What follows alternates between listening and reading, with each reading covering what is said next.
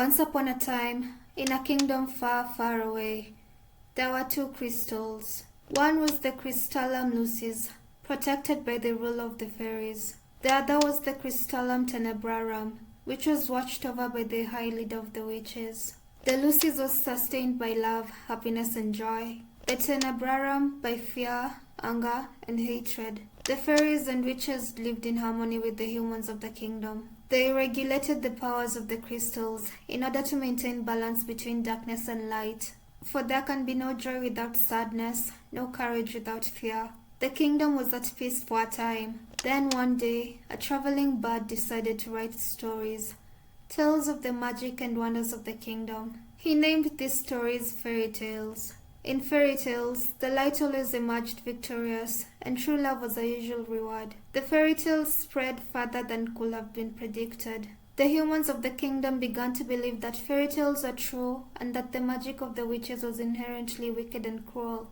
The witches became hated and feared. Eventually, they were hunted like animals.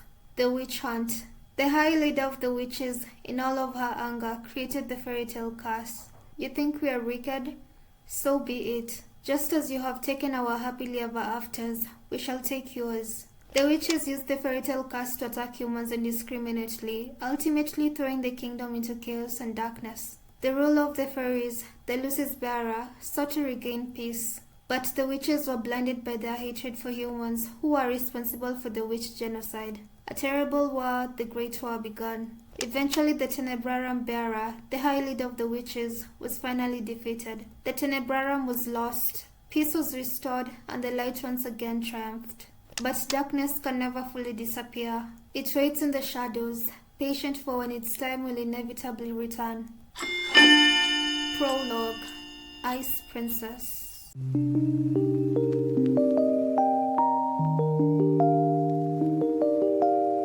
My name is Lucette Breton, daughter of King Gennaro Breton III. I am the crown princess of the kingdom of Angielle. At least, that's who I used to be. But that was before yesterday, when I became a victim of the infamous fairytale curse.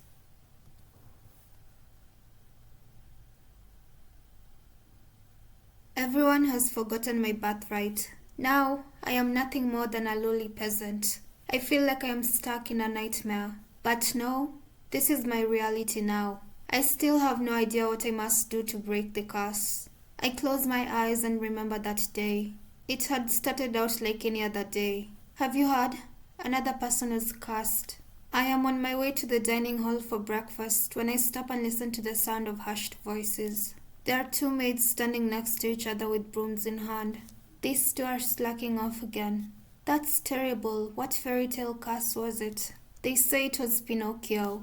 Pinocchio? The fairy tale with the lying boy whose nose grows longer. That's awful. You know, more and more people have been getting cursed lately. You think those wicked witches are up to something again? I thought the fairy tale curses would stop after you-know-who was defeated. You two are hired to work, not talk. We're sorry, Your Highness. As can only be expected from the likes of them, another fairy tale curse. The fairy tale curse started spreading even before the Great War began. I do not have much interest in its effects, even now. After all, most humans probably deserve to get cursed. The victims are weak. Angielle would be better off without the dead weight. Yikes! Gosh, Lucette, you're so heartless. If it were up to Mother, the curse would have been banished from Angielle the instant they fell prey to it. But Mother is not here anymore, and she will not come back. Ever. Princess, the king and queen are waiting in the dining hall. I am on my way. The king, Ophelia, and Rod are all present in the dining hall. Someone is conspicuously missing, but I ignore their absence. King Gennaro, good morning, Lucette. Good morning, Your Majesty. She calls her father Your Majesty. Good morning, Lucette. Oof. She's ignoring her stepmother, Ophelia. Lucette. Ophelia. Ophelia Widensov. Every day I wonder why my father, the king, married a lowly baker. She could never be a true queen, for she pales in comparison to Mother. I take my seat next to the king, then look up at the person sitting opposite me.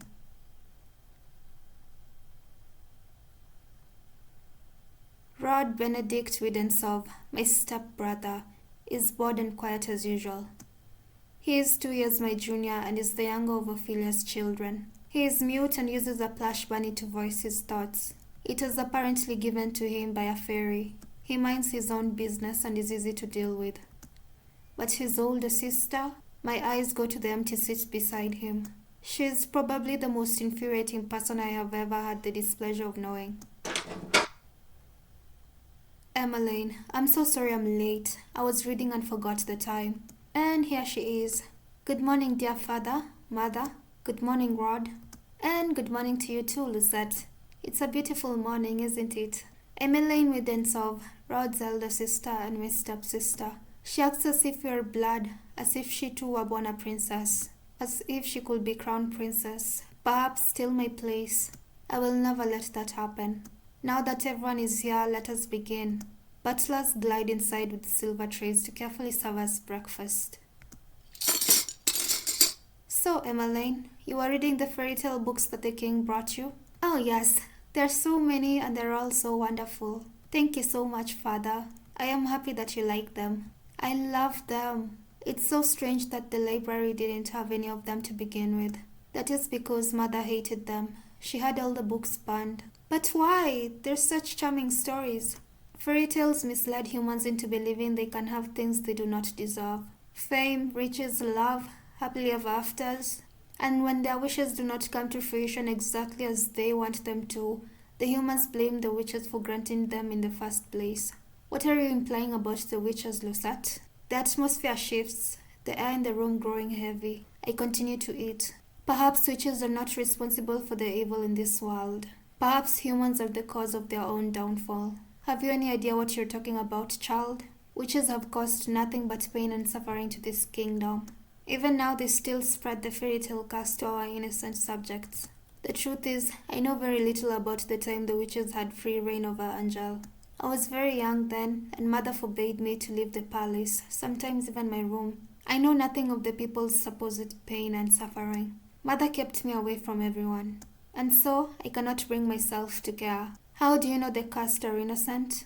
Our people have been toiling day and night to rebuild Angielle after the Great War. Our people are the kingdom's foundation, and I am endlessly grateful for their determination and resolve. Every day I wonder what your mother taught you about. Leave Mother out of this. Dear, please. Lucette, darling, your father didn't mean to. I am not one of your children, Ophelia. I do not need your sympathy. Lucette, you will show your mother respect. I feel like the king doesn't like Lucette. She is not my mother. I set down my fork and knife and stand up. I am done. Excuse me. My father and I have never gotten, but our relationship has significantly worsened since he married the baker. My father, the king, it has been 17 years and I have never felt any love from him. He treats Emmeline and Rod, who only entered our life 1 year ago, like his own children, better than he has ever treated me. This has been my life ever since Mother passed away 4 years ago. Mother was the only one that was there for me when no one else was. If it wasn't for the accident during the Great War, she would still be here. Why the sour face so early in the morning, princess? Who's this? He's cute. Let me guess. It's the king, the queen, or Princess Emmeline? Or is it all of them? I ignore his question. Fritz, what are you doing here so early? I'm running some errands for my father. Fitzgerald Aidan Leverton, son of the highest knight of the Order of Caldera. His father, Sir Alcester, has served the royal family for many years. Sir Alcester is one of the king's most trusted advisors. 3 years ago, Fritz was assigned the honor of becoming my personal knight. His presence is the only company I can tolerate nowadays. You should wait in the throne room then. Thank you. Princess? Yes? You know, I haven't seen you smile once since I met you. Why is that of any importance? Still, I do hope to see you smile one day, Princess. Well, I won't take up more of your time. I'll see you at 10. 10? Don't tell me you've forgotten. Forgotten what? You're going to town today, remember? I deflate as the realization dawns upon me. It has been 2 days since the king issued the order. Lucette, I would like you to accompany Emmeline on one of her town outings. Surely you could send maids with her instead. I would not have requested you to accompany her if I was going to send her with her maids. I want you to make an effort to get along with your sister. Stepsister. She is your sister and you will treat her and Rod as if they were of your blood. 2 days from now, you're going to accompany Emmeline outside. It has been 4 years since you last left the palace. Ever since then, you have locked yourself away. You barely leave your room. Angielle was in the grip of war back then, but now the kingdom is safe and back to its former glory. I want you to see how beautiful Angielle really is. Lucette, a princess must know her kingdom. Go with Emmeline, and she will show you the town that you only ever see through your windows. Is that an order? If it needs to be. Are we clear? Lucette? Understood. The last time I left the palace was 4 years ago, when the king took me with him to check on the people after the Great War had ended. I shake my head, removing myself from the memory. I am safe here. Princess, are you all right? It won't be that bad. The townsfolk are good people. How can you be so sure? Times have changed, people change. That is precisely the problem. Mother never changed. Mother loved me until the end. Sometimes change is for the better, Princess. I think you'll see that today. If you'll excuse me, I shall see you later. Delora, do you think witches are capable of bringing back the dead? I wish you could talk to me, you and the others. My dolls are my only friends. They're the only ones I can trust. Unlike humans, they will never betray me. They will never hurt me. They will always be there for me. The moment I saw Delora, I knew she was special. She was different, so elegant and realistic. It was almost as if she was breathing. She was a gift from the king on my 17th birthday. I only started receiving dolls from him when Mother passed away. Mother does not believe in birthday celebrations, but every year at midnight, a letter will appear under my door. It will contain instructions leading me through the palace on an adventure to a room filled with gifts, cakes, and sweets. A child's dream. I'd been fascinated by the dolls, which had always held a little greeting card. A card with the words, "I love you," on it, signed by M. The card will tell me to keep those celebrations a special secret, but I didn't need to be told that. Mother always found a way to show me she still cared, in her own way. The secret celebrations had stopped as soon as she had disappeared. Yes? Excuse me, Your Highness. The king has requested your presence. This better not be another lecture. Tell him I am on my way. I will see you later, Delora. Oh, good morning, Your Highness. Sir Maithros, the royal advisor. Father trusts him a great deal, just like he does Sir Alcester. Every day you look more and more like your mother. I sometimes find Sir Maithros talking to Mother's portrait when he thinks no one is looking. Ooh!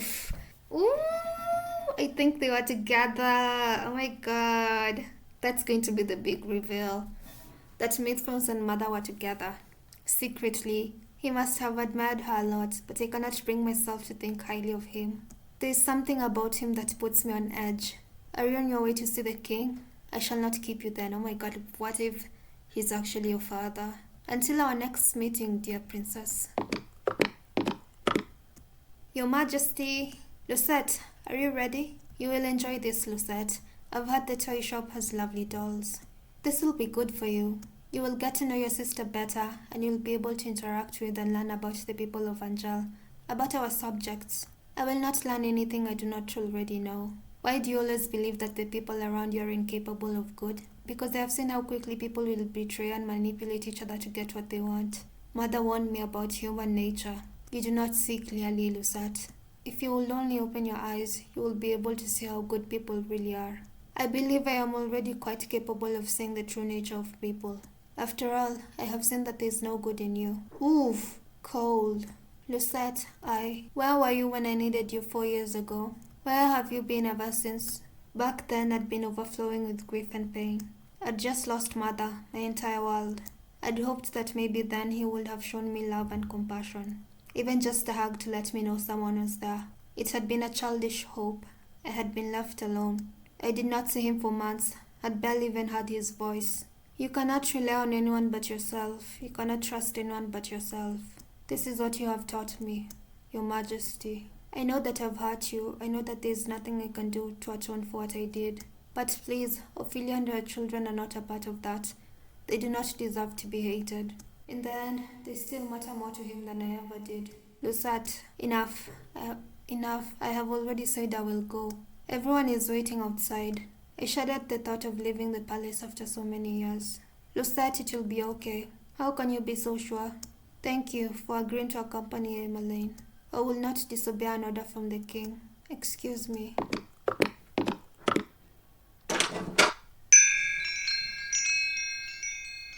Hello, how can I help? Viorica! Princess Emmeline, how good to see you. I trail Emmeline, ignoring her as she embraces her friend. I glance around the small shop. The dolls displayed are nowhere near the quality of the ones in my room. I cannot understand why Emmeline insisted she buy gifts for her friends here. I cannot believe I am outside the palace. There's no need to be so tense, princess. I will never let anything happen to you. Fritz. Your only job is to relax and enjoy yourself. You ask the impossible of me. There is no need to be formal, Viorica. I'm still the same as I was. Oh yes, Rod's come along as well. It's been a while, Viorica. It's good to see you again too, Rod. And I must introduce you to Her Highness, the Crown Princess Lucette. The look on Viorica's face as she takes a step back from me is all too familiar. Fear. My apologies for being so rude, Your Highness. Good morning. And this is Sir Fitzgerald, Sir Alcaster's son. It is a pleasure to meet you, my lady. Oh, you Sir Fitzgerald? You really are as handsome as Emmeline described in her letters. I'm sorry? Please don't mind her, Sir Fitzgerald. I'm sorry, Emmeline. Right. So, what brings you all the way here?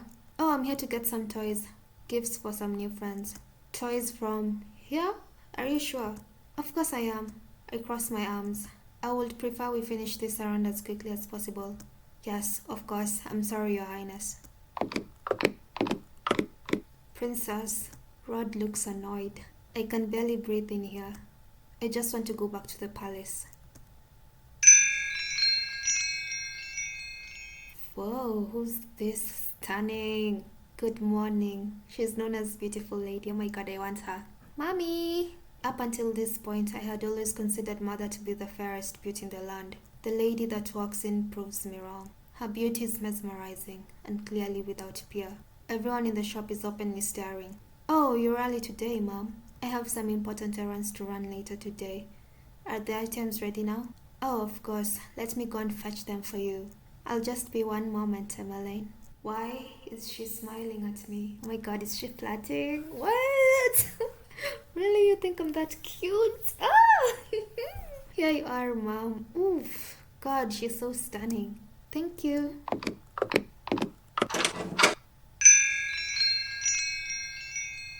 Ah, that lady was beautiful, right? Any girl standing next to her becomes hopelessly ugly by comparison. Who is she? She's new around town. Some say that she's a fairy. A fairy? Fairies had saved Angielle from the witches 4 years ago. Everyone considered them our saviors, and yet the fairies are still unable to stop the fairytale curse from spreading. Here you go. Thank you so much. No, thank you, Viorica. I hope to drop by again soon. Good. I'll look forward to seeing you again. I hope to see you again soon as well, Rod. Likewise. Leaving the palace is a bad idea. While I am out, I am the center of attention. Some townsfolk point and stare at me. Most, however, make a point of avoiding me, like I am the plague. There are some spiteful stares, but thankfully, none are nearly as intense as they were 4 years ago. I'm sure the townsfolk are only surprised to see you again after so many years. Right. Fritz and Rod lag behind us, which leaves only Emmeline walking beside me. I cannot decide which is worse, the staring or her company. Oh, Lucette, look. A street performance.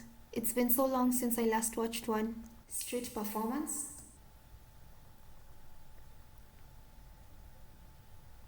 Good day, everyone. My name is Waltz, and I'm here to spread some happiness and magic. Ah, flowers! The boy named Waltz snaps his fingers, and colorful flower petals start to rain down from the sky. Isn't that pretty, Lucette? And are those the princesses over there? It is an honor to have you in attendance. Please accept this humble gift. He snaps his fingers, and white lilies appear in his hand.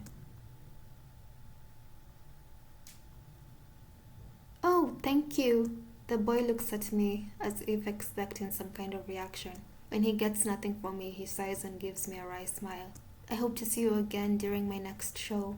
We'll definitely try. He gracefully bows before moving back into his area to perform more magic tricks for a gathering crowd. There are performers like this all around Angielle. I love them. Maybe someday we'll get to see some musicians too.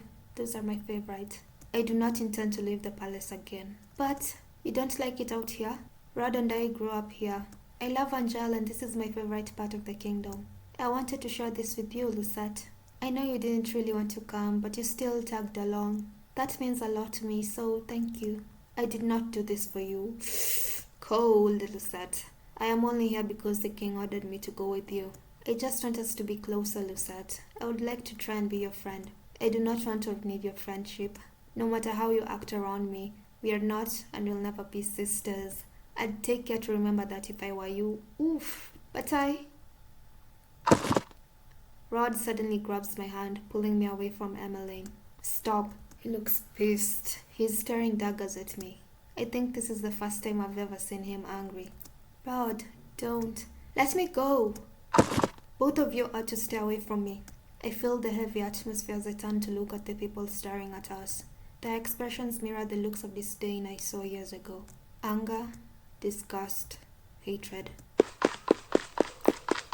I adjust my cloak, making sure my face is hidden from view. I never should have left the palace. As I walk around, I watch the people bumbling down the streets. So carefree. They work so hard for so little reward. They could work their entire lives and never have a fraction of what I have. And yet, they are happy. And I, Woman A, I heard Anise lost her job at the palace. Woman B, it's true, Crown Princess Lucette made sure the poor girl was fired. I stop in my tracks at the mention of my name. Not again. Anise, was that the name of that one maid that tore Delora's dress? The doll, you fired her for tearing a doll's dress. If so, my decision to fire her was justified. A palace maid cannot be clumsy. Why should I tolerate poor performance? What did I do that was so wrong? I know that Anise, hardworking and big-hearted, very good in medicine. Shame she lost her job so quickly. You know how hard the crown princess is to please. My friend at the palace says she doesn't even smile, only goes around with that cold look on her face. That's probably why they call her the Ice Princess. Ice Princess? So all those times I had the servants saying that. I'd always suspected they were talking about me. She's the complete opposite of our Princess Emmeline. That child's an angel. We all know she should be crown princess. Annoyance begins to simmer inside me. I cannot stand hearing anymore, so I walk away. Ever since Emmeline entered my life, I am always being compared to her. And now I have become second best. I am Lucette Britton, daughter of King General Britton III and the Crown Princess of Kingdom of Angielle. I am of royal blood. How black clover of you. She is nothing. There you are. Oh, Fritz, my love, you chased after me. Princess, you must come back with me. It is getting too late for you to remain outside. Princess, are you all right? Are you hurt? I brush him off and turn away. No need to fuss. Let us return to the palace.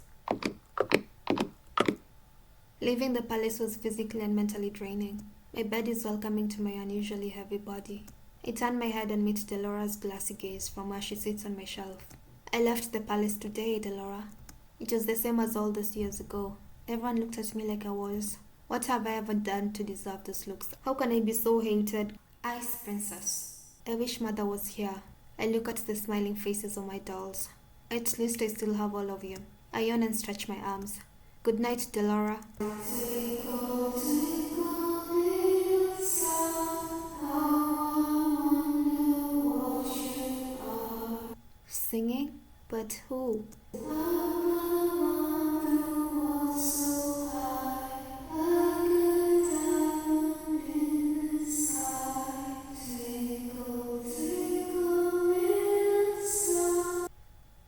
I blink my eyes open, only to see Delora sitting right in front of me on my bed. Moonlight spills across her delicate features.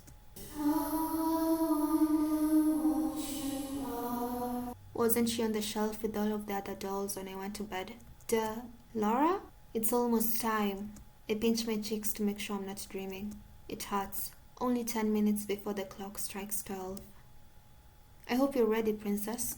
What? My doll just turned into a human? How? Who are you? You know who I am. I've been watching you since the day your father gave me to you. What is happening? I don't think I have ever been so confused in my life. All the answers will come with time, but right now I am here to give you something, princess. Did she curse me? Is this Cinderella's very own glass slipper? It is beautiful, too beautiful. Then a realization begins to dawn upon me. You're a witch! Smart girl, I knew you'd figure that out eventually. Now it's time to say goodbye to your precious crown. What?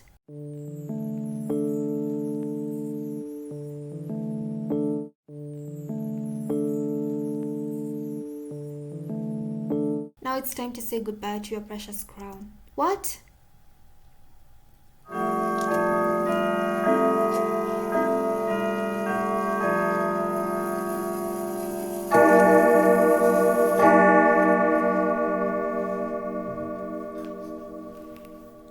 Sweet dreams, Cinderella. Oh, that was a good prologue. What? Hey, wake up, girl. Huh? Where, oh, my head. Her clothes have changed. You have some nerves sleeping in front of my shop. Leave before a customer sees you. I was in my room. How am I here? Did you not hear what I said, you filthy child? Filthy? You will speak to your own crown princess in such a manner? If you're the crown princess, then I'm the queen. You must have been knocked on the head quite hard to have such grand delusions. I am not delusional. I am Lucette Breton, blood daughter of King Gennaro Breton III and the crown princess of Angielle. Right. The king never had a daughter with that witch. Is she referring to mother? Witch? Don't pretend to be stupid, girl. I can only stare at her puzzled. Our good king only has stepchildren, Princess Emmeline and Prince Rod. And you're most definitely neither one of them. What? Now get gone before you go spouting your crazy gibberish at my customers and scare them away. With a huff, she leaves me to my own rapidly turning thoughts. I quickly realize that I am wearing tattered clothes and that I do not even have shoes on. No. This cannot be happening. Something shines against my chest and I reach up to grab it. It all floods back. Delora being a witch, Cinderella's glass slipper. This is not a dream. Delora gave me the fairytale curse. My hands begin to tremble. I must return to the palace to speak with the king. Let me in. Sorry, girl, but this place is off limits to uninvited guests. You do not understand. I am Crown Princess Lucette Breton. I must speak with my father. As loath as I am to call him that, I have to. No one will believe me if I am addressing him by title. You best leave now, nice and quiet, before we have to force you. If you would only make way for the king. The gates swing open and 3 horses trot out. Soldiers ride 2 of the horses while the last horse has a different familiar rider. Father! I immediately move to block the path of his horse. The soldiers move to hold me back. Your Majesty! What is this? Your Majesty, this girl is claiming to be your daughter. Daughter? Both of my stepchildren are in the palace right now. What? Even father is a part of this. Father, you must help me. A witch has cursed me. For once in your life, just once, help me. You must believe me. Is he going to believe her? Tell me, where is your family, child? Why are you alone? He looks at me with pity in his eyes. He is looking at me more kindly as a peasant than he ever did when I was the crown princess and his daughter. I recoil. You must be hungry, take this. This should feed you and your family for a day or 2. The kingdom offers work opportunities to those who need them. Please let your parents know. I do not want your pity. Father, please escort this girl back to her home. Make sure she gets there safely. At once, Your Majesty.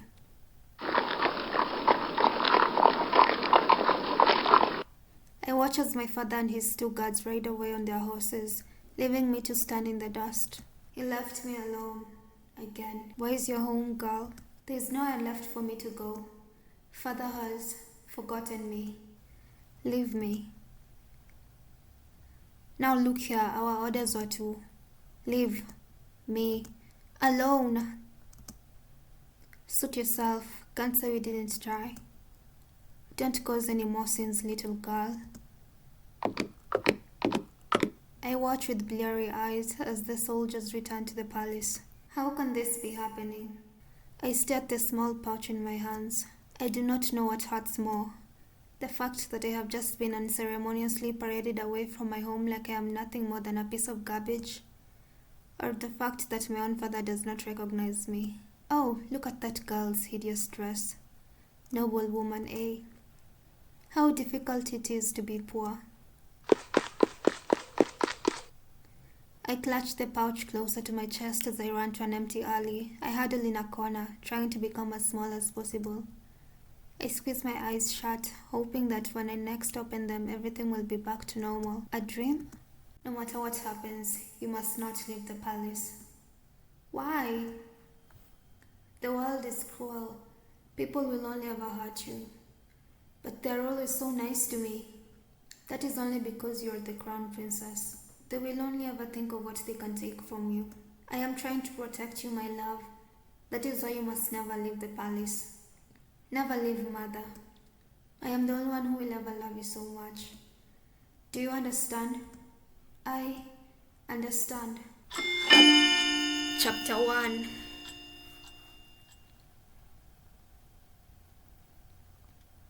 When I open my eyes, I am still on the streets. I must have fallen asleep, but the nightmare continues. I am cold in my rags. I hold myself for warmth, willing some of the cold away, but fail. My feet are numb and in pain, caked in a dirt that I have gathered from walking barefoot around town. Well, there is a frightful sight.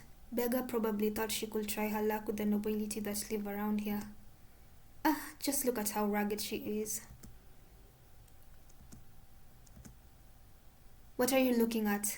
At two women that lack the basic manners of a noble upbringing. Why aren't you treating people this way, Lucette? You don't get to complain. You're getting a taste of your own medicine. Silence, girl. Do you know who you're talking to? No, and I don't care. What nerve. Let's just go. There's no reason to stoop to a commoner's level.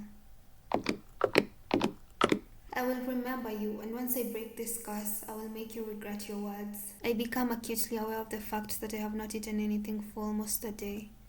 I have been sitting here thinking on the new mess that is my life. But moping around will not break my curse. Crying will not help either. This place is beautiful at night. I shall find that witch first, but how? I have no idea where she is.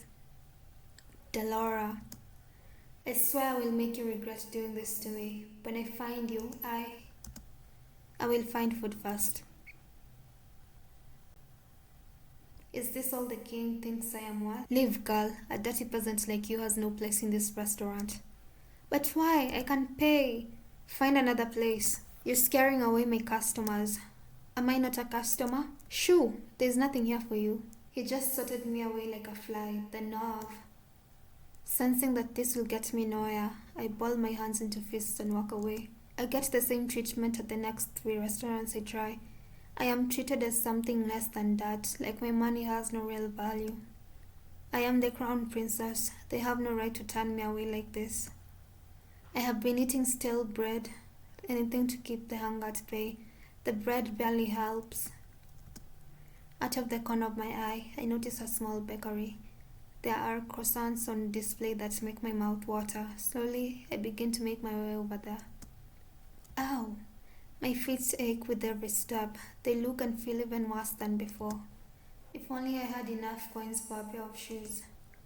But food is more important. If the rags that I am wearing and the pouch of money are all that I have, then I need to prioritize. And I will die before I beg. 2 croissants. You'll need to pay, girl. There are no free handouts here. I take a coin from my pouch and hand it to her. This should be more than enough. The shop owner stares at the coin before reluctantly taking it. She hands me 2 croissants in a paper bag. I will not ask where you got these coins. Are you implying that I stole them? How else would a beggar like you get that amount of coin? Now be off with you, child. I won't have you scaring away any other customers. Without another word, I turn and start to walk away from the woman. So this is the goodness of the people of Angielle. I take a bite out of one of the croissants, cringing a little at the dryness. Man, hey girl. What now? We saw you at the shop. Wanna share how you got your coins there? Excuse me? She's gonna get robbed. Look at her, brushing herself like she's royalty or something. Let me go. You ain't no better than us. Now be a good girl and hand over that pouch. The man on my left grabs at my pouch and attempts to yank it away from me. I will not let these brutes take anything from me. You don't have guards protecting you. Give them the pouch and run away. I elbow the man in the stomach, then aim a kick at the other man's shin. I have an opening and I take it. What? I pull myself free and begin to run as fast as I can. Hey! Where do I go? I am not familiar with the streets at all. It's highly likely I'm just going to hit a dead end. Where should I go? Go left. Ah, the fountain. I cannot let the pain in my feet or my exhaustion stop me. Hide in the fountain. If I stop now, they will definitely catch me. And taking my coins might not be the worst thing they do. A dead end. Nowhere left to run now, girl. What do I do? Oh, who are you gentlemen? This is definitely not how you treat a lady. Huh? Who's there? A shadow looms above us. Before I can blink, a person has jumped down in front of me. His body acts as a barrier between the two men and me.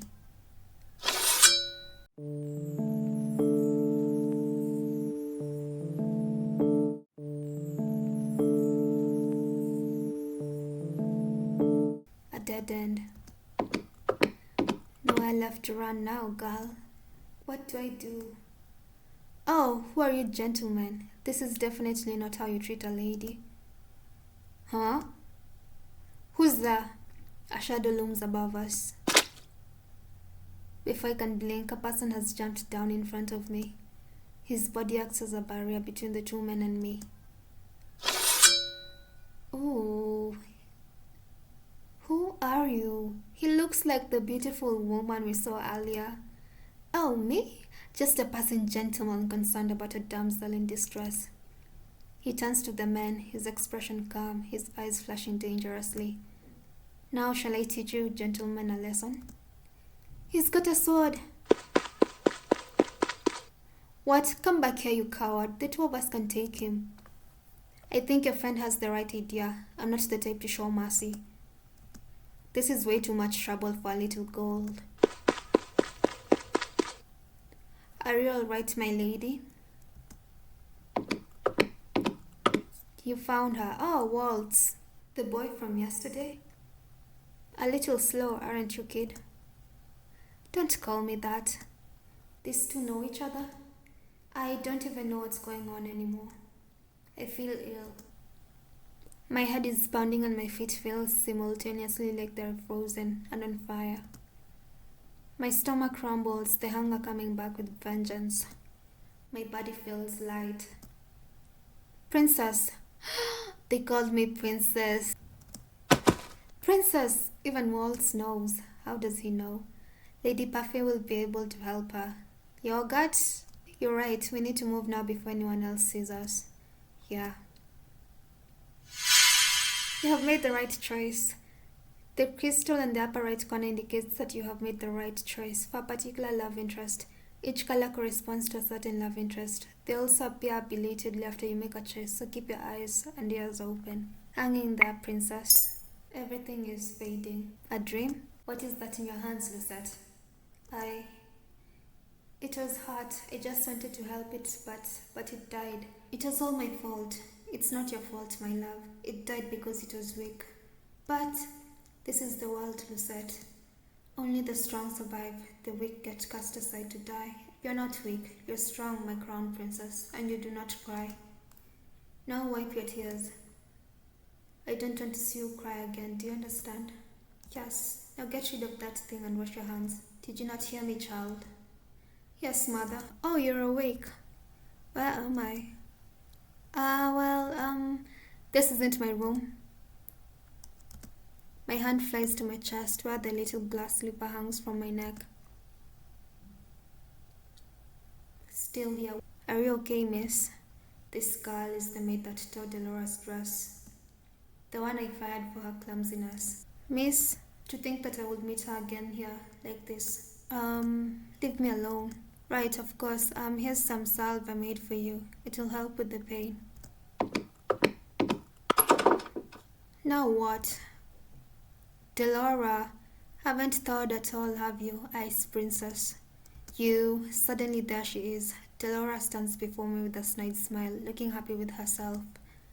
She is the cause of everything I have been through. What if Delora is a good witch, trying to make Lucette be a nice princess? All the pain, heartache, and hunger. It is her fault.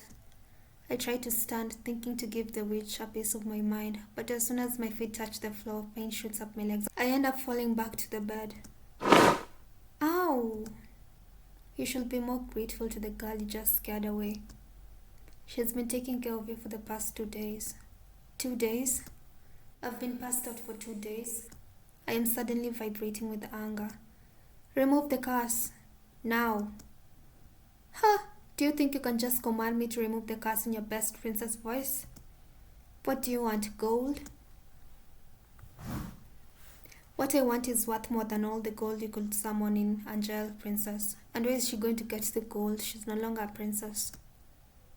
Besides, haven't you read your fairy tales? The caster cannot take a curse back. You need to focus on breaking the curse yourself if you want your life back. Where is Prince Charming to kiss me? So we can end all this. Mother burned the books before I could read more than 1 or 2 of them. I do not think either involved curses, just genies and trading away your voice for legs. Little mermaid, lady. Ooh, the sun is so pretty.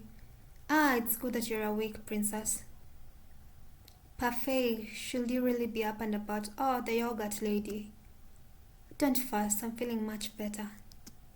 Are you a witch as well? Oh no, my name is Parfait and I'm a fairy. A witch and a fairy in one room, being friendly with one another? Impossible. Oh, look at her face. You weren't expecting that at all, were you, princess? What is going on? I'm sure you have many questions, princess. How do you know I am the princess? Don't be silly. She's a fairy. Of course she knows. I promise we'll do our best to answer your questions. I don't even know where to start. What would you like to know? Why was I cursed? How do I break the curse? What happens if I don't break the curse? Why are you two working together? Why was I cursed? Seriously? You're really going to ask that? I wouldn't have asked if I knew the answer. You have such a temper on you. Very well, this one's got a simple answer. It's because you're a cold-hearted, cruel, wicked princess who deserves to be punished. Delora. A curse is the only way to force you to change your horrid ways. Delora, you could have put that more nicely. I'm pretty sure I was already being nice. Change? Why do I need to change? Are you completely unaware of how heartless you are to other people? The coldness you show to your stepfamily and your father? The way you treat Princess Emmeline? Why would they need to be treated any differently?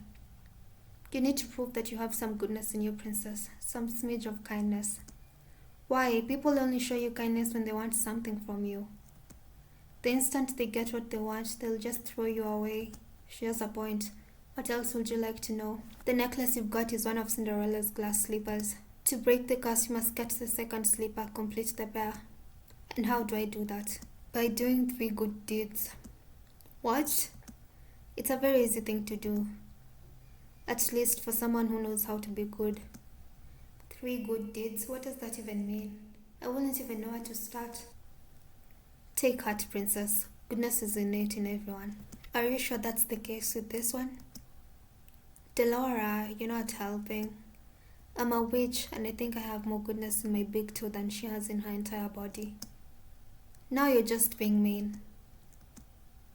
For every good deed you accomplish, you will get a piece of the glass slipper.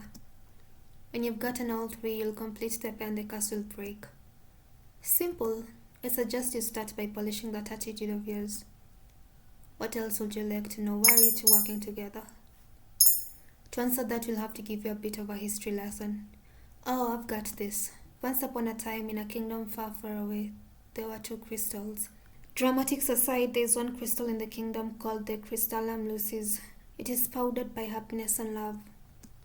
The other is the Crystallum Tenebrarum, powered by fear and anger. The strongest of the witches is the Tenebrarum bearer. The strongest of the fairies is the Lucis bearer. Parfait is the Lucis bearer. I take in Parfait's frail and sickly appearance. She is the strongest fairy. The Great War greatly damaged me. My powers are a fraction of what they used to be, and with no child, I have no successor to my burden. What does a bearer do? The bearers regulate the energy of the crystals and keep the balance between darkness and light.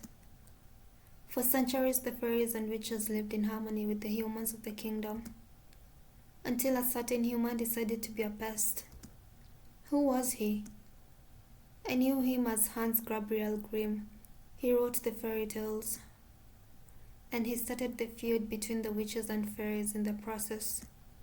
How could a single person have so much power? It was the power of his words. In Grimm's stories, the witches were always evil. The humans naturally grew to fear and hate them. They began to hunt them. Didn't the witches fight back? We aren't allowed to use our powers to cause harm. But that all changed when the Tenebrarum bearer decided revenge was more important than our promise. The witches took over the kingdom.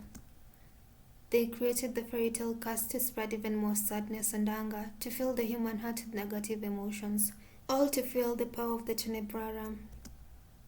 The delicate balance of harmony between the crystals was broken.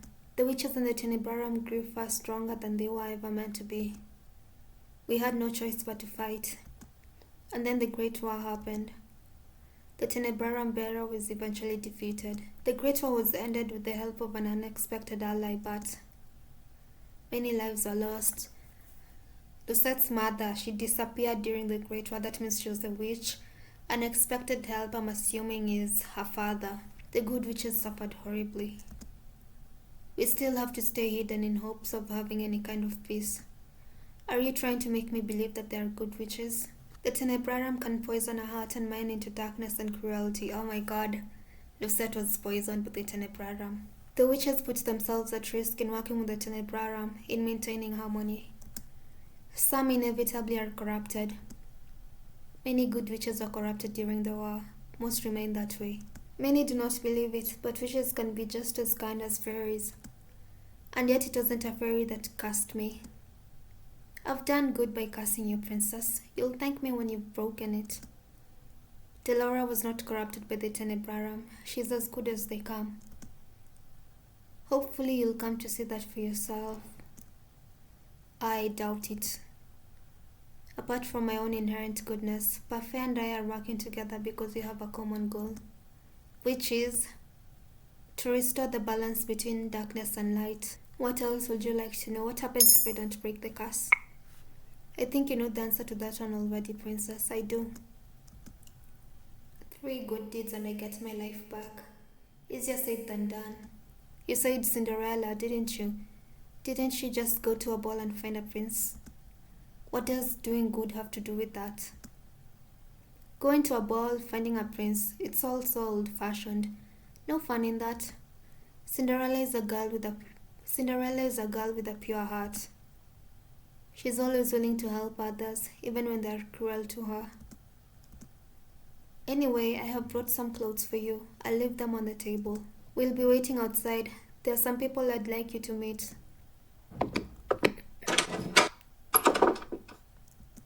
I cannot believe this. I look down at my neatly bandaged feet. I have to admit that while sore, they are nowhere near as painful as they had been 2 days before. Here's some salve I made for you. It will help with the pain. Why would she even care? I was the reason she lost her job at the palace. Oh, she probably doesn't remember me as the princess. But still, she has no reason to do such things for me. I ignore the salve for the time being and gingerly stand up, testing my feet for pain. The injury is definitely healing. I slowly walk over to the table and change into the clothes that have been left there. The dress is nowhere near as luxurious as the ones that I wear in the palace, but still it is fine-proofed from my rags. All my life, I've never had to lift a finger, and now I will not let them see how much they have rattled me. I refuse to break. Just watch me. I will free myself from this curse. What is this place? There are several people in the room chatting amiably with each other. I noticed the girl that had left me the salve by the counter serving drinks. But as soon as the people in the room notice me, the room falls into immediate silence. Well, look at what we have here. The Ice Princess herself. Huh? They know who I am? I didn't think it was true. Cursed for her cold-heartedness. As to be expected, you remember who I am, yet you still treat me like this? Well, you aren't really a princess anymore, are you? You're one of us now, girl. These are the two that were talking about her. About how she fired that girl, Anis. Everyone, please, you shouldn't be treating a newcomer like this. Princess, let me apologize. They mean no offense. I cannot believe that. Not when the people Buffy is referring to simply smirk and shrug as I meet their gazes.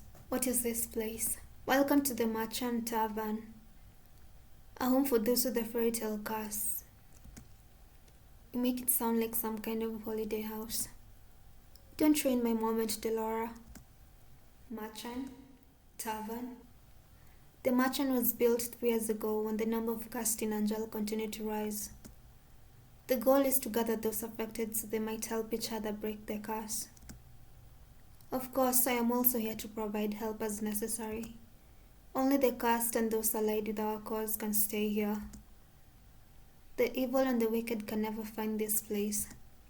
Most of the people here are cursed. How come these people remember who I am? The cursed are not affected by the conditions of someone else's curse. Your condition is simple. Everyone has forgotten you are the crown princess. But because these people here are cursed, they still remember your title. It goes without saying that fairies and witches are also not affected. Come, princess, let me introduce you to the few boarders we have at the Merchant. Parfait beckons the serving girl over. This is Anis. She helps out in the Merchant and does most of the cooking. I'm sure you understand why she's working here now. I believe she deserves an apology. Clumsiness does not benefit a palace maid. I only did what was necessary. Well, it's nice to meet you too, princess. I'm Anis Willow. I hope we get along. Really? This is how you're going to start doing good? I know, right? I don't believe I asked for your opinion. Lucette is going to make this curse-breaking thing hard. Please, you two, no fighting. I hold my tongue as Parfait leads me to 2 people whose faces are incredibly familiar. They are faces I have seen in the palace before.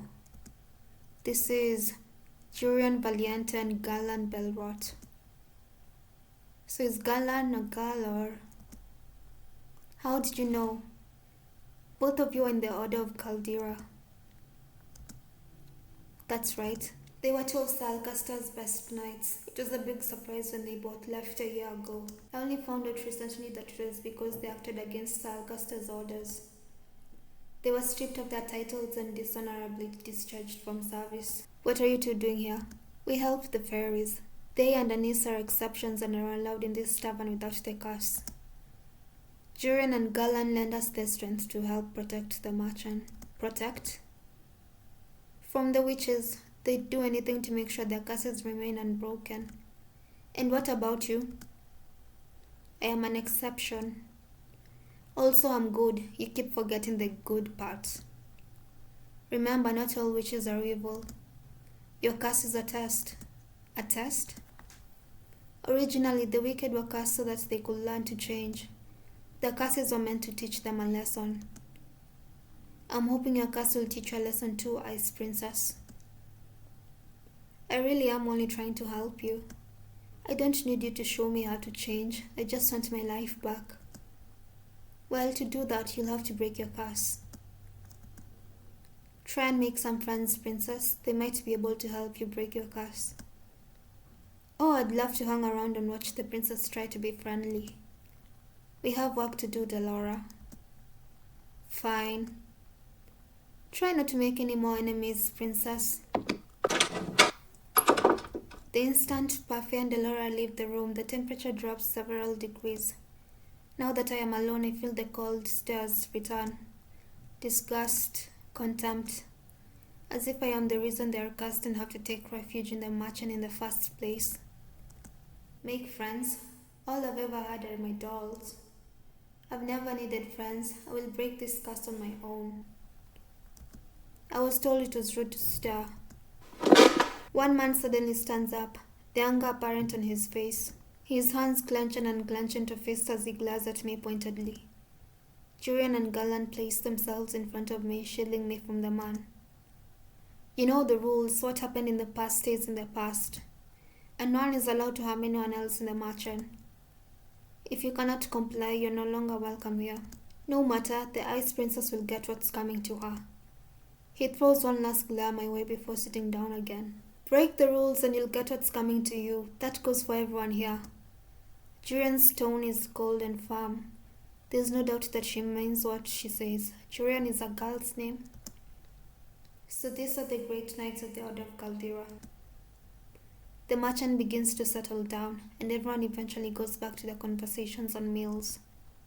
I walk toward an empty table, realizing that I'm being deliberately ignored. I become immersed in my thoughts as I sit down. One thought, however, comes to me immediately. They hate me. They hate me somehow when I've only ever left the palace twice in my life. How did this happen? The only people who treated me with any respect were Anis, Julian, and Garland. Is it because they cannot remember who I am? Maybe being in the mansion is not such a good idea. I doubt anyone here wants to help me break my curse. They'd probably rather see me suffer under its weight. 3 good deeds. How am I supposed to complete 3 when I do not know if I can even accomplish 1? Beautiful ladies here too. May I join you? Where's your twin brother? I look up and stare in shock at the beautiful lady from the toy shop. Her beauty still manages to take my breath away. What is she doing here? You were in the toy shop.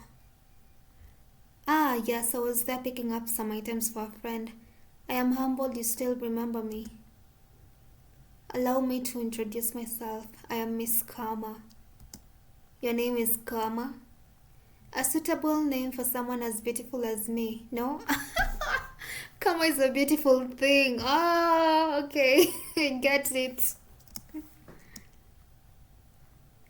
Karma, your narcissism is going to scare the princess away. Oh, you are that magician boy. Boy? Oh, how appropriate. Boy. Call me that one more time and I'll ruin that pretty face of yours. You will hit a lady? How savage. Anyway, I'm Waltz Cresswell. I have the Neverland curse. What about you, princess? What's a fairytale curse? Does everyone share what their curse is? We talk about it freely in the mansion. The whole point is helping each other break our curses after all. Hard to do that if we keep our fairy tales quiet. He pauses, then narrows his eyes slightly. Well, some people keep their fairy tales a secret. His eyes Kama briefly, cocking an eyebrow. The smile never leaves Kama's face. Has anyone managed to break the curse? I've been told that a few have. A few? That's not very reassuring. Well, at least the curses can be broken. I cannot particularly say that reassures me either. What ails you, darling? Is it your curse? You can talk to us about it. Tell us what it is. She's so flashy. Cinderella. Oh goodness, Cinderella. That explains the nature of your curse, only it's been reversed, hasn't it? Riches to rags. That's one way of putting it. Karma, you're not helping. You really are better off ignoring him, princess. He mostly speaks nonsense. Wait, him? I thought he was... Aha, so... Karma is a guy. He? Princess? Parfait's voice takes me by surprise. I hadn't even noticed her entering the room again. May I speak with you? I'd like you to meet someone, though I'm sure you already know him quite well. It's Fritz, isn't it? Oh, wait, Rod? Rod? So you really are cursed. I was the one that gave Sebi to Rod so that he still had some way to voice his opinions. Sebi? Short for Sebastian. Cute, isn't it? It's nice to meet you, Princess, said Sebi. Sebi's voice changes when it greets me. The tone it uses is lower whenever it speaks for Rod. Perhaps that is what Rod's voice actually sounds like. Wait, if he remembers me, does that mean? The mermaid's curse. What? That is my curse. Rod has been mute all this time because he is cursed. Does everyone else know? Obviously, they're my family. Oh, okay. Even the king? He knows as well. So am I the only one you never told? I didn't think you'd particularly care either way. Well, he's not wrong. Yet I cannot believe I did not know. I was left out once again because you're a cold-hearted, mean-spirited person. What are you doing here? I have been trying to help Rod with his curse. That is why he comes to the merchant from time to time. But I don't even want. Anyway, I came here today to confirm that you are truly cursed. I wanted to see it with my own eyes. It was a big surprise when I woke up one day and you weren't in the palace. An even bigger surprise when I found out no one remembered you. It's been days since I was cursed. I wonder, how are things in the palace? Livelier, happier. I knew it! Yes. Happier? I've never seen my family happier than they are now. I'd say it is a good thing you aren't a princess anymore. I'd always thought Rod didn't really care about me regardless, but this is the truth, yes. So this is how you truly feel? So I have to be cursed for you to open up about how you truly feel? The only reason I didn't say anything earlier was because Emmeline didn't want me to. I'm happier too now that you're gone. I don't have to pretend to like you anymore. Whoa! Oh my god, family drama. I'm going to return to the palace now, but I don't blame him. I mean, Lucette has been pretty mean to his sister. I'm gone and they're all happier than ever. Your very existence has been erased in the palace. They've never known you. That doesn't mean they're happy without you. Stop trying to lie to her, yogurt. Even the king. What did I expect? Why did you bring me here? The people in the merchant, I shouldn't have left you alone in there. I'm sorry. You knew how they felt about me. What have I ever done to them? Now isn't the right time to explain. When will it ever be the right time? So many things have already happened to you. I need you to be patient, Lucette. Has the prince already left? Yes, he has. Princess will talk about this later. For now, you must focus on breaking your curse. Did I miss something? No. Right. Maybe the fairy is right. I don't think I am ready to find out how I made so many people hate me. Well, Parfait, I think it's time we get down to business. What shall we do with her? What are you talking about now? You, of course. You've got nowhere to go, right? She is right. I think back to the days I spent on the streets on Shiva. I will do anything so long as I don't have to go back there. The princess can stay at the merchant with me and the rest of my boarders. I'd almost forgotten what hope felt like. But you'll have to work in exchange for a room. I celebrated too soon. What? Magic has its limitations, just like anything else. Money doesn't appear out of thin air, not even for a fairy. The merchant doesn't attract many customers since only the cast and a few others can enter. I sell my potions here and there, but I have several hungry mouths to feed, and my funds are tight. I thought fairies lived in luxury. Parfait, are you broke? My God, Lucette, you're cracking me up. Ouch, even the ice princess can tell. And yet you still take people in? That's always been how Parfait operates. She's good-natured to a fault.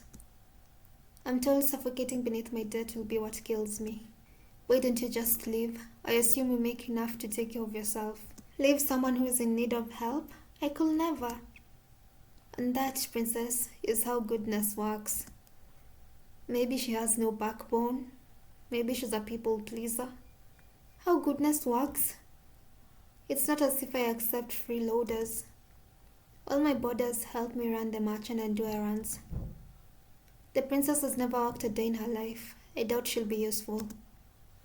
If karma can be useful, anyone can. I have yet to see karma be anything but useless. Princess, you're more than welcome to stay if you're willing to help out. It's the least you can do in exchange for a roof over your head and 3 meals a day. Oh, and shoes. Do I even have a choice? I toss and turn in bed, unable to fall asleep.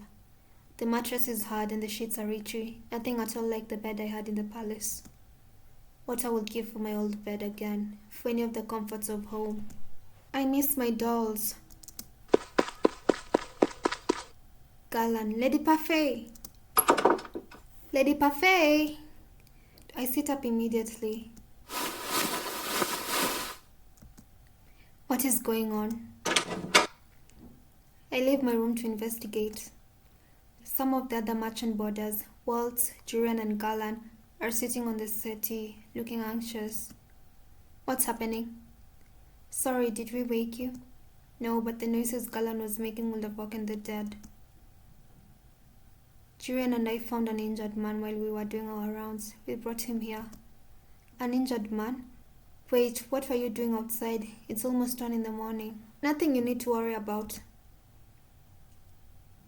Lady Parfait and Anis are attending to the man now. It must be Fritz. These people, will they just help anyone they find on the streets? What if this man is dangerous? I mean, you're a cold-hearted, mean person, so... You have no room to judge. Do you think the witches got to him? It's possible. We'll have to find out when he wakes up.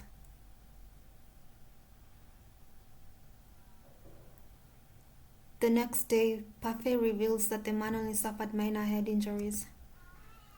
She says that she expects him to wake soon. I look at the tray of food in my hands. Anis has asked me to bring it up to the stranger's room while she finishes the rest of her cooking. I will never have been asked to do this in the palace. Goodness, what's that poor tray done to you to deserve that look? I must say that it's odd to see the princess doing something nice for someone. What do you want? I have something to ask the man that was brought in last night. Seeing as you're being good enough to deliver breakfast, I thought I'd just tag along with you. If you're going, just bring this tray up yourself. You're not in any position to delegate your duties to me, Miss Lucette. Come on, our guest must be famished. Seeing no way out, I followed Delora to the spare room the man had been put in. Come in.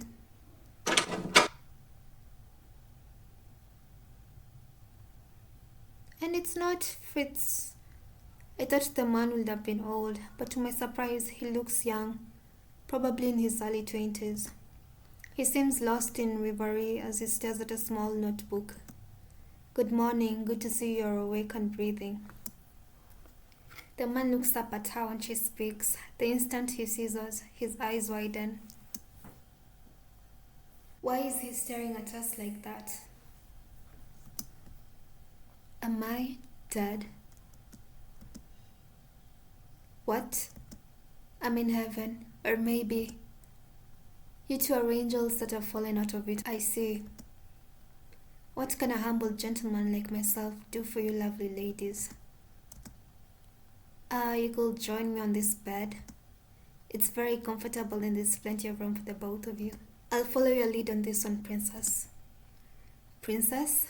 Ah, of course, such a beautiful lady could only be a princess. Look at the noble way you hold up the tray. Throw the tray at him. Oh, I have to do good deeds.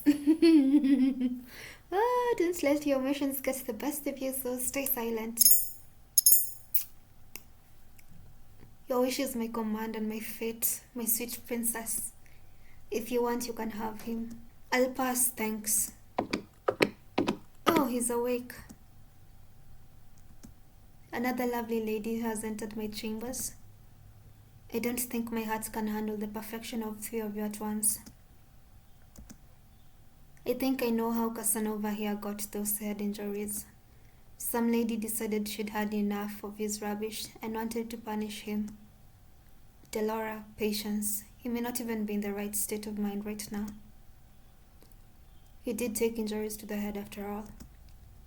The man finally stops to look just at me. He narrows his eyes and stares so hard I almost want to slap him. What? You're familiar. But no, it's impossible. Aren't you the crown princess? What are you doing here?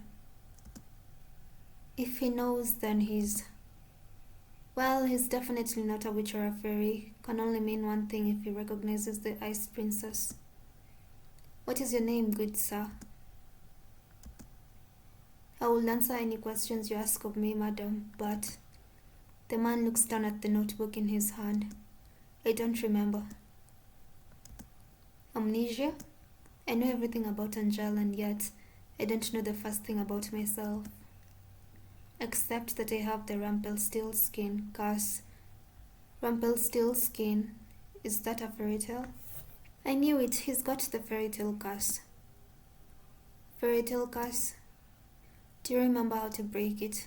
From what I remember, I need to somehow collect 3 memories and get them to appear in this journal as entries. That's a plain journal. Very boring. He shows us the notebook he's been holding on to since we entered the room. My first memory is of waking up and holding this. I thought there would be information in here, but it's empty. Another victim of the curse. You must be tired. Lucette will leave your breakfast here and will give you some time to yourself. We'll be outside if you need anything else. Rumpelstiltskin. What is that fairy tale about? A short man, a baby involved. Delora does not do a good job of hiding her laughter. She snorts and I cross my arms, embarrassed.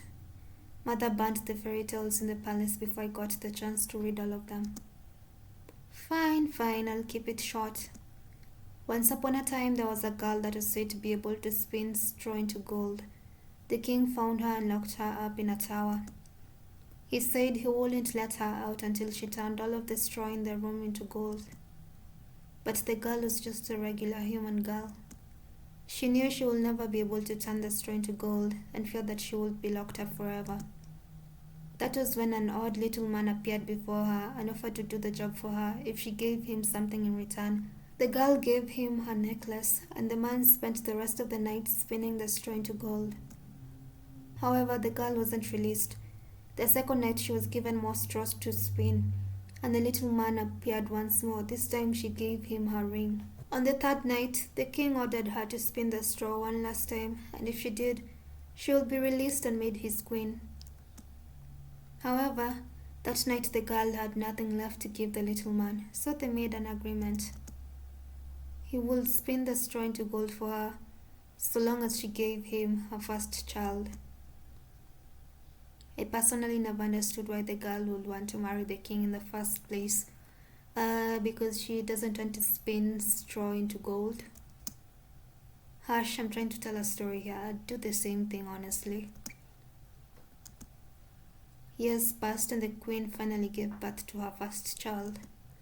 That night, the odd little man returned and demanded his due, but the queen didn't want to give up her child. The man then said that he wouldn't take the child if the queen was able to guess his name in 3 days. The man's name was Rumpelstiltskin. Did she guess it? Oh yeah, the night before her time was officially up, the queen was drawn to the forest by the sound of a little voice. She saw the little man celebrating his upcoming victory, singing about how nobody had or ever will guess his real name, which was Rumpelstiltskin. He does not sound particularly smart. So agrees the general populace. Sometimes I wonder how Hans was able to come up with such tall tales, right? Well, the merchant is opening soon. I expect another busy day. Especially busy for you, Lucette. You need to start coming up with good deeds.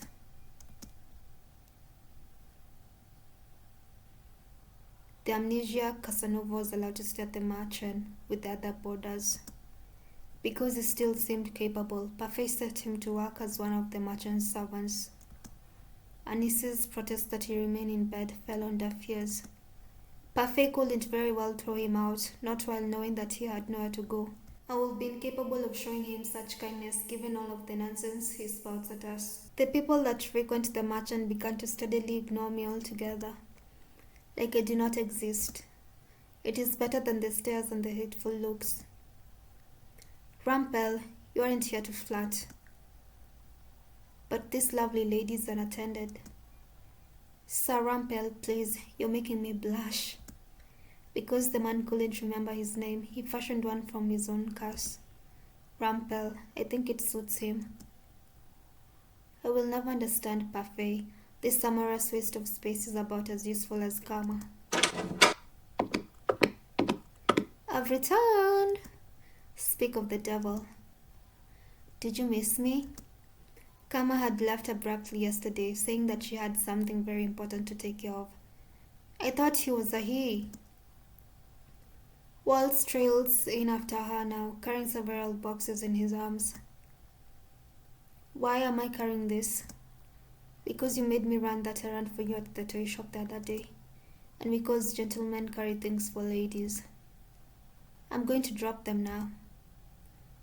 These boxes contain very important contents. Welcome home, Miss Kama. Nice to see you've survived the trip, Waltz. Thank you, Anis. So this is our new housemate. We have not had the opportunity to meet. I am... Oh God. We are all surprised when Rumpel suddenly reaches out to grab Kama's hand. My life before this moment has been a depressing monochrome. Now that you have entered my bleak existence, I see everything in beautiful, pleasing color. And nothing shines more brightly, more vividly than you. Kama is not impressed. I am Rumpel, my sweet. Let us talk of marriage. He never proposed to us. I stare at Kama, waiting for her to flat back. At the very least, I expect her to wave Rumpel away for being a fool. But she remains eerily silent. Answer, my angel, I beg of you. Oh, she's getting pissed. Keep. Say the word and it is done. Your filthy hands off of me.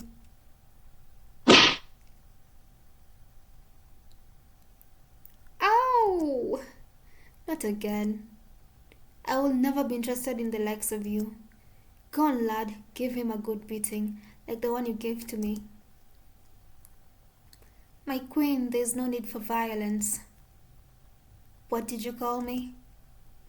Please calm down, Rumpel is still recovering. What is going on? Kama is a man, doesn't take kindly to being flirted with. Then why do they call him she? Or proposed to? She is a man? But your voice, your face, your breasts. Ow! That's what you're focusing on, pervert. I mean, it's kind of there. I worship all aspects of the female form, but my particular favorite has always been... Ow! Oh my god, Rumpel, stop talking. Do yourself a favor and shut up. I never would have known, but why would he do this? Oh my god, is this a curse in work? Don't look at me like that, I have my reasons. Is it because of your curse? Oh my god, I swear, me and Lucette. have the same mind. Yes, I I am undone. What kind of curse is this? My heart is in pieces. You knew him for 10 minutes. For those that can hear the music of their hearts, like I, it takes only a look to fall madly, irretrievably in love. I must leave. My heart will need time to heal.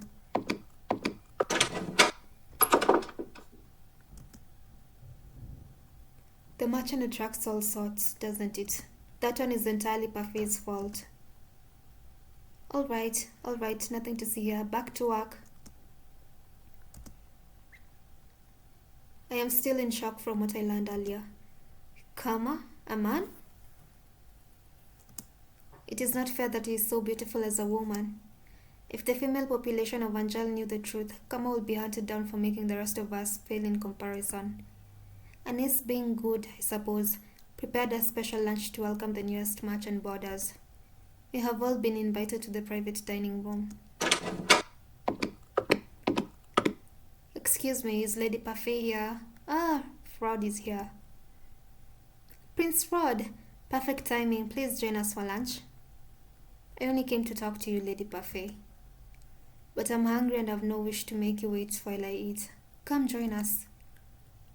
Please, Your Highness, I've made too much as usual. You must help us finish. Very well. A cursed princess and a cursed prince. What an eccentric collection of friends you have, Lady Parfait. I wouldn't say they were eccentric, necessarily. You're the most eccentric one here, Rumpel. Really now? I sit silently in my chair. I am uncomfortable around so many people. Even when mother was alive, I had all my meals alone, since my parents were always too busy to sit down for meals with me. The meals with Ophelia and her children are also awkward and silent. Somehow the atmosphere here is lively and friendly, even though I barely know anyone here. Is something wrong? Excuse me? You've barely touched your food. Don't you like it? Delora said this was one of your favorites. I'm just not used to eating with company, that's all. They say that sharing a meal brings the family closer together. How? Galan. I apologize. Closer together, huh? So, have you made any progress on how to do those good deeds, Princess? There's no way I'm admitting that I do not even know how to complete one. Oh, I forgot, you're not so good on doing the good front. You're not very helpful. Why don't you ask someone to teach you how to do good? What? Well, that's not something you hear every day. As in, take some kind of lessons? If you're having so much trouble on your own, you should ask someone to give you some advice or teach you. It's as simple as that. What is this I hear? The princess needs advice? Well then, she's in luck. I happen to give the most excellent advice, and believe me when I say I can teach almost anything.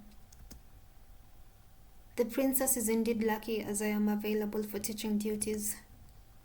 No doubt I'd be the better choice, as I don't go about deceiving the world. Excuse me? Wow, they do not like each other. From one-sided flirting to bitter enemies, and all in the span of a few hours. The man broke my heart. Anyway, I'd also be happy to help you in any way I can, Princess. And I'm sure your stepbrother will be happy to help as well. I don't think I will make the best teacher for this sort of thing. I only teach others how to fight. Never mind the fact that Jurian herself still struggles to be good. What?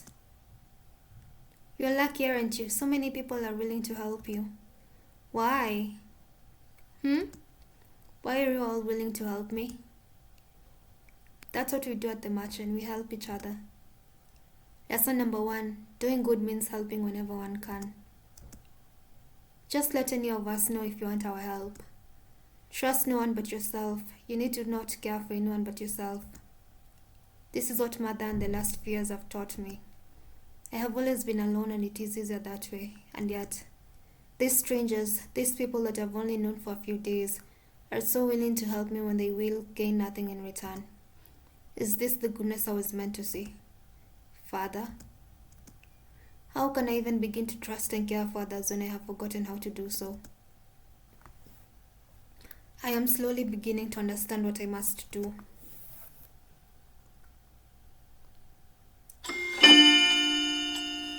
Chapter 2, The Decision. I don't see why this is necessary. Of course this is necessary, Princess. You work to show you can be useful. For the last half hour, Parfait and Delora have been debating what chores they want to give me. I cannot believe they're seriously going to make me work. Like a commoner. No freeloaders at the merchant, remember? And you can't pull the princess card anymore now that you're a homeless peasant. Being demoted to a homeless peasant is not my fault. If you really think about it, it was kind of me to demote you. Stop teasing her, Delora. Lucette has had a lot thrown at her already. I'm only speaking the truth. Besides, working to live is the commoner's way of life, but at least it's rewarding. But if you do nothing, you get nothing. No food, no clothes, no bed. You're no longer a Princess Lucette.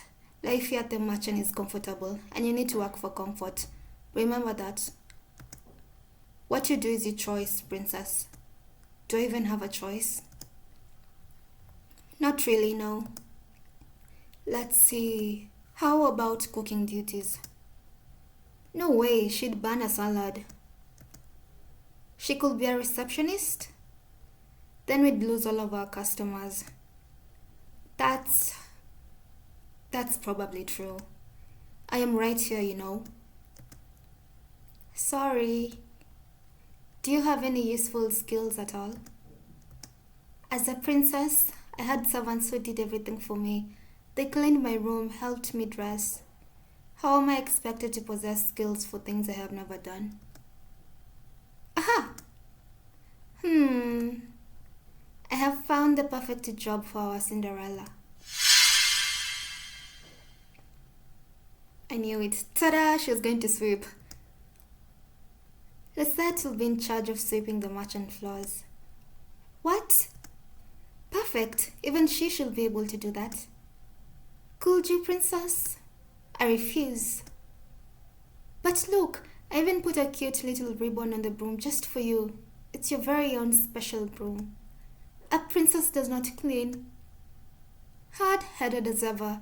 Don't worry, I have a fix for this.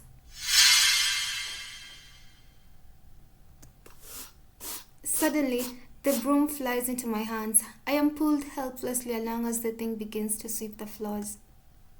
I try to pull my hands away, but they may as well be glued to the broom. They do not budge. What have you done? You should be thanking me. I'm helping you with your duties. Delora, isn't this a little too much? Let her starve. If she doesn't want to sweep, kick her out. Oh, nonsense. The princess is learning useful new skills. Mr. Broom will teach her everything she needs to know. If the floor is dirty, Mr. Broom will come to life and start sweeping, and it will not stop until the floors are all spotless. What? Come on, Parfait. We've got time for a cup of tea. But she'll be fine. A little sweeping never killed anyone. You are dreadful. Enjoy your time with Mr. Broom. Wait! Did they really just leave? Hey, slow down! The broom begins to sweep faster. Despite my protest, I am still forced, like a puppet, to sweep the floors with grudging tenacity.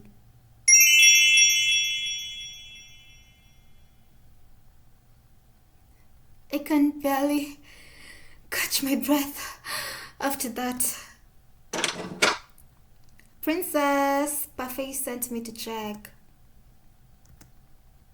How lovely. It's so clean. I can see my reflection in the floorboards. I'm impressed. Do not even think about stepping into this room with your dirty shoes. Goodness, I didn't know princesses could be such terrifying creatures.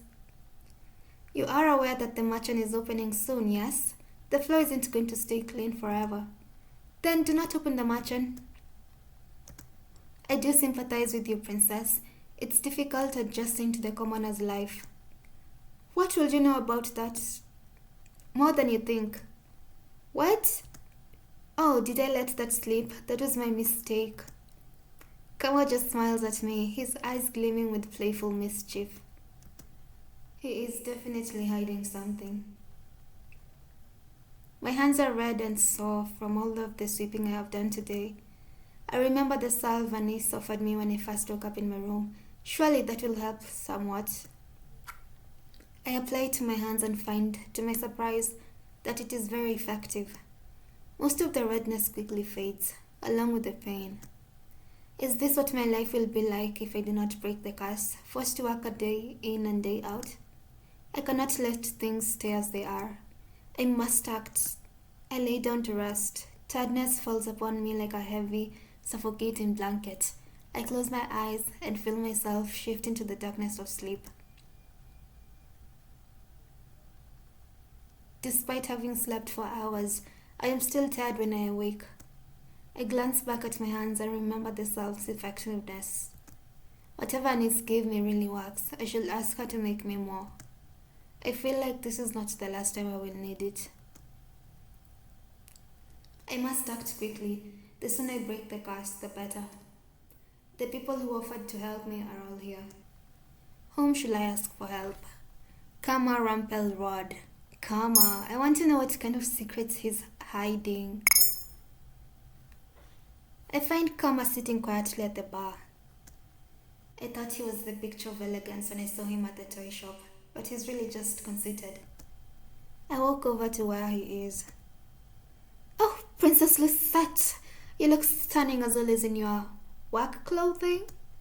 He must be mocking me, but it does not matter. I am here because I want you to teach me about goodness.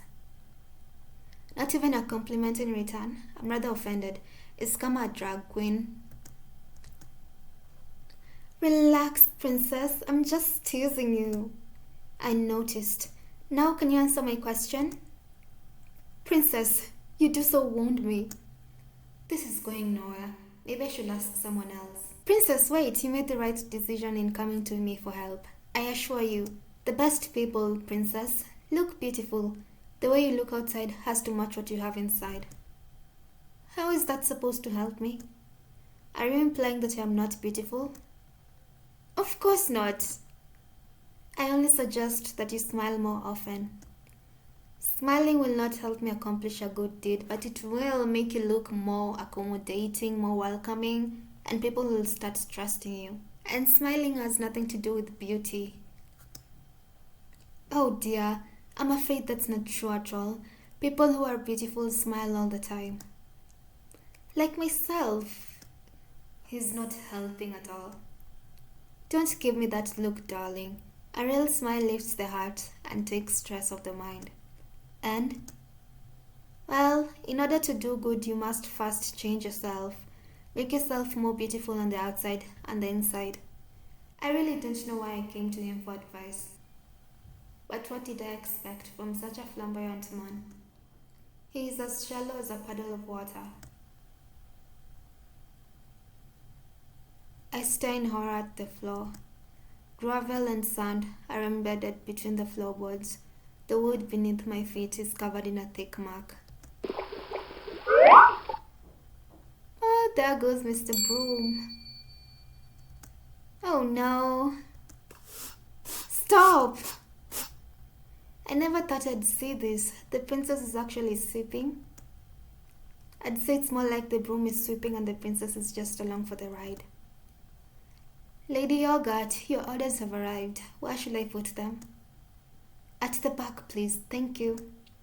I glare at Galan as he begins to move. You are dirting the floor. Sorry. Galan dashes across the floor with long steps in an attempt to leave as few footprints as possible. This was Dolores doing, wasn't it? Is it obvious? This has Witch having fun written all over it. I need Water. Wow, completely spotless. You are the worst. Oh, you made Mr. Broom cry. Don't be mad at the broom, princess. It is only trying to help. It is doing nothing but making my life miserable. Lady Parfait, I must speak with you, another witch. I look up at the witch that has just entered. She is a regular at the merchant, and according to Parfait and Delora, a good witch. She orders tea here from time to time. She has mud on her shoes.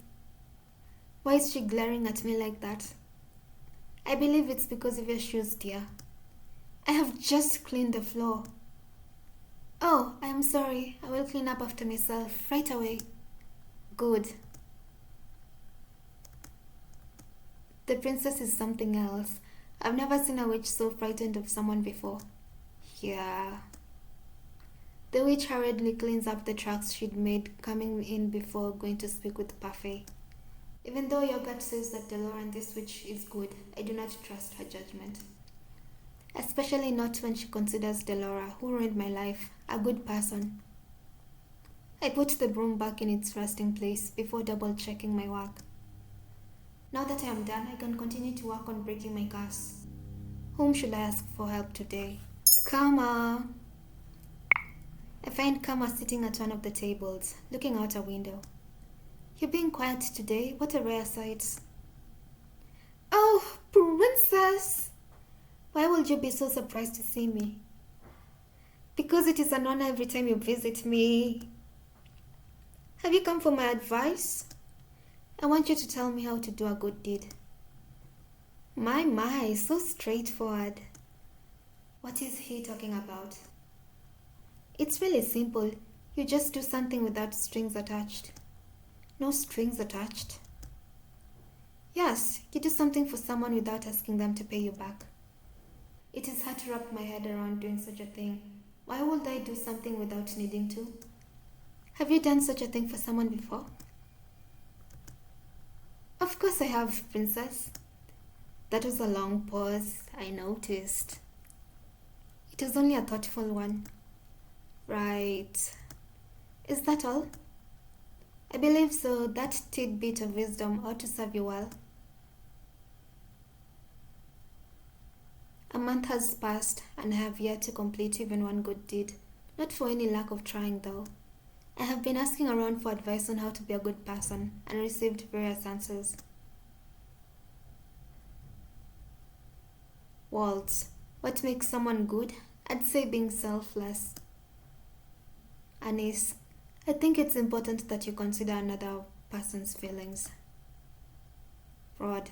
Patience. Rumpel. The ability to soothe even the most broken of hearts. Forget I asked. Jurian. Bravery. Galan. Loyalty. Karma. You must be beautiful both on the inside and out. Right. Must I be all of those things in order to be good? According to Yogurt, I cannot just pretend. It has to come from my heart. I place my hand on my chest and consider the steady pulse of my heartbeat. That will not be easy. I close my eyes, thinking of all the possible ways I might be able to break my curse, but in the end, my mind is blank. Mother, what am I supposed to do? A dream? Your personal feelings are nothing but a weakness for others to exploit. That is why you do not show them. You only show them that you are strong. Yes, Mother. You must not let false kindness deceive you. People will use niceties to trick into exploiting your weak emotions. But you can trust me, Lucette. I will never hurt you. I will never lie to you. I am all you need. I love you, Lucette. I love you too, Mother. How are those lessons of yours going? I hope you're not giving anyone a difficult time. I am the only one having a difficult time. Have you tried pairing up with someone? Pairing up? Some of the people in the tavern pair up to assist each other. Two heads are better than one, as they say. It's not a bad idea, but the problem is with her.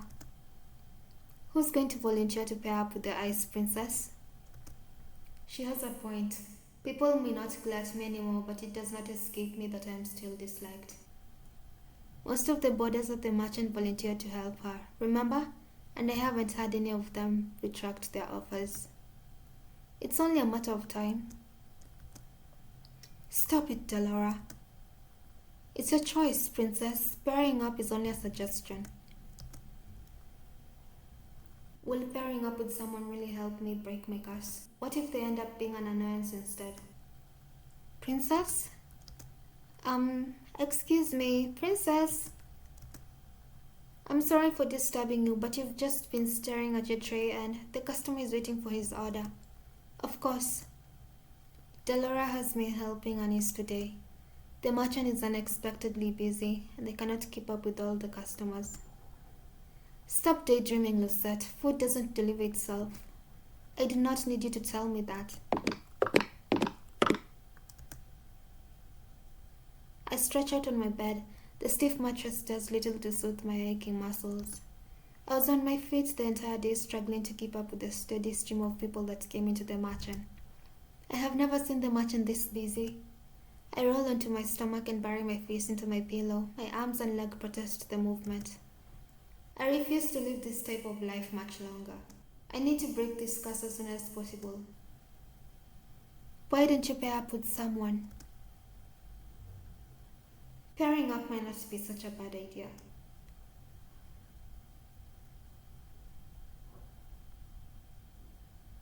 Oh, what is happening? I have to choose. Oh, okay, so these two routes are locked. Fritz and Waltz.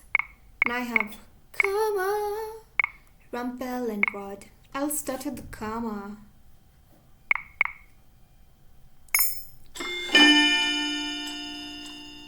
Chapter 3, Secret Practices. I decide to go search for Karma as soon as I am done with Mr. Broom, or as soon as it is done with me. He should be sitting at the bar at a table. I find him at the usual table, talking to Waltz, who has his hands on a box. Why, if it isn't the princess. Lovely morning, isn't it? It is the same as any other. Nonsense. Every morning brings new opportunities. Right, Waltz? I guess so. Every day there's another chance for a good deed, Princess. Right. No clever comments today, Princess. I do so enjoy them. Maybe coming to Kama was a bad idea. I would love to stand off advice, but Waltz and I better be off. We do have work to do. You mean that you're going to put me to work? Work? Parfait asked us to pick up some provisions for the tavern. She asked us, but in the end it will be me carrying everything. You'd make a lady carry everything. Kama suddenly stops, then whirls to look at me with wide eyes. Oh! I cannot say that I like the glimmer in his eyes. How would you like to help, Princess Lucette? I'm sure this will count as one of your good deeds. I'm pretty sure that's not how this works. Oh, Waltz, you're no fun. Helping Kama carry things does not sound pleasant, but... I'll go. Truly?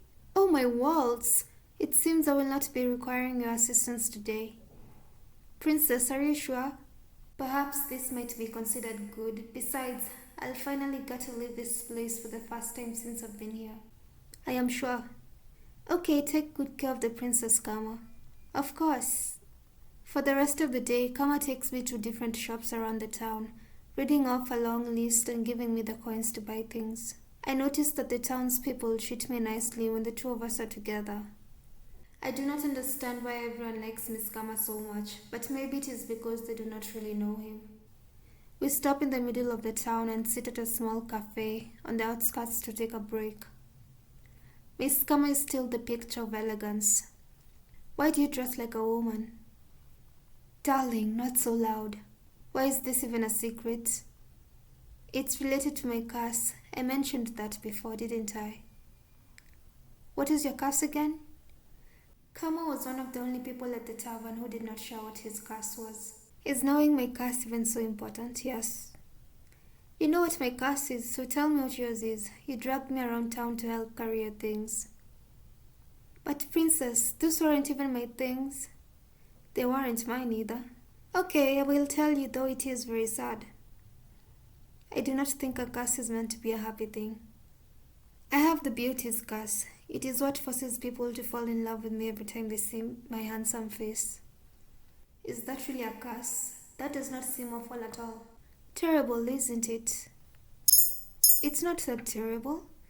I do not think it's that terrible. You can work around it. You have your disguise. Yes, I suppose I do, don't I? People loving you isn't such a bad thing, is it? Everyone loves Miss Karma. Meanwhile, I cannot even get my father to look in my direction. I'd prefer a person to love me as I am, not because they are compelled to because of a curse. I can feel his eyes on me. I refuse to look at him, thinking that his gaze must be filled with judgment. Princess, are you okay? Why wouldn't I be? You look a little lost in thought. I am fine. Still, it feels like I am missing something. Is that really the entirety of his curse? But don't people fall in love with you when you're a woman as well? No, princess, that love is admiration or appreciation, sometimes lust. And when you're a man, they swarm to me like moths to light. It becomes suffocating. Whom does it affect? The curse only affects women. It's a condition of the curse that they be a woman and that I be a man. It's part of the fairy tale. Which fairy tale? The one with... Oh! Kama suddenly stands up and points at a man selling red apple-like candies. He pulls me over, insisting that we try one. Oh, so he won't answer. He's very secretive. I try to bring up the subject of the curse again, but to no avail. Kama somehow manages to be distracted for the rest of the day and is able to effectively dodge my questions. Is Kama hiding something from me? Why would he? I thought pairing up meant helping each other break our curses. Does he not want to break his curse? Oh, thank you so much, Lucette. We were in dire need of these supplies. I supervised her well, didn't I? Of course, dear. He did not do anything. Princess, you wound me. It's the truth, but we had that nice talk. You avoided half of my questions. Kama lets out an exasperated sigh that becomes a very forced yawn. I'm going to go to bed. Today has been a tiring day. Please excuse me, darlings. Sleep well. Sleep well, Kama. Kama walks away, leaving me alone with Parfait. He's not so bad, you know. I do not know why I agreed to work with him. Give him a chance, Lucette. I did not get a single good deed today. It's not just about the act, but about the intentions. Did Kama just use me then? I am tired, I'm going to bed. Tonight I will rethink my partnership. I barely sleep that night. When I wake up the next day, my body is sore from carrying supplies around town yesterday. The more I think about Kama, the more my anger boils inside me. How could I not have gotten a good deed yesterday? I decide to find him first thing in the morning. I see him at his usual table, once again staring at the window. A dark aura seems to surround him, and I notice that no one is sitting with him today. Kama. He keeps staring outside, and his eyes are glassy. Kama! Oh, Princess, good morning. It is far from a good morning. I did not sleep at all last night. What a shame. His voice is surprisingly cold, his tone rather dismissive. I was too busy thinking about yesterday. You told me that helping you would maybe help me complete a good deed. I pointed to my necklace, which hasn't changed at all since I received it. Do you see? Not another piece. You get pieces added to your glass slipper? That's charming. I was thinking that pairing up with you was a bad idea. Princess, did you just say that you were paired up with me? I did. You must have known. Oh my, I assumed that you just wanted to help me. I didn't know you were pairing up with anyone. That's right. I never told him directly I wanted to partner up. Should I have? Well, it does not matter what I say anymore because I do not think you can help me. Princess, I can't help you do a good deed. You have to do them on your own. I can present you with opportunities though. Opportunities? We start first by thawing the ice around your heart. So even Kama is calling me the Ice Princess. At least I speak my mind and don't pretend to be someone I am not. And I do not promise things I cannot deliver either. Princess, I do believe you misinterpreted my words yesterday. That is not my fault. Patience is a virtue. Now, if you could, I would like some time alone. I did not sleep well yesterday. Didn't sleep well? Oh dear, that makes all three of us. I turn around and see Rumpel appear at the front door. He strides toward the table with a confident grin on his face and then takes another seat. Kama lets out a sigh. Foul man, what are you doing here? You flirt with a man once and he hates you, is that it? No, you flirt with a man and then you insult him unnecessarily. Oh, I thought that was all in good fun. Something about the expression on Rumpel's face tells me that is not true at all. Are they always going to be at each other's throats now? What are you doing here, Rumpel? I couldn't help but overhear that you are looking for a partner, Princess. I thought I might offer my assistance since I know that I can make you far happier than this fool over here.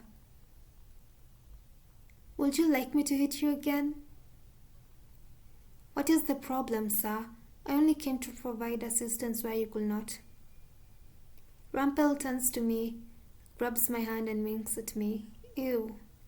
What do you say, Princess?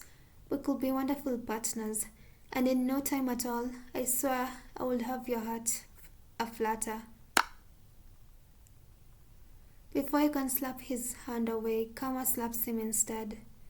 I cannot help the surprise on my face. Would you like another slap? I am in no mood for pleasantries today. I don't know how I ever mistook you for a lady. You're the most brutish man here. A slap for each cheek, darling. Would you like a third? Rumpel stands abruptly from the table and glares at Kama. I can almost see electricity bouncing between the two of them as they stare over my head at each other. I see Jurian walking towards us with a stern look on her face. I will never hurt a person unnecessarily. I don't resort to violence. My, then that gives me all the openings I need. Slap him. Slap Rumpel. I lean forward to slap Rumpel from his blind spot. Both of the men turn to stare at me and look at the red spot I left on Rumpel's cheek and wince. I don't think I have ever slapped a person for anyone else before. My chest feels slightly heavy. Princess? You're being ridiculous. I have told you many times that I do not appreciate your flirting, and Kama doesn't either. Such a persistent man needs to be slapped a few times. Rumpel puts a hand to his cheek and stares at me distraught. You deserved that. All right, what's happening over here? Jurian comes to stand in front of us, her expression stern. Nothing, I was just showing myself out, excuse me. Bye, creep. Rumpel leaves, and I am alone with Kama. He slumps back down into his chair. After making sure that he won't do anything rash again, Jurian leaves us. I leave Kama sitting there by himself and return to the front of the tavern, where Anis has more chores waiting for me. Today I have to work as a server, which is still better than working with Mr. Broom. The usual people are at the tavern, and I overhear conversations as I work. At one point, Galan walks over to the bar, and Anis serves him a drink. He looks sullen, and I watch him curiously for a few moments. Then I notice that he's staring at Jurian, who is talking sternly to two drunken men continuously clacking their bottles together at a table. If you make too much of a scene here, you're going to bother the other customers. But the same people are here all the time, eh? We're not bothering anyone, hon. Galan looks so agitated. What is wrong with him? I will not stand to have you call me that again. Listen up, woman. You may have been a knight at the palace before, but you got no such title now. Galan stands up and I can see silent anger in his eyes. A few people at the bar look up at him with worry. I may have no title, but I still demand respect. Sir Galan? Are you okay? He looks back at us almost like he's coming out of a trance. I'm fine, sorry about that, ladies. He sits back down, glancing once more at Julian as she continues speaking to the men. Oh, he likes her. They glance at Galan warily, the expressions more somber. Why was he acting that way? Galan's usually more composed. Duh, because he likes Julian. Princess, is something on your mind? No. I brush all thoughts of what just transpired from my mind as I return to my work. Hours go by and my body protests to all of the leaning I have to do. Even though I had to carry a lot around town yesterday, it was nice to be out for a while. Maybe I am better off helping him just to avoid the chores in here. At least that stops me from being worked to the bone. Oh, Princess, you're doing very well today. I always perform like this. But today you're delivering everything really quickly. Do you mean to say that I don't perform well on other days? Just take the compliment, Lucette. No, Princess, I only mean to say that today your performance is even better than normal. Is that supposed to be a compliment? I walk away from her niece, who stares after me sadly. If she wanted to give me a compliment, she could have said something that wasn't so backhanded. As the tavern clears for the day, I finally have time to sit down and relax. As I am sitting there, Waltz pulls up a chair and sits in front of me. Hello, Princess. I heard from Anis that you were excellent at your job today. Congratulations on improving. Princess? So you're mocking me now too? Princess, I think you're taking things too seriously. The intention of a compliment is to, compliment someone. We're not making fun of you. You're implying that I'm not normally as good at this. We never said you weren't good at this, only that you are better today. Let me give you an example. I put on puppet shows for kids. Sometimes the children come to me and say that the show is even better than usual. So the children are telling you that your shows aren't normally satisfactory. Not at all. The children always smile, regardless of whether they really like the show. So long as you're trying your best, that's all that matters.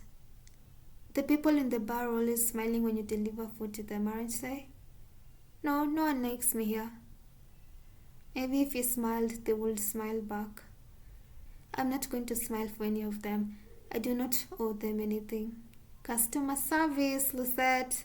You don't need to owe anyone a smile. Any smile that isn't owed is fake. Princess, I am leaving Waltz. I want some time to myself. I walk upstairs to my bedroom, pointedly ignoring the look of sadness on Waltz's face. I have been sleeplessly laying on my bed for hours. Sometimes I hear the sounds of people walking through the hallway. Who will be up at this time of night? I need to leave and get some fresh air. It is eerily quiet at night.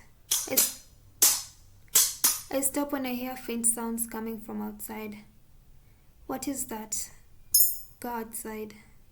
While I did so, I needed some fresh air. No point in backing out now. I walk to the front door. Princess? I turn and see Delora looking at me with amusement flickering in her eyes. Princess, what are you doing? Getting some fresh air? It's dangerous out at night, you know. You can't just keep me inside like some caged bird. I didn't say you had to stay inside. I said it was dangerous. You might need to get your ears checked. Then there won't be any problem with me going out right now. Princess, you only hear what you want to hear. You can't go outside without an escort. I am not going too far. Before Delora can stop me, I walk out the front door and head in the direction of the sounds. You must be the most disobedient princess I've ever met. And you must be the most annoying witch. Delora lets out an undignified snort as she catches up to me. Fine then, we'll go on this little night stroll together. Delora and I eventually find ourselves in the forest. It sounds like metal against metal. Well, I guess with you being partnered with Karma, you'll find out eventually. Excuse me? I get the answer to my question when we walk through the trees and come into a clearing. I finally see where the sounds are coming from.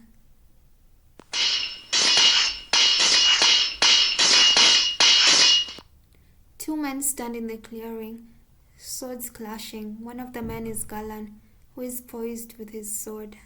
It takes me a moment to realize that the other is Karma, who isn't in a dress. So it was he who was with the Waltz that night, and here I thought it was the beautiful lady's twin brother. Neither he nor Galan noticed us at first. Princess, you're staring. Of course I am. What is all of this? A practice session. Kama is a very talented swordsman, and he practices at night with either Julian or Galan, depending on who's not on patrol. Kama can use a sword that well. The king told me once that only knights could have such skills. Just who is Kama? Oh, if it isn't the princess. His voice is nothing like the feminine voice I always hear from him. Kama actually sounds like a man. I notice him looking at me in between his strikes with a little smile. How does he remain so composed and steady without distraction? Princess? Kama quickly finds an opening in Galan's hesitant stance and then pins him to the ground with his sword still smiling. To be distracted is to die, Galan. I know. The ability to see distractions and then put them in the back of your mind is one every knight should hone. You must know everything that is happening around you, but only deal with the pertinent things. Yes, sir. Kama straightens, sword in hand. Moments later, Galan stumbles to his feet and gives an obedient bow. Kama nods at him before sheathing his sword. A slow melancholy begins to creep into my heart. For some reason, seeing this sword practice makes me nostalgic, though I am not sure why. What are you practicing for? To protect, Princess. Knowing the sword is the same as knowing the shield. It's a means to protect. To protect? I think I remember having this kind of conversation with them before.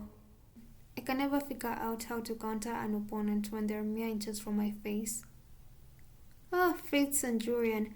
My commander called that on the enemy's kiss, a standoff where your eyes lock onto your opponents because of the proximity. And Galan is here too. The best way to counter that is to feint the sword in the opposite direction. It throws your opponent off because they're not looking. Oh, that makes sense. But the enemy's kiss, what a name.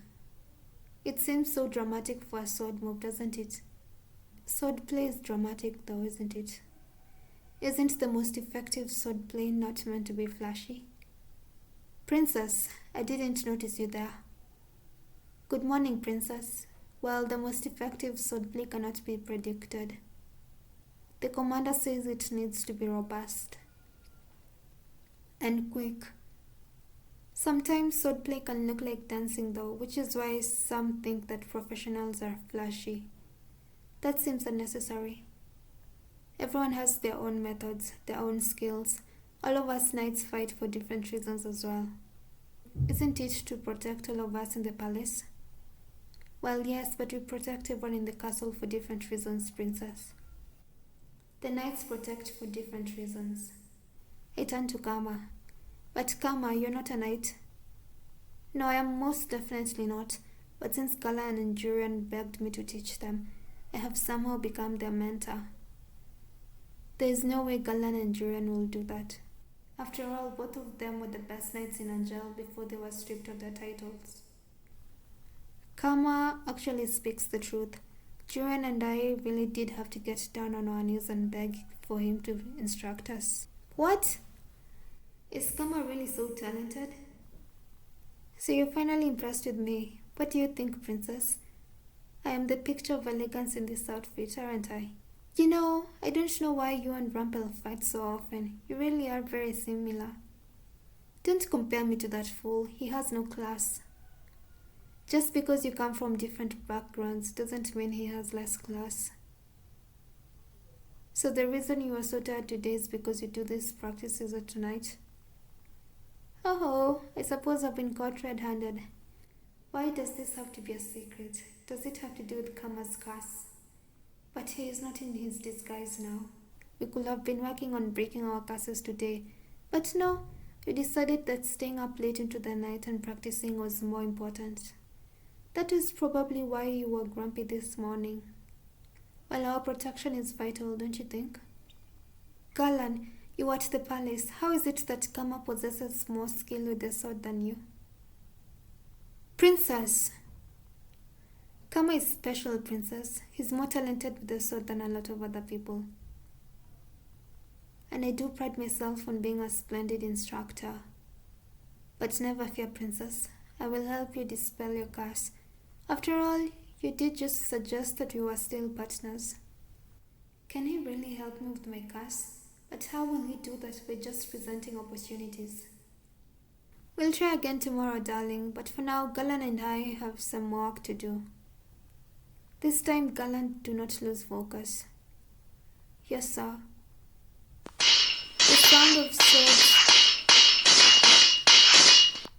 The sound of swords carries through the night air, and for a long while I stand with Delora, watching the two men fight.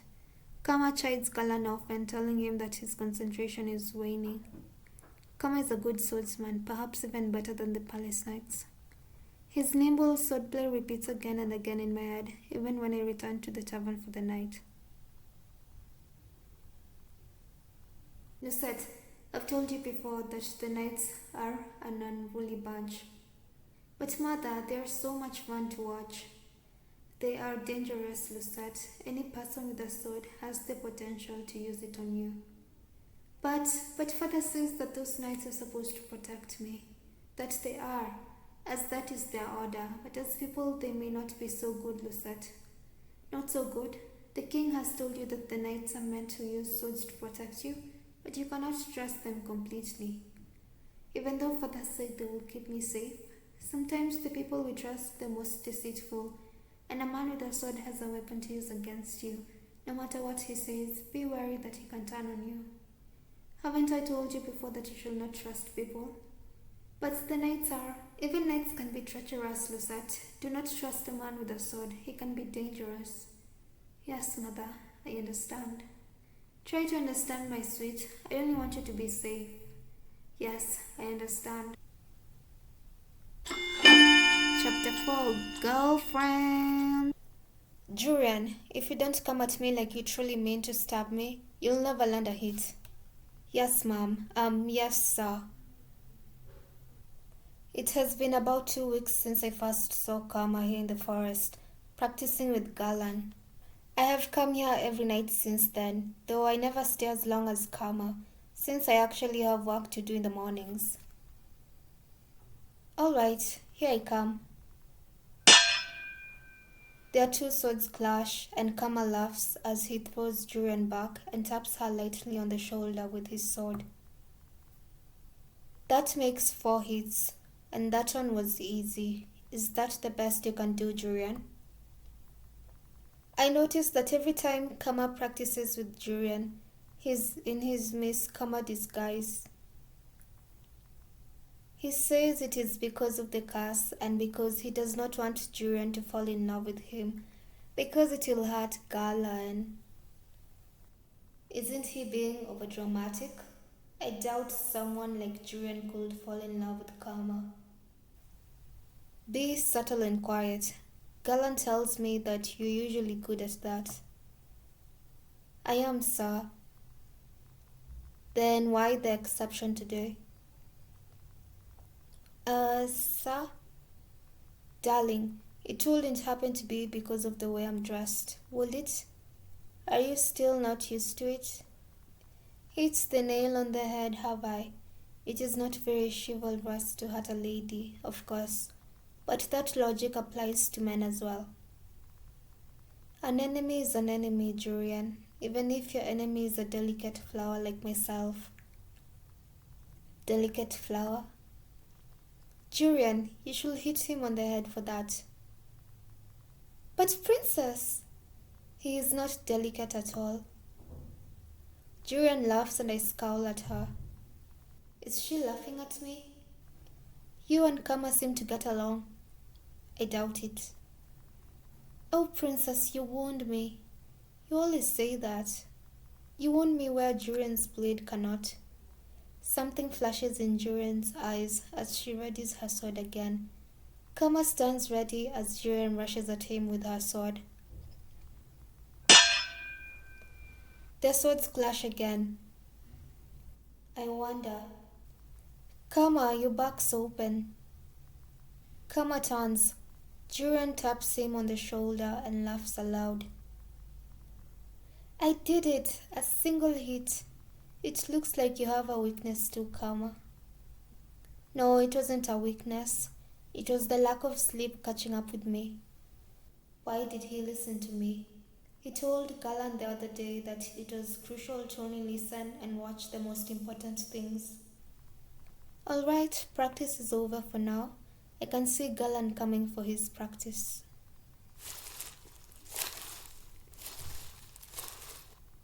Kama walks to a corner to have a drink. I should probably head back to the tavern soon, but there is something I want to see first.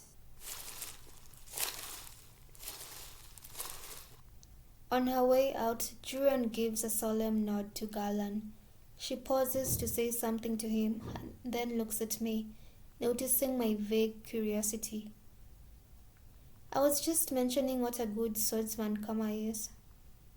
I have seen him fight, and Kama is a good swordsman. There's no doubt about it. Yet is practicing with him really so special? He is fast on his feet and quick with his reactions. He's an excellent person to train under, even better than most of the commanders in the palace. I can second that. Even better than Ross. Remember him? The first commander we trained under. The one that punished slow learning with extra exercises. You always had to do more exercises than I did. Something about you being distracted. I was watching the way you swung your sword to make sure you didn't hurt yourself. You've always been overprotective. Oh, Galan is blushing. Well, They both suddenly stop to look at Kama, who is smiling slyly on the side. Why does he have that look on his face? Well, that's a sign. We can't keep the commander waiting. Galan shakes his head, his expression snapping back into something more serious. Right. The two exchange quick farewells before Julian waves and steps out of the clearing, leaving Galan with Kama.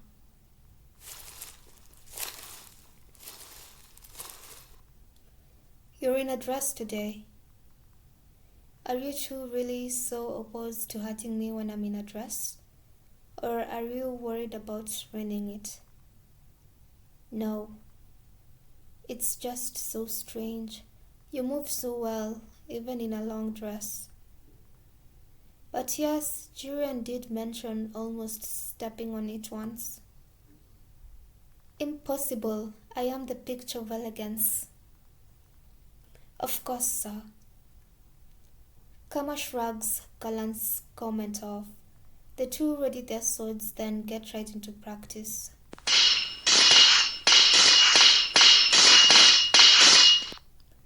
Julian has taken over Galan's patrol now, so that Galan can get in some practice time. So, Galan, have you told Julian yet? No, told her what? The conversation that Kama always has with Galan is the real reason I stay behind to watch them practice. I don't understand why Galan answers Kama's question if doing so makes him so depressed. Will you ever say anything to her, Galan? Why don't you just confess to her already? that he's in love with her. Kama lands an easy hit on Galan, who sighs in response. Whenever Galan thinks about Jurian, he gets distracted. I do not understand his feelings at all, but seeing him remain quiet frustrates me. Jurian is talented and poised. I could never be good enough for her. You'll never win a woman's heart if you don't compliment her looks as well, Galan. Well, she's pretty too. Beautiful. And then there's me. Aren't they both knights? Haven't they been training together for a long time? Just say something to her. Well, all you ever do is talk about her. Even Kama says your concentration is lacking because she's always on your mind. So just tell her, if she does not like you back, then that's it. If she doesn't like me back, confessions are hard, princess, very tedious. You're only saying that because you're dramatic about everything. The very nature of love is dramatic, darling. But enough idle chatter, sir. Let us continue our training.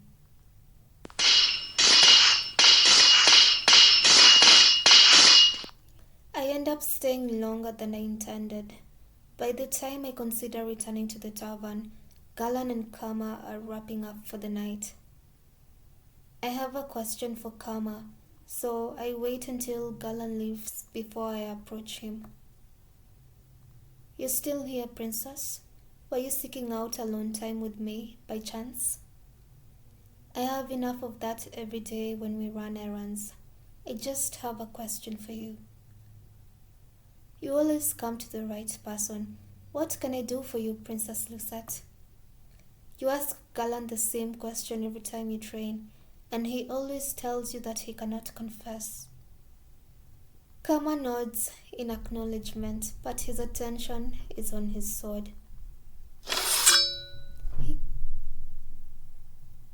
He inspects it carefully before sheathing it. It frustrates me. You're frustrated? That look of his always annoys me. Oh my, it is annoying. Did you want to ask me why he won't confess because you're so frustrated? Yes. I suppose after almost 2 months I do know you a bit better. You do not know anything about me, and I do not know anything about Kama either. Confessing isn't easy, dear Lucette. Surely you must realize that the possibility of rejection is a significant deterrent. But if you never ask, you never get an answer, and the stress of worrying stays with you and ruins everything. Why are you staring at me?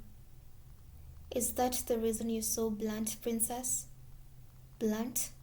You're far more blunt than I am. Princess Lucette, you truly are amusing. You're as sharp as a knight's blade. I am not amusing. That is a matter of opinion, darling.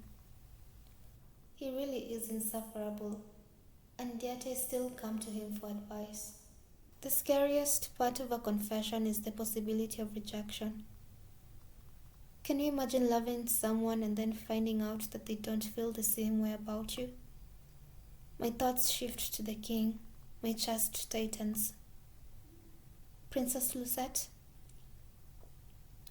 Kama reaches out a hand to brush a strand of hair out of my face. I slap it away without realizing. He pulls his hand back with a gentle sigh.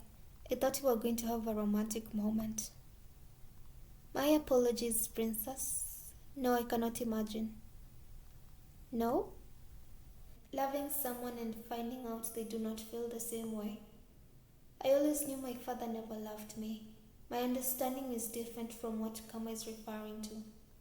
Besides, I no longer hold any love in my heart for the king. I have already given up hope on him. Right? It is a good thing you haven't experienced a rejected love, princess. It is one of the worst feelings. Kama asks to be alone, so I return to the tavern by myself that night. I do not know why I agree to this when nothing changes. Today, I am once again out in town with Kama, running errands.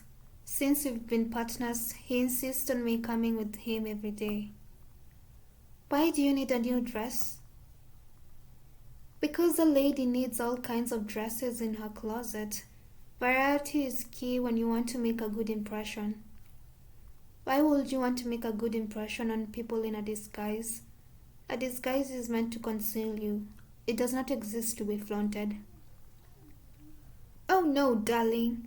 I only wear the disguise to stop the curse from working on people. It's not really meant to conceal anything but the fact that I am a man. Being doted on by a married woman or by a woman in love with another man is especially troubling. Is the curse really that powerful? Kama leads me over to the dress store and our conversation pauses when he goes to the store owner to give specifications for a new dress. When we leave, Kama suggests going someplace to reward me for all my hard work. You're treating me? Why wouldn't I, darling? You've been helping me for a while now.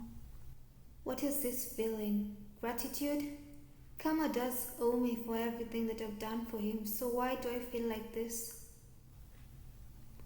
You know, it will be much easier for you to just help me carry bags. Oh, there, let's buy one of those cupcakes. Kama cuts through my suggestion easily.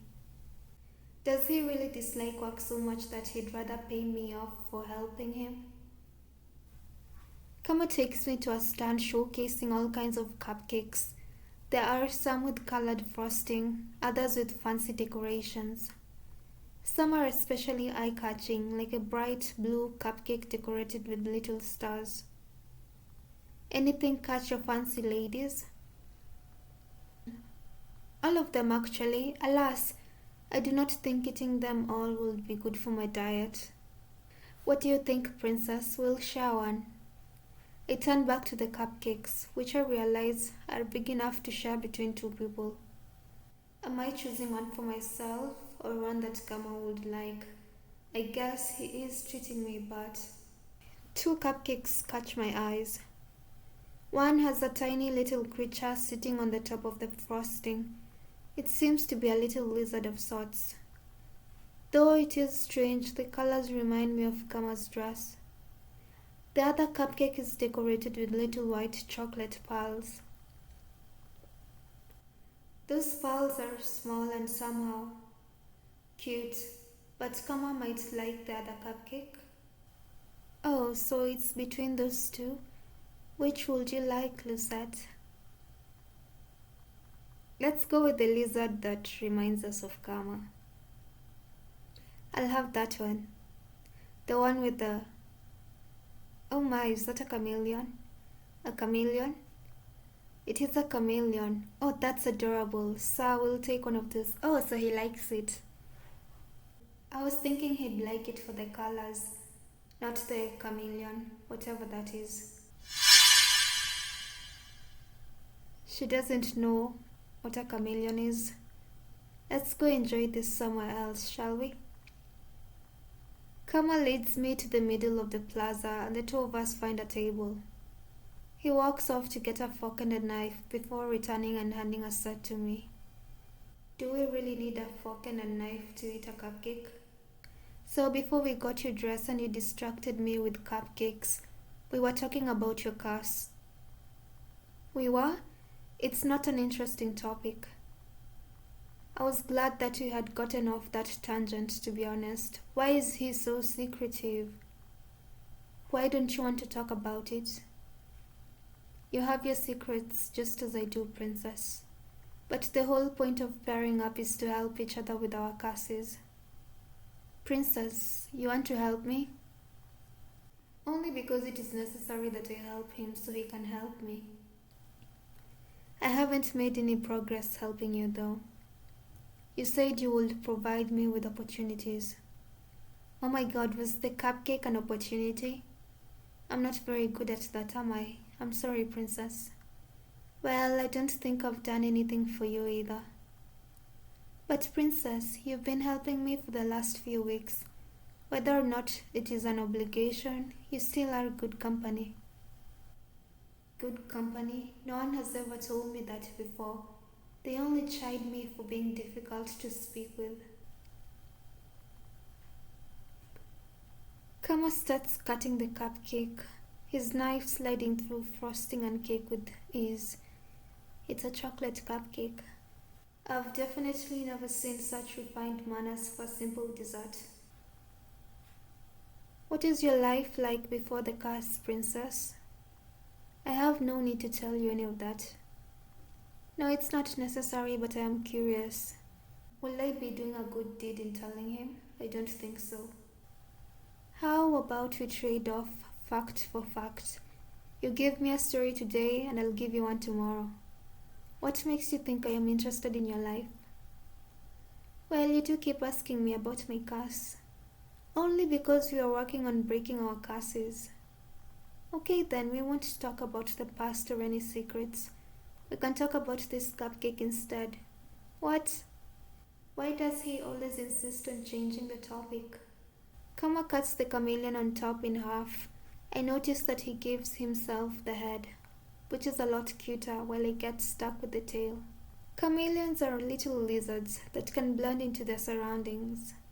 Is he willing to go this far to avoid the subject? When I was a child, my father used to call me a chameleon. What? I hid a lot to avoid responsibilities. Oftentimes no one could find me, not my father nor the servants. If he had servants, then that makes him a noble? One day I was out searching for a mythical creature in our garden, and I came upon the chameleon. It was this small, silly little lizard, but I'd only found out because I was looking for something fantastic. The lizard on the cupcake does not seem all that fantastic. My father explained what it was to me, and then he started calling me his silly little chameleon. It was ridiculous, but he said I was always very good at hiding, so it suited me. What is it, Princess? It seems like you're still good at hiding. You hide behind your disguise and keep many secrets. I suppose I'm still a chameleon then. I don't think that nickname makes any sense. Sometimes they don't have to. Nicknames don't have to make sense to be endearing, Princess. Can we please just get back to the subject at hand? Yes, this cupcake. If you insist on sharing a story for a story, then I will tell you something about me. Oh? You didn't seem the type to want to share. I normally do not see any reason for sharing things about my past, no. Mother once told me that to confide in someone else was a weakness. But more than that, I was always worried that others would judge me. No one has ever wanted to listen to me. I know enough about others' opinions of me to know that they think I am the one at fault. Always. I wouldn't judge you, Princess. I wouldn't judge you for not wanting to say anything to me. I divulge nothing to you after all. A story for a story, that is the deal, right? I expect you to keep to it. For a moment I thought he read our mind. Or rather, a fact for a fact. It is not like I have to tell him everything, just something about myself. I will tell you about my life at the palace. It's not as if it's a secret, though I doubt Kama would understand.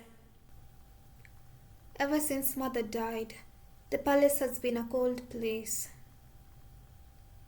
Why the surprise?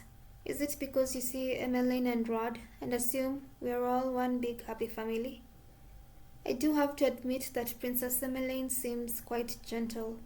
Prince Rod is quiet, but he seems like an honorable man. When I saw you and the princess at the dress store, Princess Emmeline seemed very nice, is she not? Her kindness is fragile at best. She tries far too hard for it to be genuine. Her insistence is irritating. I have never wanted to be friends with her. The king took a second wife after my mother died, as if she never mattered to him. Kama is silent and I continue to talk, my emotions loosening my tongue. I had meant to stop there, but the words keep coming. The only one who ever showed me any affection in the palace was Mother. The only one who ever showed me any affection in the palace was Mother. The king never paid much attention to me in the first place, but he treats Rod and Emmeline far better than he has ever treated me. All of my fondest memories are of her. She was always with me in the palace, teaching me right from wrong. She taught me how not to show weakness, who to speak with. Who to speak with? Needless conversation is useless. People are often very likely to lead you astray. That was the reason I never saw any reason to speak with the townsfolk. Will you judge me as everyone else does?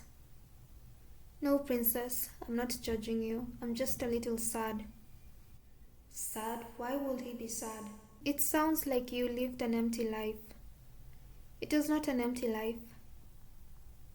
But it sounds as if your mother separated you from everyone. It wasn't as if the townsfolk would have accepted me anyway. Mother said they were not to be trusted. Princess, about your mother. I will not hear you speak ill of Mother. No, I only had a question about your mother. Kama coughs and I pause to stare at him as he clears his throat. What is it? This? Oh gods. I hear the change immediately. His voice is lower, far lower, the soft gentleness gone. Kama puts a hand to his throat and grumbles.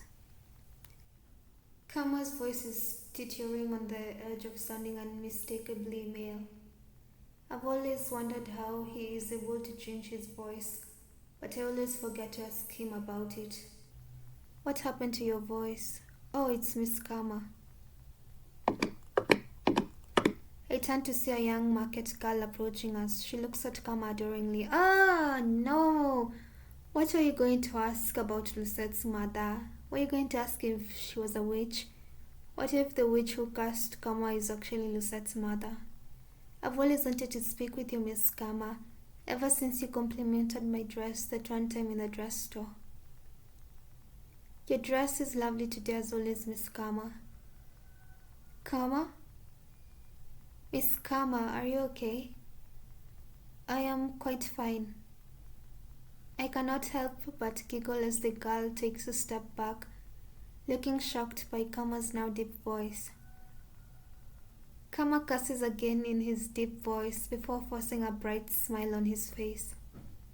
Excuse me, I am feeling under the weather. I notice that he is trying to change the pitch of his voice, but the highness is only annoying rather than soothing now. Oh, I'm sorry. Kama turns to me urgently, but I am too amused to offer any sort of assistance. What is it, Miss Kama? Kama's smile is forced, and his eyes are glaring at me. I laugh once again, not able to help myself. His expression softens, but only slightly. This is the first time that we've shown any emotion. We're actually laughing. Tease Kama. He obviously wants to leave, but I cannot help myself. Miss Kama, I do wish you would say something. At the very least, you should thank this girl for her compliment. Oh no, it's quite alright. Come on, Kama. You're usually the most charming person on these streets. Thank you. He sounds like he's dying now. I cannot help but start laughing again. The small annoyance on Kama's face seems to dissipate completely. Leaving. He takes my hand and curtsies politely to the girl as he pulls me away. Kama, you sound sick. It's run out. Run out? The potion that Parfait makes for me. I must have talked too much. You talked too much. Kama puts a finger to his lips as we stroll through town. He shakes his head, making it clear that he won't speak to me until later.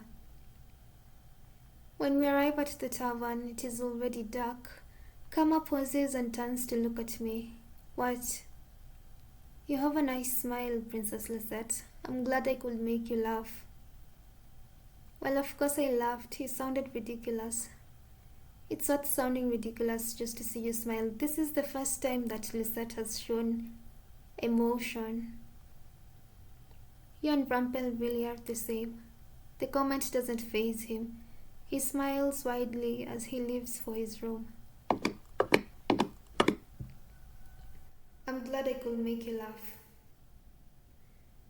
I cannot get the words out of my head, even though I am supposed to be resting for the night. I think I should go see if Kama is practicing with Julian or Galan. I leave my room and go down to the reception room. Delora and Parfait let me go to the forest at night alone now since they know that I am meeting up with Kama. Parfait is in the reception room tonight, reading a book. I was always told reading in the dark was bad for your eyes. Oh, Princess, I didn't see you there. I noticed that she's closed the book and I can now read the cover. She's reading Cinderella. That's my Fairytale Curse. The Great War was caused by the fairy tales, right? Yes, that's right. And yet you're reading one. The curses are based off of these fairy tales after all. But why are you reading Cinderella? My curse isn't anything like the fairy tale. It's reversed. True, but the morals remain the same. In order to become Cinderella, you must be good like her. Was she good or was she a victim? Cinderella had everything handed to her by a fairy godmother. I had everything taken away. Princess, have you truly had everything taken away from you? Compared to what I used to have, what I have now might as well be nothing. You have friendships and people who enjoy your company. No one in this tavern enjoys my company. Kama does. Are you sure about that, Princess? I think you just have difficulty trusting that we all like you. Like me? Why would you like me? You've become like family here. I haven't even been here that long. It doesn't matter. Everyone here at the mansion is family. Family. You're saying that everyone at the mansion is like family? Princess, you're one of my boarders. You're more than just a regular here. You live here with us, so like I said, you're family. I speak more with the people here than I have ever spoken to my own family. In the palace, I was always alone. The only person I could speak with was Fritz. Are you going to watch Kama practice? I nod in response. Be safe, Princess. As I head to the door, I recall what happened earlier today. Parfait, what is this potion you make for Kama? You mean the potion I make to change his voice? He begged me to help him when he first designed his disguise. Kama makes a beautiful woman, but he didn't think the illusion was complete without a convincing voice. You know how picky he is.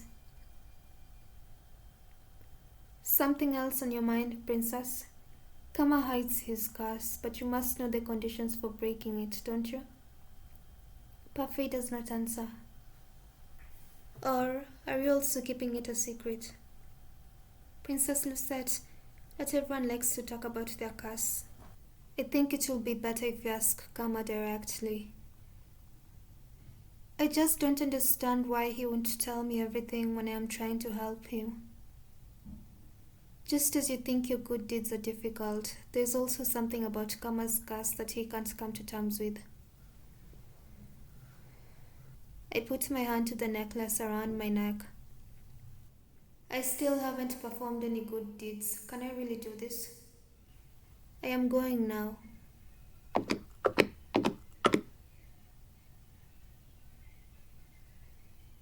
I walk out the front door and into the forest. I decide not to think about all of this, at least not until later.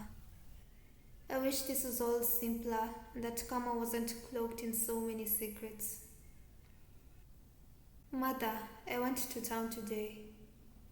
Oh, I told you not to go into town. Did your father take you? He told me that it will be fun. And was it? No, everyone looked really angry at me, but I don't know why. I've told you before, haven't I, dearest one? The townsfolk are jealous of you. Jealous? They are bitter about their lot in life, and because of that, they will seek to use you for your status. You cannot trust them, Lucette. You cannot trust anyone but me. Trusting others will only lead to heartbreak, Lucette. You need only trust me because I will never hurt you. Chapter 5 Favors and Payback. I have been at the merchant for a couple of months now, and I still haven't managed to do a single good deed. Today I went out to town with Waltz to buy ingredients for parfait. The two of us have both been very quiet, which is uncharacteristic for Waltz. Princess? What? Did Kama explain why he wasn't coming with you today? Princess? Does Waltz not like my company? Is that why he is asking why he had to fill in for Kama? He said he was tired. Oh. Waltz turns his head, his eyebrows furrowing in confusion. The town feels different today. It does? I feel as if there are people watching us. How can you tell?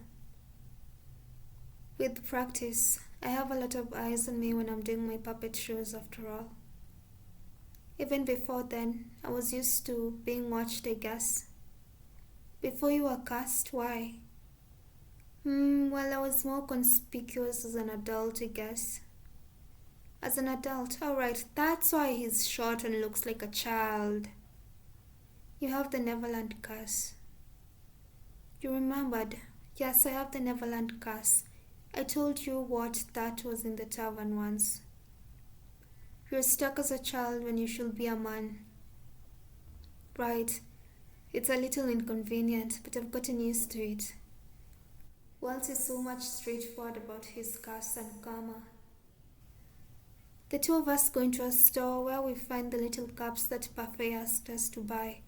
After I pay, Waltz automatically picks up the bags. His help is nice for a change. I have become so accustomed to carrying the bags on my own.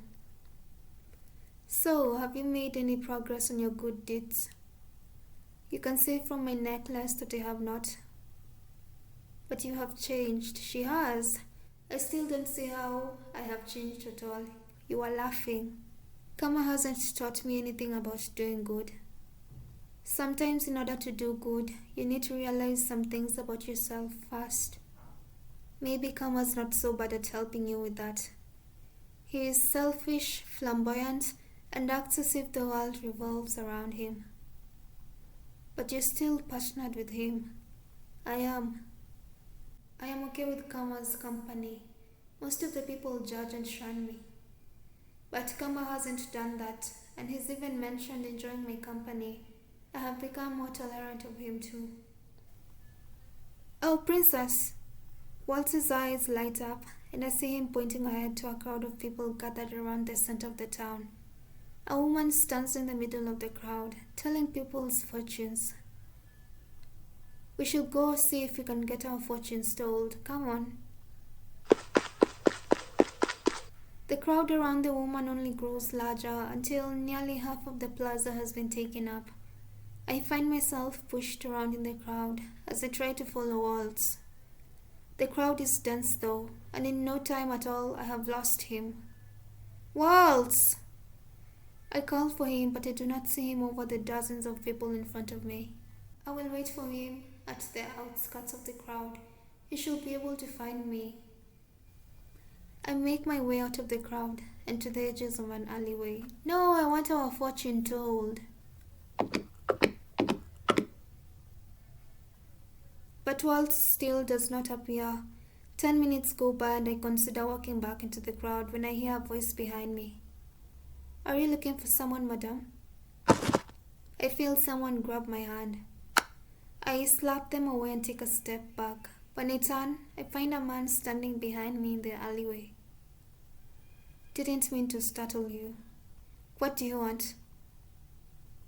I want to help you return to the palace, Princess Lucette. I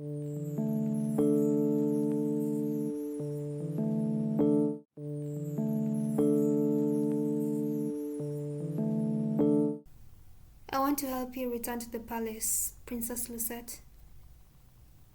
You know who I am? I do, Princess, and I can lead you back to the palace. No, wasn't this the guy that threatened us? Who are you? Someone who's working for the king. But the king does not remember me. The only people that will remember me are witches, fairies, and those with the curse. So who exactly is this man? You're lying. Princess, why would I ever lie to you? Now come. I'm sure everyone at the palace will be very happy to see you. The man grabs my hand roughly and begins trying to pull me through the alleyway. The first thing I try to do is scream, but the man clamps his free hand over my mouth. The crowd is getting further from us, and no one can see us in the shadows. Princess, I swear on my word, I'm bringing you back to the palace. Wait for an opening. He will be expecting me to fight back. I have to hold my ground until there's an opening. What will the Julian and Galan do in this situation? Nice and obedient, yeah? Better that way, after all, I'm not a bad guy.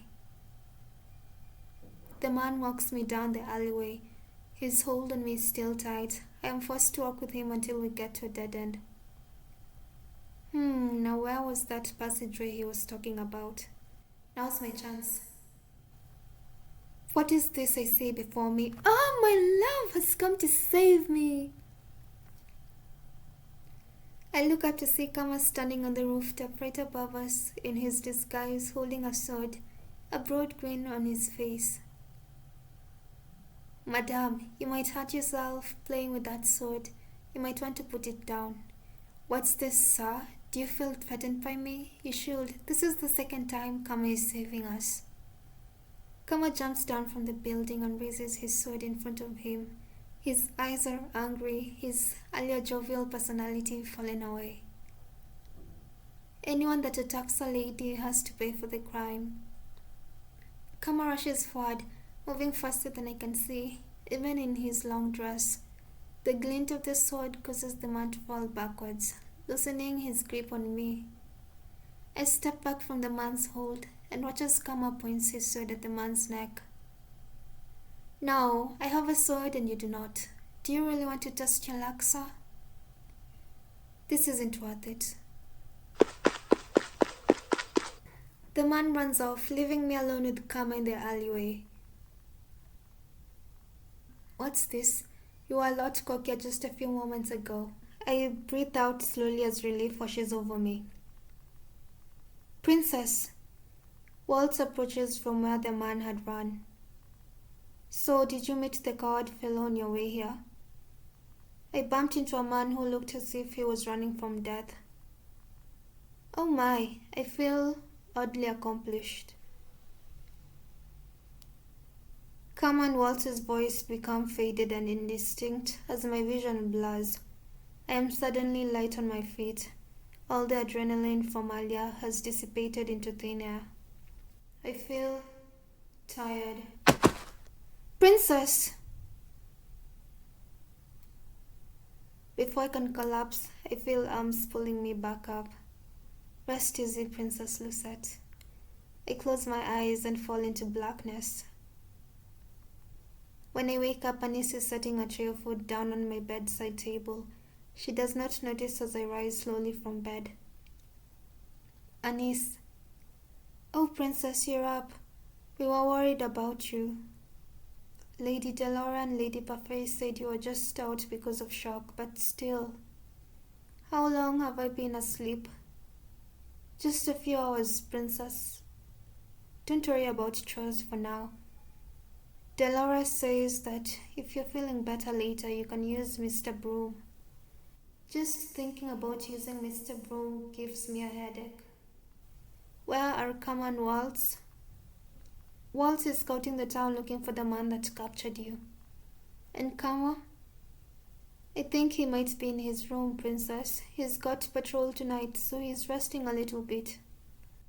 If he has patrol tonight, that must mean he was resting this morning too. How did he know I needed help? Good question. Do you need anything, Princess? No, I am going to visit Kama. What? To thank him? However, he knew if Kama hadn't been there, things would not have ended so well. Yes. That's sweet, Princess. Oh, Delara wants to talk to you about what happened when you're feeling up to it. Okay. Wow, this is the first time we've been nice to our niece. We're clearly changing. I wait until her niece leaves the room before I follow after her. It is only after I exit my room that I realize I do not know where Kama's room is. Anis must have assumed that I already knew with us being partners and all. It's fine, I do not need Anis's assistance for this. I can find Kama's room on my own. It takes me some time, but eventually I find a room with his name on the door in careful, flowery letters. It suits him. I simply open the door without thinking to knock.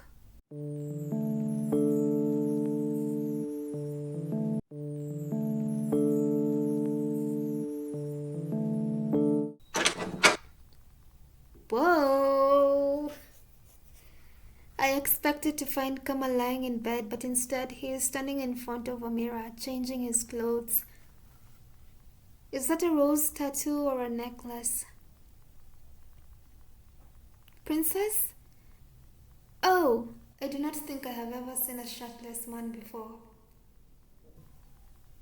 Oh, indeed. He turns to me and the realization that he is standing there just in his pants hits me hard in the stomach. My face feels incredibly and comfortably warm. Why are you just standing there? Put on your clothes. And then I notice the large tattoo on his chest. So it's a tattoo. It is a rose ensnared by many vines. I stare at it for a few moments before Kama puts a hand there to conceal it. It's rude to come into a lady's room unannounced, you know. Kama slips his usual dress on carefully over his head and then approaches me. I take a step back without realizing. Kama raises an eyebrow, then smiles at me mischievously. It is a familiar look, but it rattles me more now than it ever has before. My princess, you're as red as a tomato. Are you okay? Does this man always need to point out the obvious? I'm fine. There's no need to shout, darling.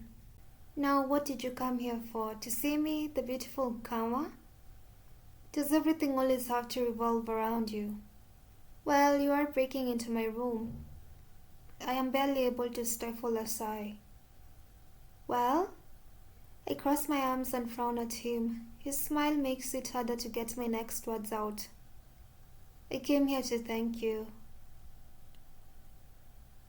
Do my ears deceive me? What did you say, Princess? Princess? Thank you for saving me. Oh, we've truly changed. We're actually thanking someone. You're quite welcome, Princess. It was my pleasure. I should leave. Wait, what? I turn to leave, but Kama grabs my hand and pulls me back. But Princess, don't you owe me something? So Kama was expecting something in return after all. I should have known. I think you owe me an apology. You did come into my room unannounced after all. What is he talking about? Since you broke into my room, I demand you help me with my makeup. Then I will forget your transgression. Your makeup? Yes, darling. Does Lucette even know how to do her own makeup? I thought you were resting because you were going on patrol tonight. Resting? Nonsense. I have much to do. My makeup earlier was so messy that I washed my face in order to reapply it. I cannot believe I am going to agree to this. Fine. Ah, what a splendid day today is. Come, princess, let's do this by a mirror. Kama pulls me over to the mirror where I can see both of our faces reflected. He has a surprising variety of makeup on the dresser beside him. I do not even care that much for my appearance. Why am I helping Kama with his makeup? Now, which feature on the face do you think is the most important one to highlight, princess? What?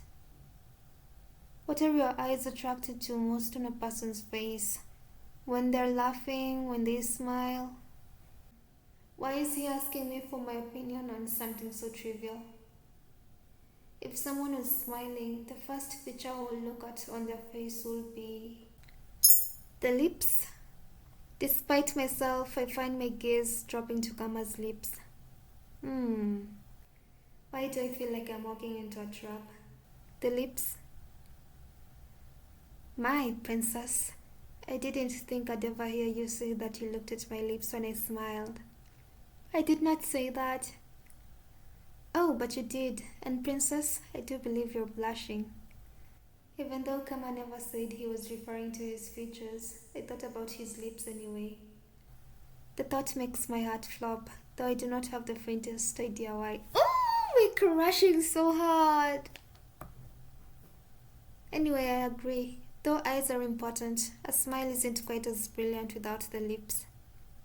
Without the lips. I try to imagine a smile without lips and shudder. Sorry, princess, I misspoke. Try to dispel the image from your mind. Anyway, I'll let you choose the order of things. Fine. Just don't make me look like a clown, princess. I know how much you like to tease me, but I need to get out of here quickly today. If you need to leave quickly, shouldn't you do your makeup yourself? And miss the opportunity to have you help me? Nonsense. If I can, I'll have you help me with my hair some other time. The way you do yours is beautiful. I always put effort into my hair, as mother always emphasized the importance of looking like a princess. But I have never received a compliment on my hairstyle before. Kama gives me his makeup supplies, and I start layering the color on his face. When we're this close, I cannot help but carefully inspect every one of his features. I do not think I even did something like this with mother. You know, princess, I don't think I deserve your thanks. I pause and raise an eyebrow at him. What? You've been helping me for a while, and I haven't helped you with your curse at all. What I did today was just coincidence. Coincidence? I'd heard you went to town with the worlds, and so I followed you too. I only happened to catch what happened in the alleyway. Oh, okay. You managed to see me, even when there are many other people who didn't. I have good eyes, probably. Eyes for me. Probably. It is not like you to be so humble. Lucette, I am once again offended. And why were you following us in the first place? You said you were too tired to go into town today. I was worried. It was strange not accompanying you today. Oh, worried? Why would you be worried? Kama looks puzzled for a few moments. He glances at himself in the mirror solemnly, then shrugs. Intuition, perhaps. I say love, so tell me that you love me. Yeah. Tell me that you're not da. Waltz mentioned something about feeling watched. Is there something that Waltz and Kama are watching out for that I am not? Kama closes his eyes momentarily and I take the opportunity to dust his eyes with eyeshadow. He does not seem to mind. Princess, you haven't spoken about what happened today with Dolora or Parfait, have you? No, not yet. You came to thank me first? Yes. Oh. Kama falls into silence, and I continue to walk, sweeping blush on his high cheekbones. Princess, do you know anything about the man who tried to drag you away today? No, he said only that he worked for the king before telling me he would take me back to the palace. I wonder how he recognized you. I was wondering that myself. How curious and alarming. The only ones who should pose a problem at this time are witches. Witches? What do they want to do with me? Well, I only mean that witches are the only ones who can see through our curses. So that man spoke with a witch? It's possible. But why? Why would the witches want me back at the palace? Or was that man trying to lead me somewhere else? I guess I was wrong. I suppose either way, the man couldn't have wanted to bring me back to the palace for a good reason. He was very violent. Is it possible that a witch gave a commoner description of you? But then why would? Kama stops talking and looks up at me with something like sympathy. Sorry, I'm just running my head for ideas. Are the witches really so dangerous? And what do they want with me in the first place? I forgot that some witches are bad. Rest assured, Princess, we will figure this out. Oh, thank you. I nod my head slowly. I have a lot of questions for Delora and Yogurt, but it is possible that even they might not know everything. Well, she's head fairy, so she might know something. I will need to think on my own as well, just in case they decide to keep more of their secrets. Is Delora like that witch from Winx Club, the good one who helped Bloom in the forest? I look at Kama and shake my head. Mata, that was her name. Next time, I will be more wary. I won't let myself be caught unaware. Before I realize it, Kama has his hand on my cheek and is staring at me solemnly. His eyes are as cold and unmoving as steel. Princess, there won't be a next time. Ah! Oh my god, I mean, you always read about this moment in romance books. And now we have it here. Oh my god, this is so cute. That's what I said. Good for you, Lucette. Next time I'll make sure that you're definitely not alone. He's a good one. He's really good looking. And he's protective over you. And he's willing to fight anyone for you. Ah, let's get married. Had I been alone today, I might have actually been kidnapped. I know that, but I cannot show weakness. I just need to be more cautious. I am not some damsel in distress, you know. And he doesn't mind your company too, unlike everyone else. Having someone at your back is far more comforting. Even on a battlefield, knights fight better together. What's wrong? Nothing. He moves his hand away from my face and stands up, sighing. His eyes look suddenly distant, and his posture is stiff. What if we ask Kama to teach us how to fight with the sword so we can protect ourselves? I think we're about done here, right? I haven't finished your makeup though. Wait, why am I even concerned about that? Because you're starting to care about Kama. Oh, sometimes simple is better. Or would you like me to sit back down? I do enjoy being pampered by you, Princess. And I enjoy pampering you, Kama. I take it back, we're definitely done. Good, thank you for your hard work. In an instant, the mood changes, and a bright smile once again graces Kama's face. As much as I hate to do this, I'm going to have to leave you, darling. I have business in town, and then a patrol later tonight. I probably won't see you for the rest of the day, but thank you. He is thanking me for putting on his makeup. It is such a small thing. You're welcome. You already thanked me though. Well, now you can tell I'm twice as thankful as the normal person. That doesn't make any sense, but it's karma. A lot of the things he says do not make any sense. I leave the room with Karma and he leaves the tavern as they go to find Parfait and Delora. The two of them are seated together in the reception, speaking in hushed voices when I arrive. They both pause to look up at me as I walk into the room. Well, if it isn't the princess. Took you long enough to come see us?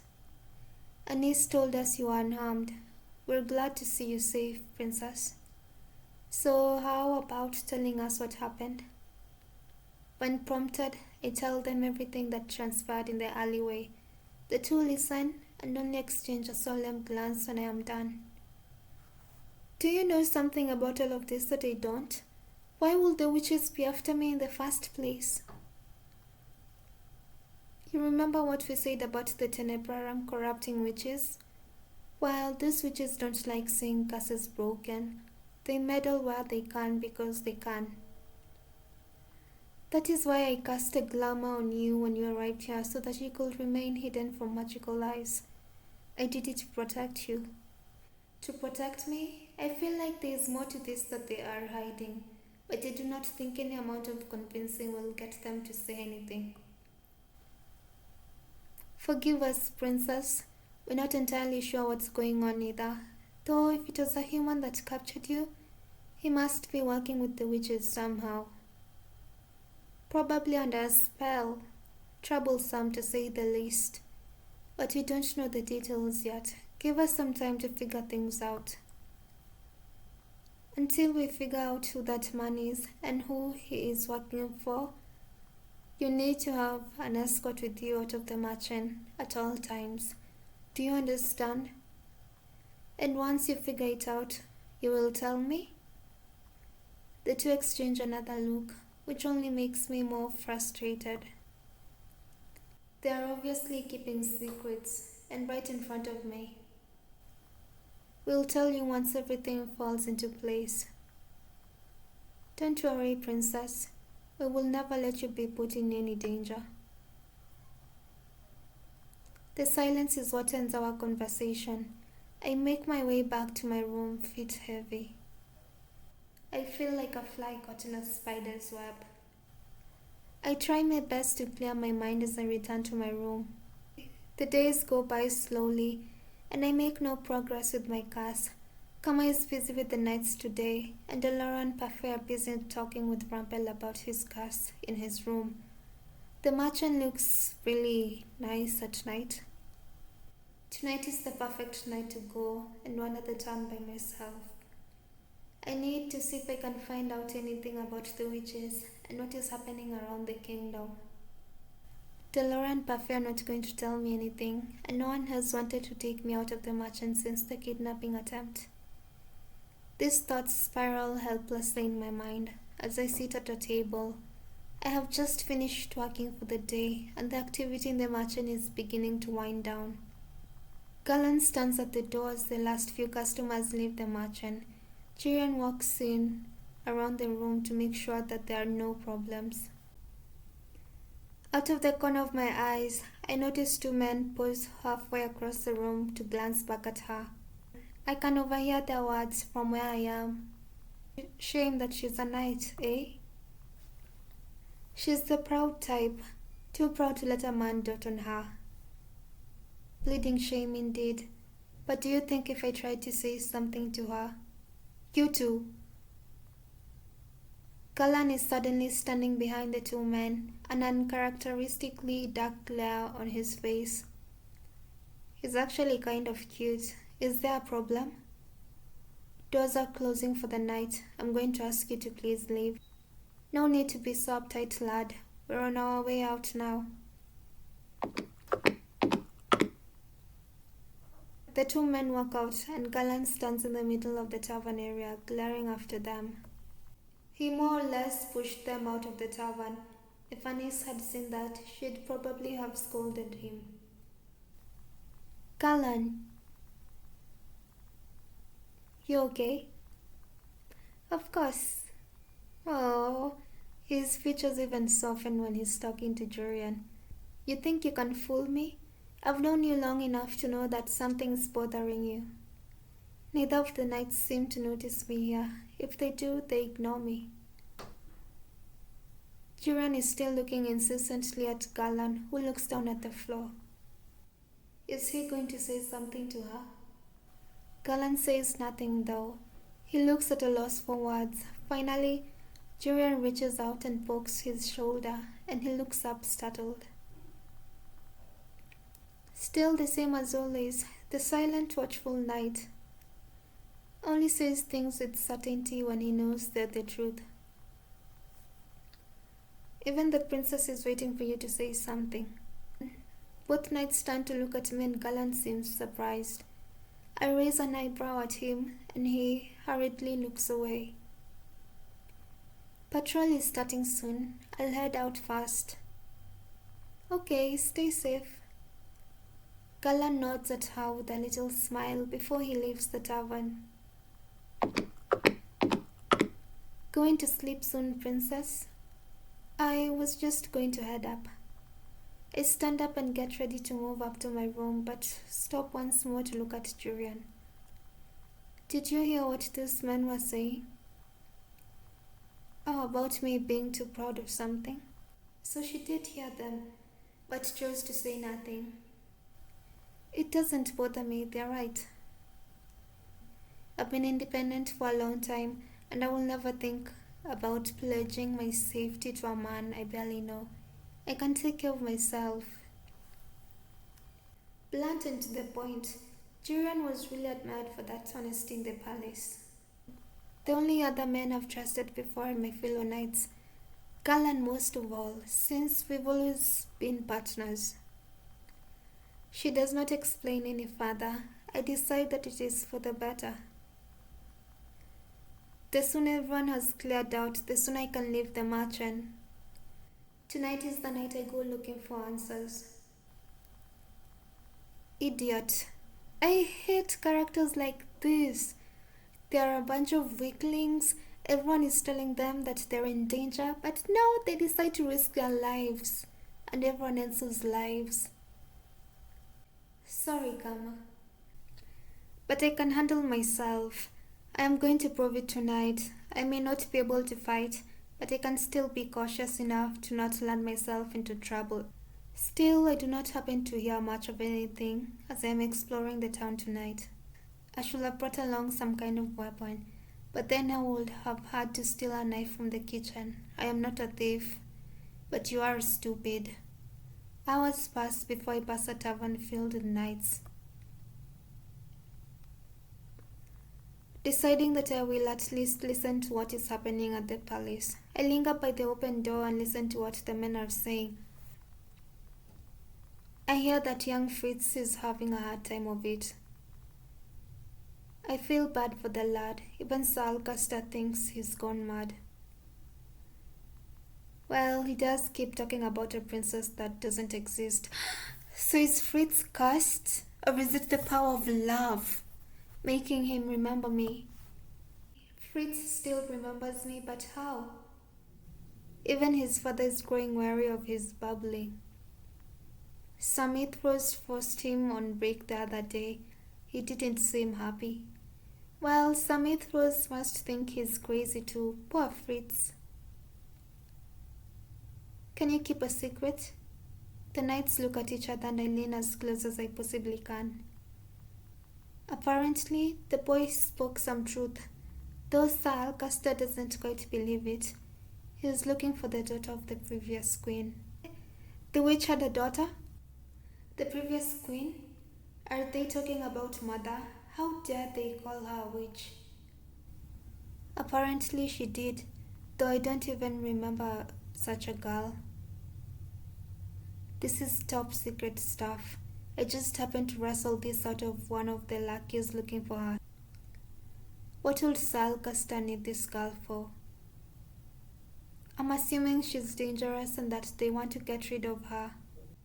Are they talking about me? I'm curious.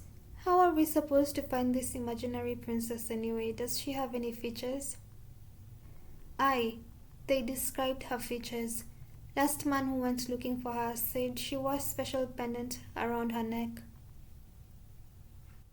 I shall get out of here. I turn to leave the tavern, but my cloak snags in the door and falls to the floor, tripping me up in the process. I end up falling halfway into the tavern where the chatter abruptly stops. Is this? Oh, a lady. The knights that were talking approach me. One of them picks up my cloak. I attempt to grab my cloak from their fingers, but they pull it away from me and I stumble into one of them. Madame? He moves to take my hand and then he stops when he sees my face. Her face and a necklace! You think she was spying on us? Witch! One of the knights grabbed me by the wrist and pulls me toward him. He is far stronger than the man in the alley was. Unhand me right now. I am no witch. Then there should be no problem. We're just going to take you in, and if there's some big misunderstanding, we'll repay you ourselves, miss. No, let me go. This behavior is not fitting overnight. Come now, miss. Let's go back quietly. Try to convince them. Fighting them is useless. Fighting back is useless when I am outnumbered. I have to try convincing them that I am not who they think they am. You're mistaken, sirs. I happen to overhear your conversation, and assuming I am some imaginary princess is unreasonable.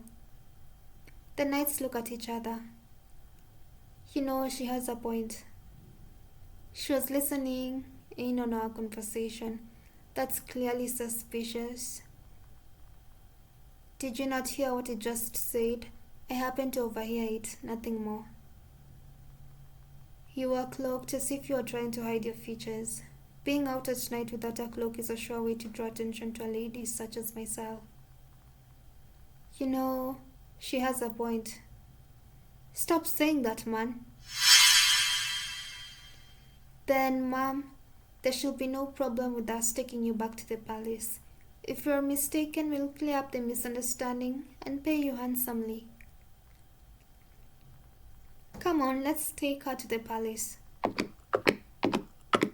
The knights lead me out onto the empty streets. Why?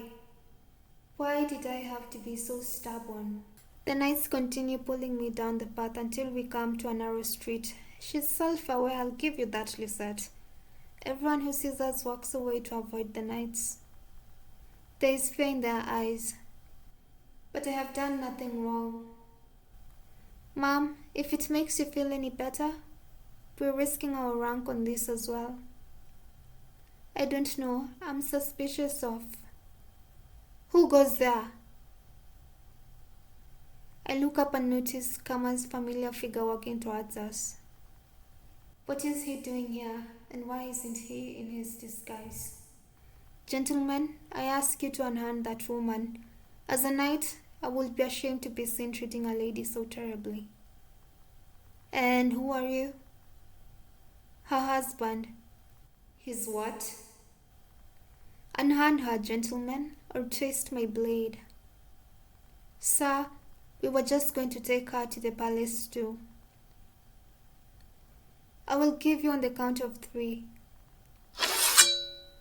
One knight keeps his grip on me as the other draws his sword. I stare at Kama, who continues to count, though the knight attacks him before his sword leaves his sheath.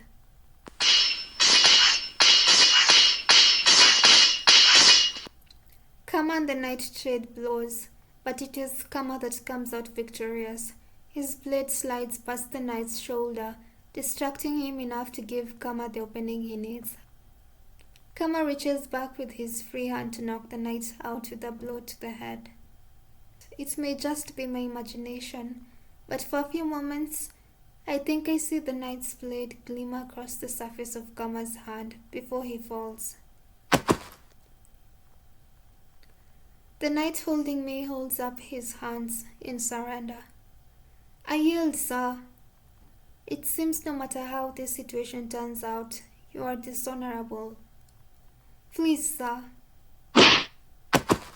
Kama knocks him out and then stands beside me as he sheathes his sword. Kama, a few moments, Lucette. Kama spends some time forcing a portion from a vial down each of the knight's throats.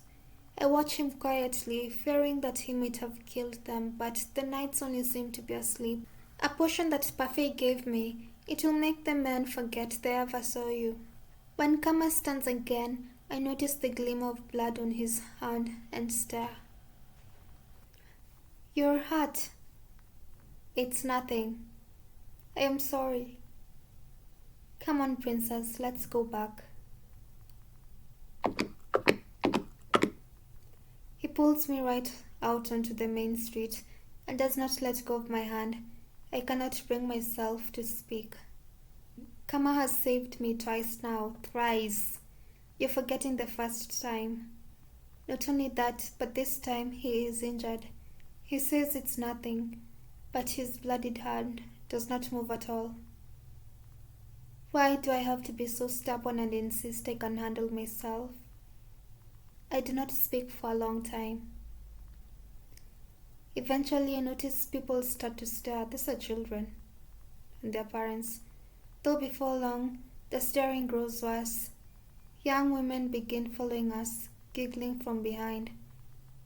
I turn to Kama, who looks like he hasn't slept in days. Kama. Sorry, princess, but I'm not in the mood to talk. Those girls are walking right behind us. This is his curse. Kama. Lucette, I just said that I am in no mood to talk. Did you not hear me? We're being followed. He stares behind us, almost stupidly, and then laughs hollowly when the girls see his face. They start to rush towards us, their voices rising and blending together into horrendous cacophony.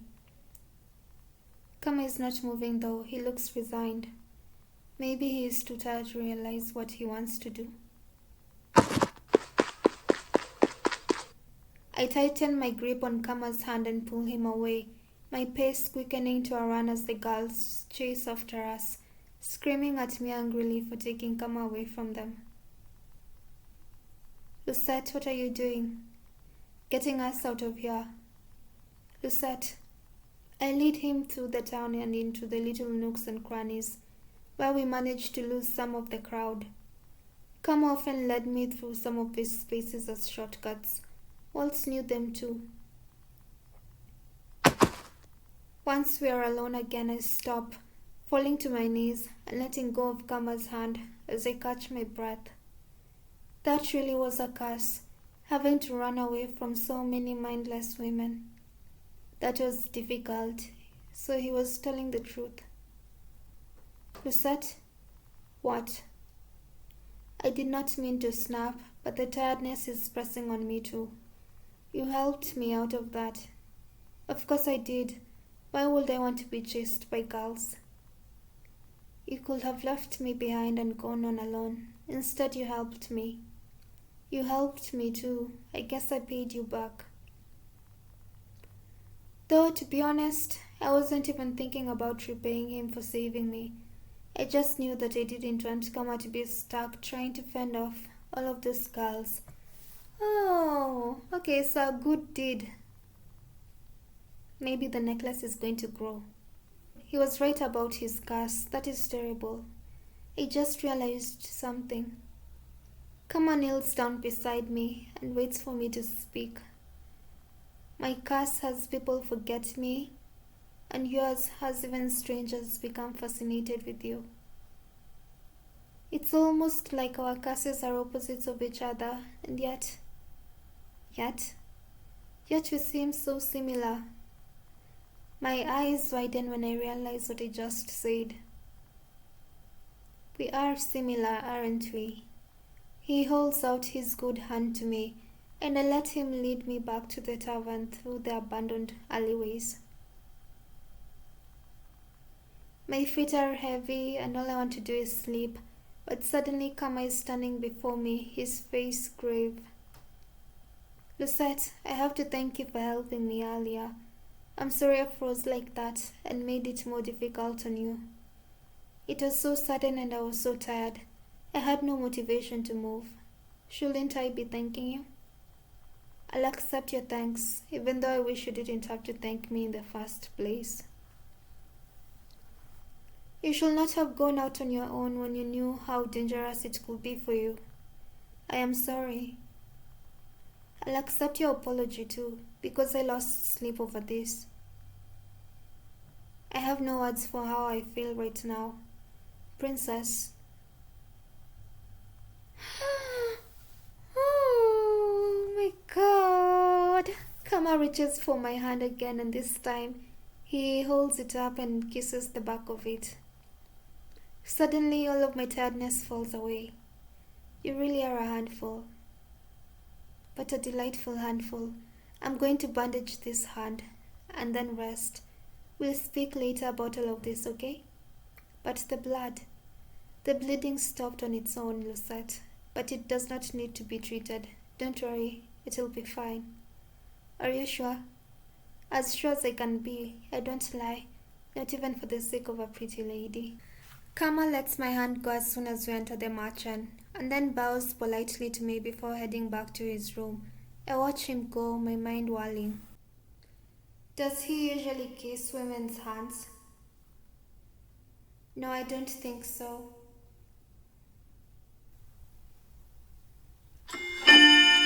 Chapter 6, Matchmaking.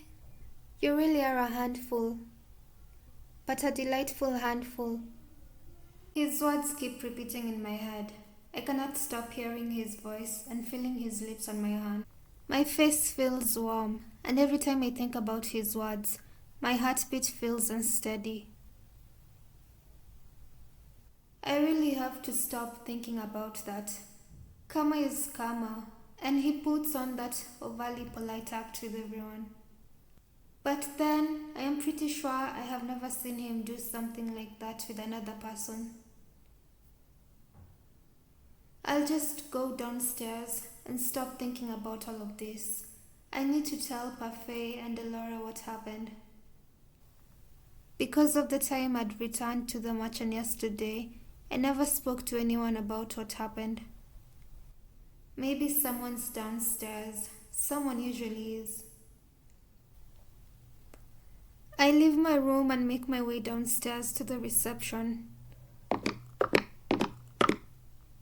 It is quiet when I enter, but not as silent as I thought it would be. Kama is sitting at one of the tables, speaking quietly with Parfait and Delora. His injured hand is sitting on the table, bandaged.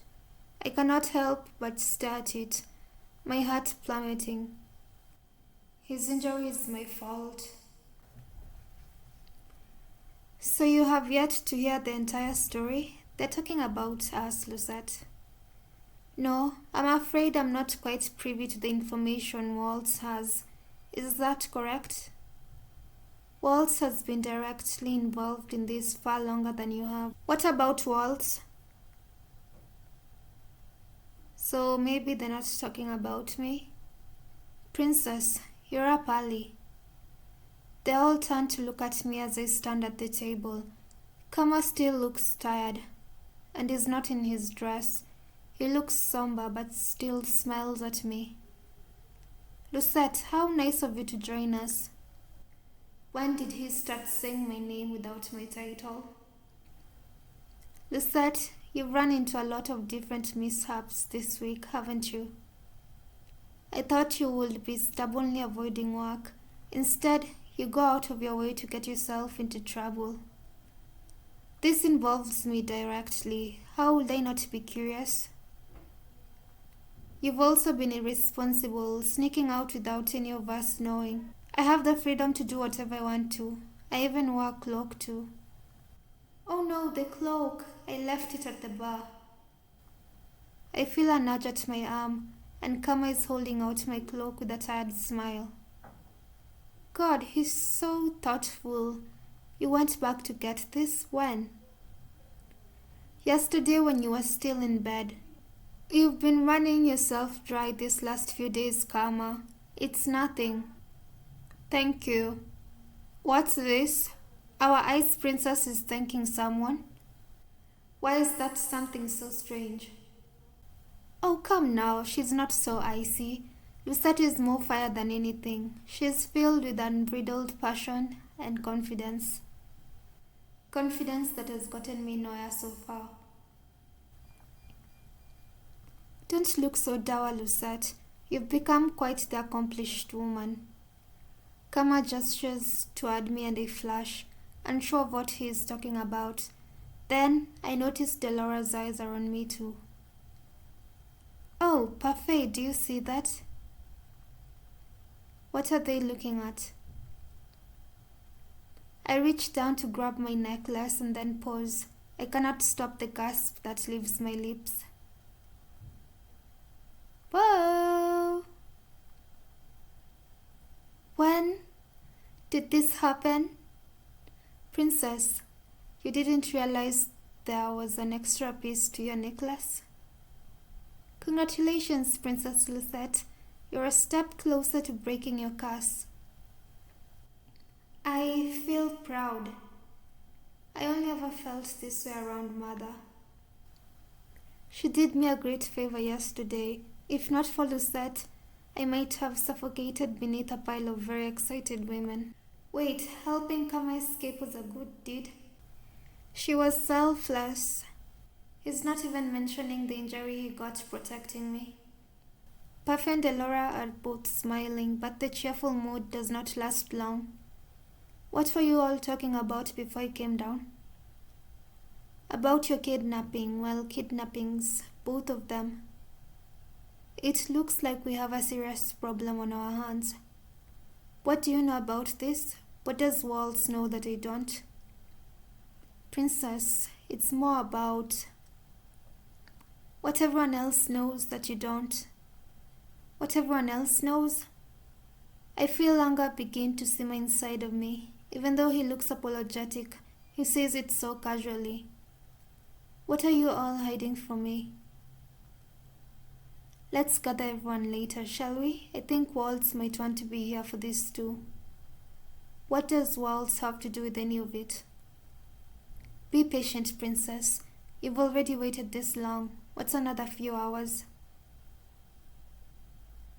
I have no choice but to agree when Parfait and Delora refuse to say any more, but I am not happy about it. I spend the rest of my time doing idle chores around the tavern. I do a round of sweeping with Mr. Broom and mindlessly organize some of the bottles. I cannot believe everyone knows something about me that I don't.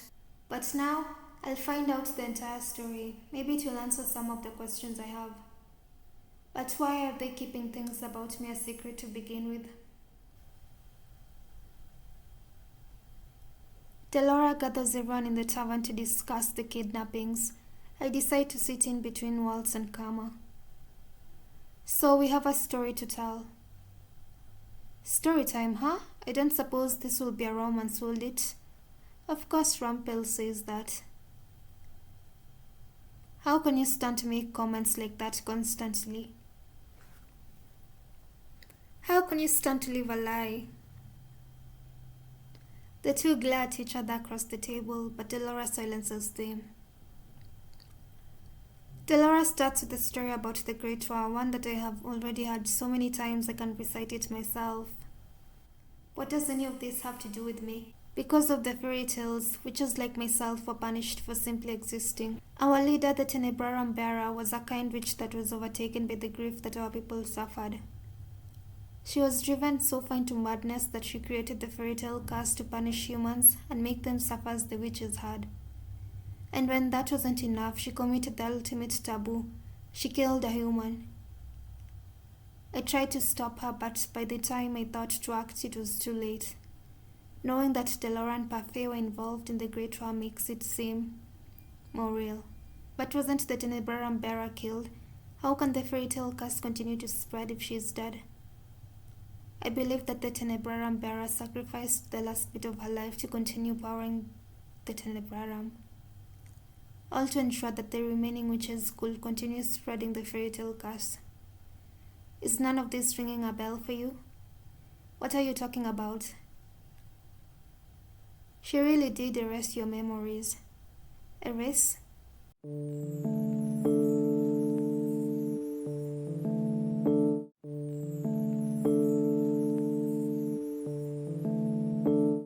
The witch who died, the Tenebrarum bearer, was your mother, Princess Lucette. I mean, we kind of saw this coming way back when. So it's not really a surprise. But I guess it's a surprise for Lucette. What? For some reason I turned to look at Kama, who is one of the only people who doesn't look away from me. I grew up outside of this kingdom, but even I knew of the terrible witch Hilda. You expect me to believe any of this? Mother was. She wasn't a witch. I will remember that. Well, you would if you had memories of the war and the years before that. Under Hilda's rule, the palace was a dark place. The king didn't have any real power until Hilda was defeated. That goes for the rest of us too. We were slaves to Hilda. Delora's eyes flicker to Waltz. It's the truth. Waltz knows because he is also a witch. He experienced Hilda's command over the witches firsthand as well. Waltz is a witch? I thought they were called wizards. Sorry for keeping it a secret, princess. It's not as if I can use much magic anymore anyway. Not when I'm cursed. This is just another secret of many. It seems everyone is hiding something. How can a witch be cursed? Everyone was freed after Hilda's reign, witches, fairies, and humans alike. The king was even able to marry Ophelia, the woman he always truly loved. So it has always been Ophelia that he truly loved. Was that the reason I never felt any love from him? Because I was my mother's daughter? He gave up on me. No, dear, I don't think He gave up on me. My voice is too loud in the reception area. I feel it crack beneath the pressure and suddenly I want to cry. But Mother told me so many times not to cry. The king gave up on me, but Mother didn't. Mother will tell me this was all a lie. She will tell me not to trust anyone. They must be lying. I turn to Kama. For some reason I trust him more than I trust Delora or Parfait. Is this the truth? I was told the story of Hilda and her daughter Lucette. They said you were the picture of elegance, but that you shared your mother's icy nature. But I don't think that's true at all. If Hilda was ice, then you most certainly are a warm fire. If my mother was a witch then, what does that make me? You're a witch as well, whether or not you are ever taught to use magic. On your upcoming birthday, you will become the Tenebrarum bearer. I did not see this coming. Do you realize how ridiculous this all sounds? Me, a witch? The king never said anything. And now I cannot even ask him if this is the truth because I'm cursed. Why would you even curse me? We didn't want a repeat of the tragedy, Lucette. Understandable. I sat on your shelves for almost a year, princess. There was ice in your heart, and if you had inherited the Tenebrarum in that state, who knows what would have happened. Then why didn't you just tell me any of this? I mean, you're barely believing it now. Delora and Parfait looks at each other before dropping their gazes to the ground. If we had told you before, would you have even bothered to listen? The king must have tried to do the same thing, and look how that turned out. You shut out everyone who ever tried to tell you about Hilda's true nature. That is probably true. Even now I'm having trouble believing that they are telling me the truth. The whole world feels as if it is collapsing around me. I need to escape. I need to go out and be somewhere else, but why are the witches looking for me? You are the heir to the Tenebrarum. No doubt the evil witches want you on their side so they can continue wreaking havoc in Angielle with the Fairytale Curse. The men that were looking for Lucette were not witches though, they were knights. Perhaps the witches and the knights are working together. This must be part of Alcaster's scheme to steal the throne. What are you talking about? The reason why Galan and I left the Order of Caldera was because the king did not believe us about Alcaster's coup. How would he know of the princess's identity, though? Anyone who isn't a witch, a fairy, or isn't cursed shouldn't be able to remember her. But now we know that it is not just the witches looking for the princess, but the knights of the Order of Caldera as well. They definitely have a description of her from someone, and the plot thickens. Lucette. Kama reaches out a hand to touch my shoulder, and I flinch back before standing up. I cannot speak about this now. I want to be alone. Prin, let her go. She'll need a lot of time to think.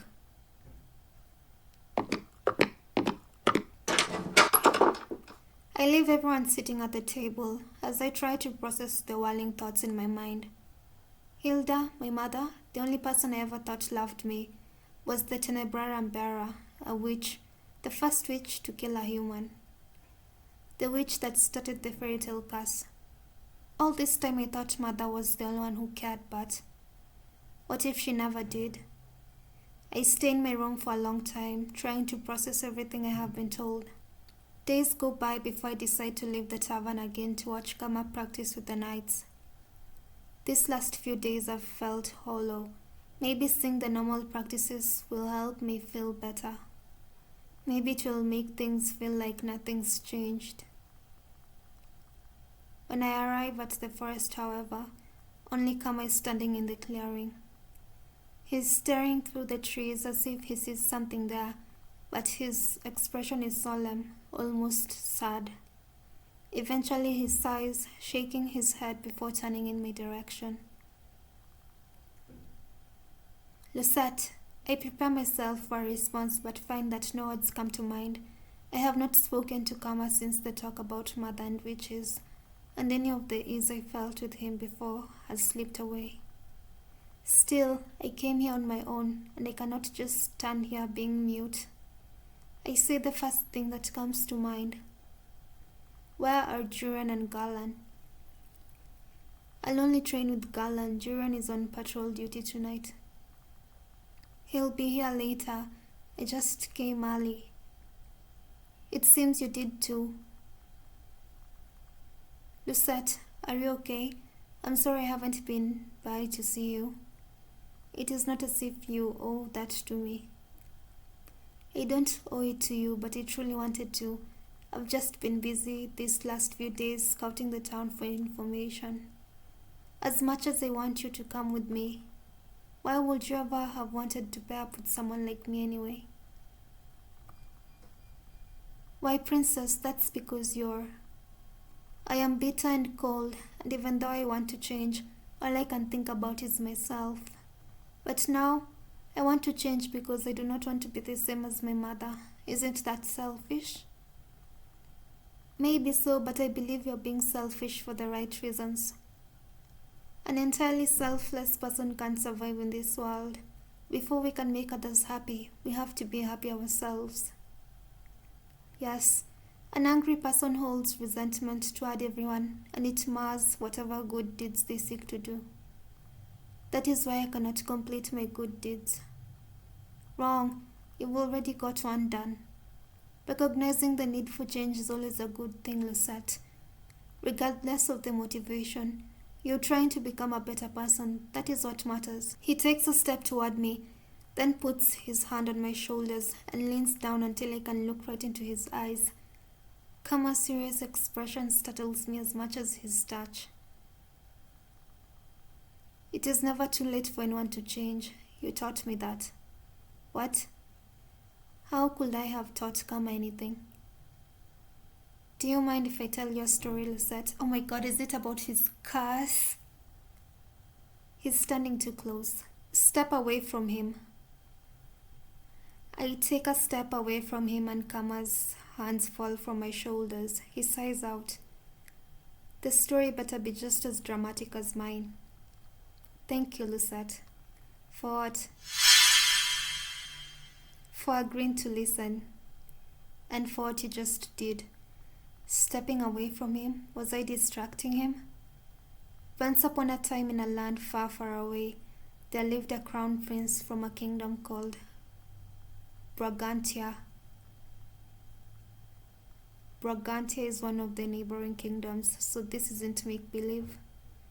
His name was Claude Adric Renaldi Matthews Almonte, but because the name was such a mouthful, he settled for an acronym as a nickname, at least around the palace, where it was acceptable.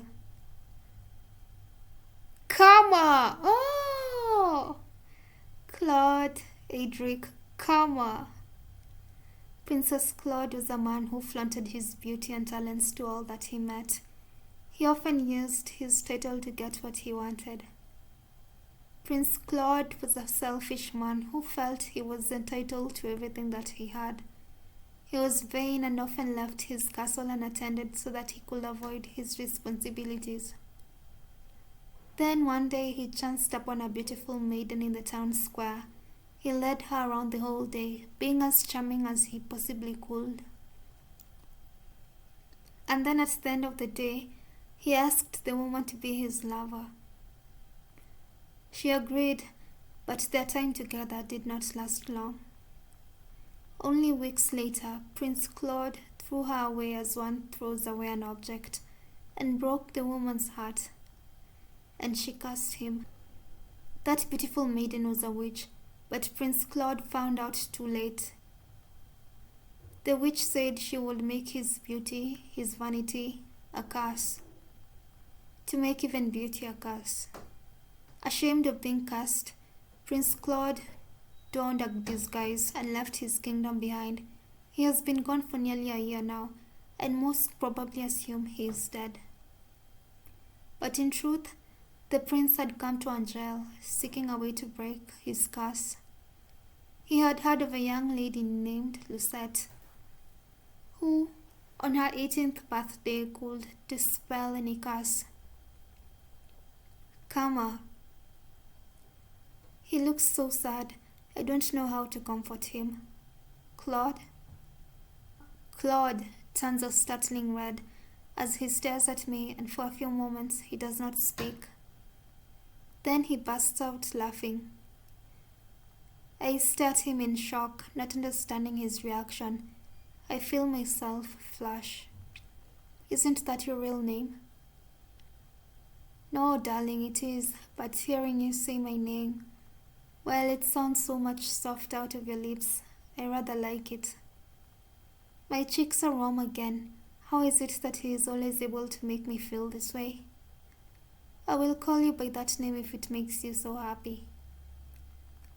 Let's make it a secret between the two of us. I'm still Miss Karma here.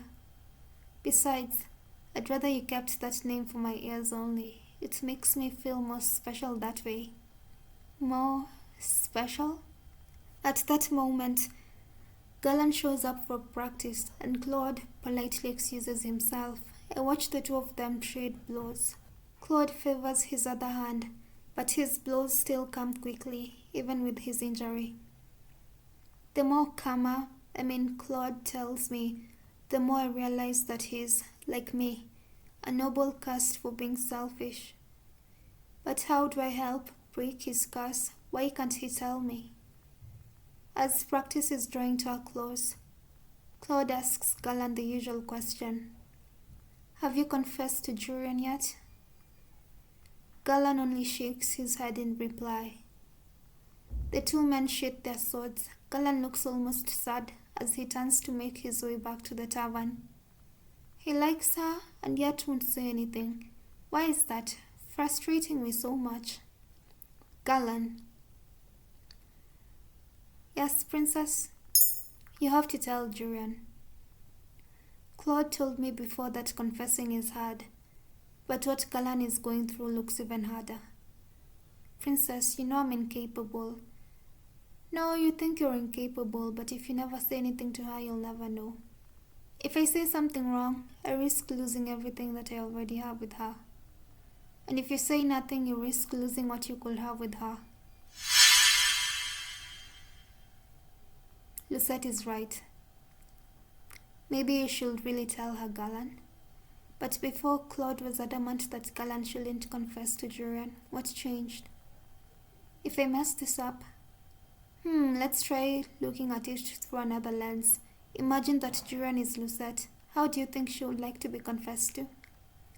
I frown at the two men, arms crossed. Excuse me? Well, you and Julian are very similar. You're both straightforward. Confess to the princess? My eyes move to Claude, but only fleetingly before they are once again on Galan. You just need to do something simple, Galan, something that will not rub her the wrong way. A maiden's heart is ever fragile, and each woman is different. Claude is wearing an amused smile on his face, but he is looking at me, not Galan. I feel my face flash and have to look away. Lucette, you're tomato red again. It's adorable. I cross my arms over my rapidly beating heart again and force a scowl on my face. No, I was just thinking about what Galan could do. Something simple, like when Kama kissed my hand. Galan kissing Julian's hand is probably not a good idea. Maybe he could do what Claude and I did that one day in town. He can buy her some food and they can just talk. Galan, have you ever just asked Julian out for food? Not alone. Julian is practical and she always eats at the tavern. She is also always on duty if she's available. I'll take her patrol shift 2 nights from now then, and tomorrow you can ask her out for a meal. We can make you invite a grand affair. We can drape banners on the walls, or I could give you a rose. That sounds like a terrible idea. I am offended. I feel like if I did something like that for Julian, she will get embarrassed and punch me. Sounds like another lady that I know. Claude grins at me, but I just roll my eyes. Galan, just ask her normally, and then when you're out and alone together, you can confess. And we'll make sure you have the time to do it. I'll purposefully come late to practice tomorrow night, so you can ask her out for that date. How does that sound? You two really think I can do this? You just have to ask the question. Whatever follows will at least be an answer. Tomorrow night then. Good man. I'm sure it will go swimmingly. Or I could drown. You won't drown, Galan. Galan excuses himself with a nervous smile before Claude turns to me expectantly with a mischievous grin. Now, Lucette, we'll come here early tomorrow and spy on them. We need to scope out a good spot. Spy on them? Of course. We need to make sure that our efforts pay off. I don't think we should. You don't want to see how it plays out? I mutely shake my head, unable to put my emotions into words. For some reason, I am imagining myself in Julian's position. It feels too personal. Claude's likeliness suddenly springs to mind, and I feel my face grow hot again. Lucette, you've been oddly out of it today. Claude reaches out a hand toward me, then abruptly pulls away.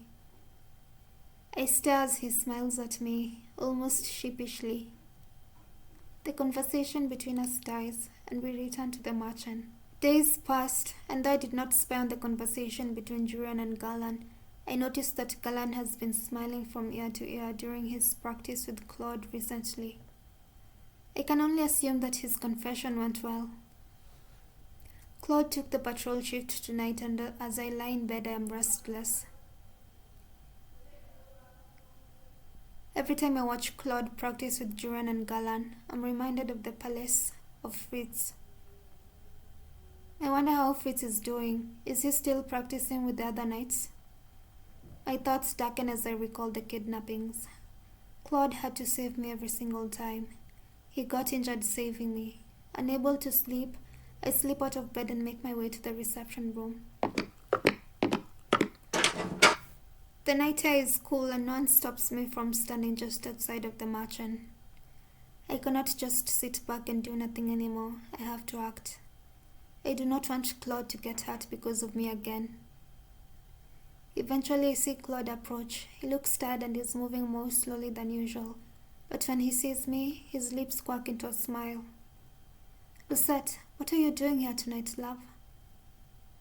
Love instead of darling? That's new. Hello, Claude. His face is dark red again. He's blushing. If you're using my real name, I suppose you've come to ask for something serious. How could he know that? I do need to ask something of you. Well, if you need a shoulder to cry on, I'm right here, love. What? Oh, is this not about... Never mind. I'm asking if you will be my instructor. Finally! I suggested this earlier on. For some reason, I seem to have caught Claude off guard. He stares at me for a few moments. What? I want to learn how to use the sword, and I want you to be my instructor.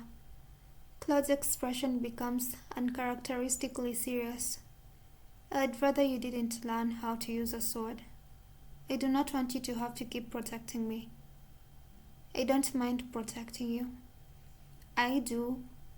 Claude sighs and shakes his head. Princesses shouldn't be using swords. I want to be able to stand on my own 2 feet. You are. I do not want you to get hurt again when I could do something about it. Teach me, please. Claude. Once again he flashes. It seems to be an instant reaction, and it is both amusing and endearing. It won't be easy. I wasn't expecting it to be. Claude stares at me for a long time before finally letting out a heavy sigh. Fine, I'll train you. You won't learn in a day, but I can teach you the essentials. You can use one of the knight's training swords. Thank you. Music to my ears. Meet me in the clearing in 10 minutes. 10 minutes? What? You said you wanted to train, so we will. Don't expect me to go easy on you. But aren't you tired? He looked exhausted when he came in, and now he wants to train? Already trying to get out of training. I am not. Claude shakes his head, but he is smiling. I'll see you there in a few minutes, love. Moonlight spills through the leaves, illuminating the forest with gentle light. Long minutes pass, and as I stand in the clearing, I begin to feel restless. It isn't like Claude to be late. Is he tending to his injury? I hear a rustling in the leaves and turn immediately to see what the disturbance is. But the minute I do, I am pulled back by a strong force, and my world goes dark. Before I can scream, I hear a gentle voice in my ears. Lesson 1, Lucette. When apprehended by an enemy that you can't see, remain calm and use your 5 senses to judge how best to get the upper hand. This voice is coming from right behind me. Claude? I become aware that this is the closest he's ever been to me, with my back pressed to his chest like this. Panicking disorients the mind. That is why you must remain cool under any circumstance. How could I not panic? Any normal person would panic. Still, I try to force myself to be calm. Lesson 2. Enemies will often let down their guards when they think they have the upper hand. Catch your opponent off guard by remaining calm and locating this weakness with your senses. I try to calm myself as Claude instructs, and I feel it is a bit easier, but only because I know it is Claude. An opening. I move as quickly as I can, stepping forward so that I can swing an elbow back at Claude's stomach.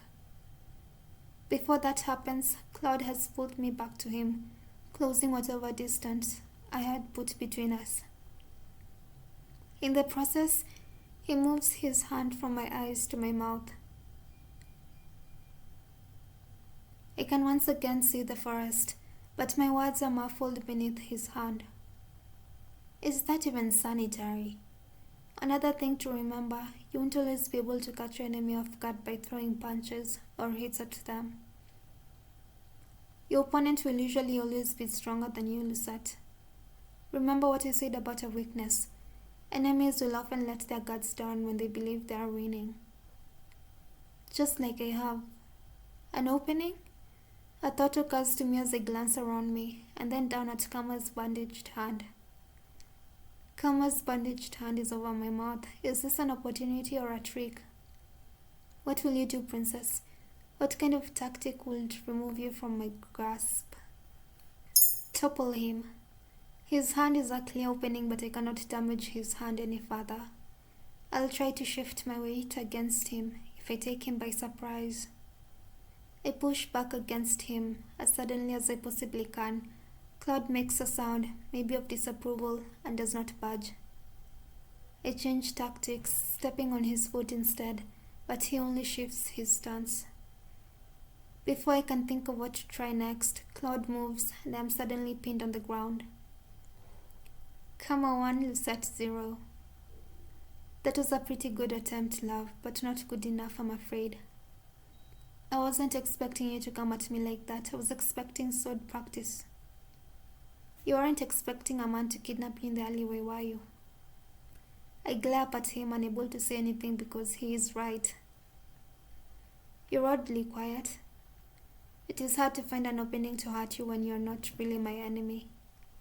He does not move but continues to stare at me. His face is close to mine, close enough to what exactly? Lucette, do you trust me to protect you? That's not the point. I need to be able to protect myself. Because you're planning on investigating the witches on your own? No, I want to be able to protect myself because I do not want you getting hurt protecting me. Claude leans down and I can feel his hair at my cheek. For a few moments, everything slows to a stop, and all I can hear is my heartbeat and his slow breathing. Once you set your mind to something, you don't let go, do you? Claude pulls away from me before I can respond, and he's standing again, offering me a hand. And here I thought we were going to have the moment we've all been waiting for. Let's get started with some sword work then. The pleasant smile is back on his face. I can never tell what he's thinking at times like this. What are you really like, Claude?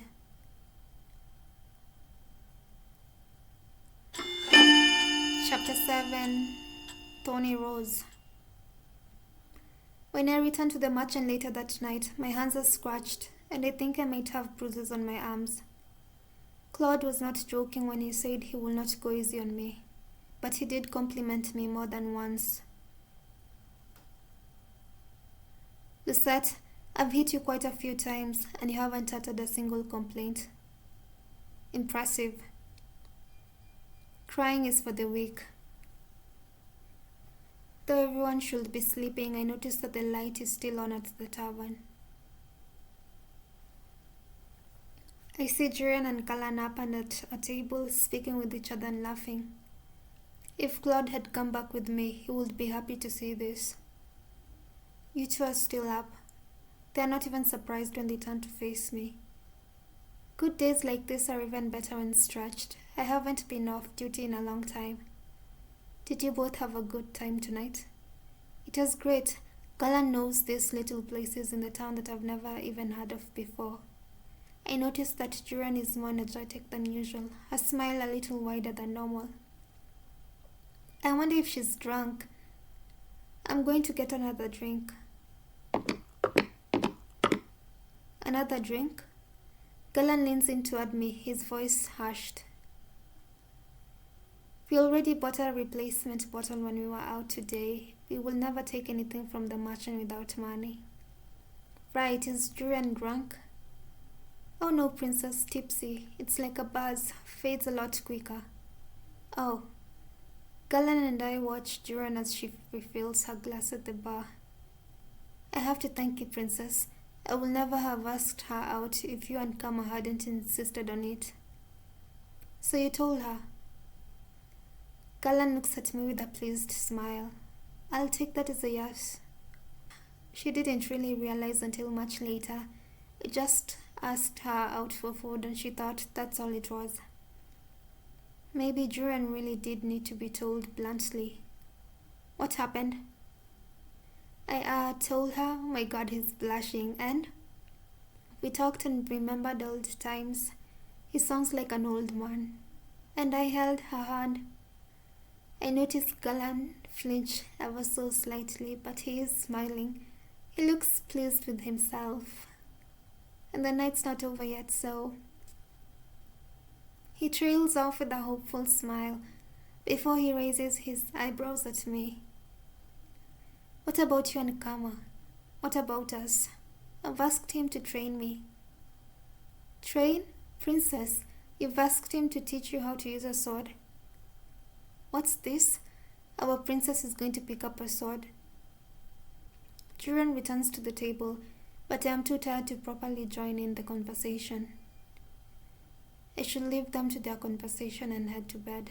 I need to get some rest if I want to start practicing at night. I excuse myself to head upstairs.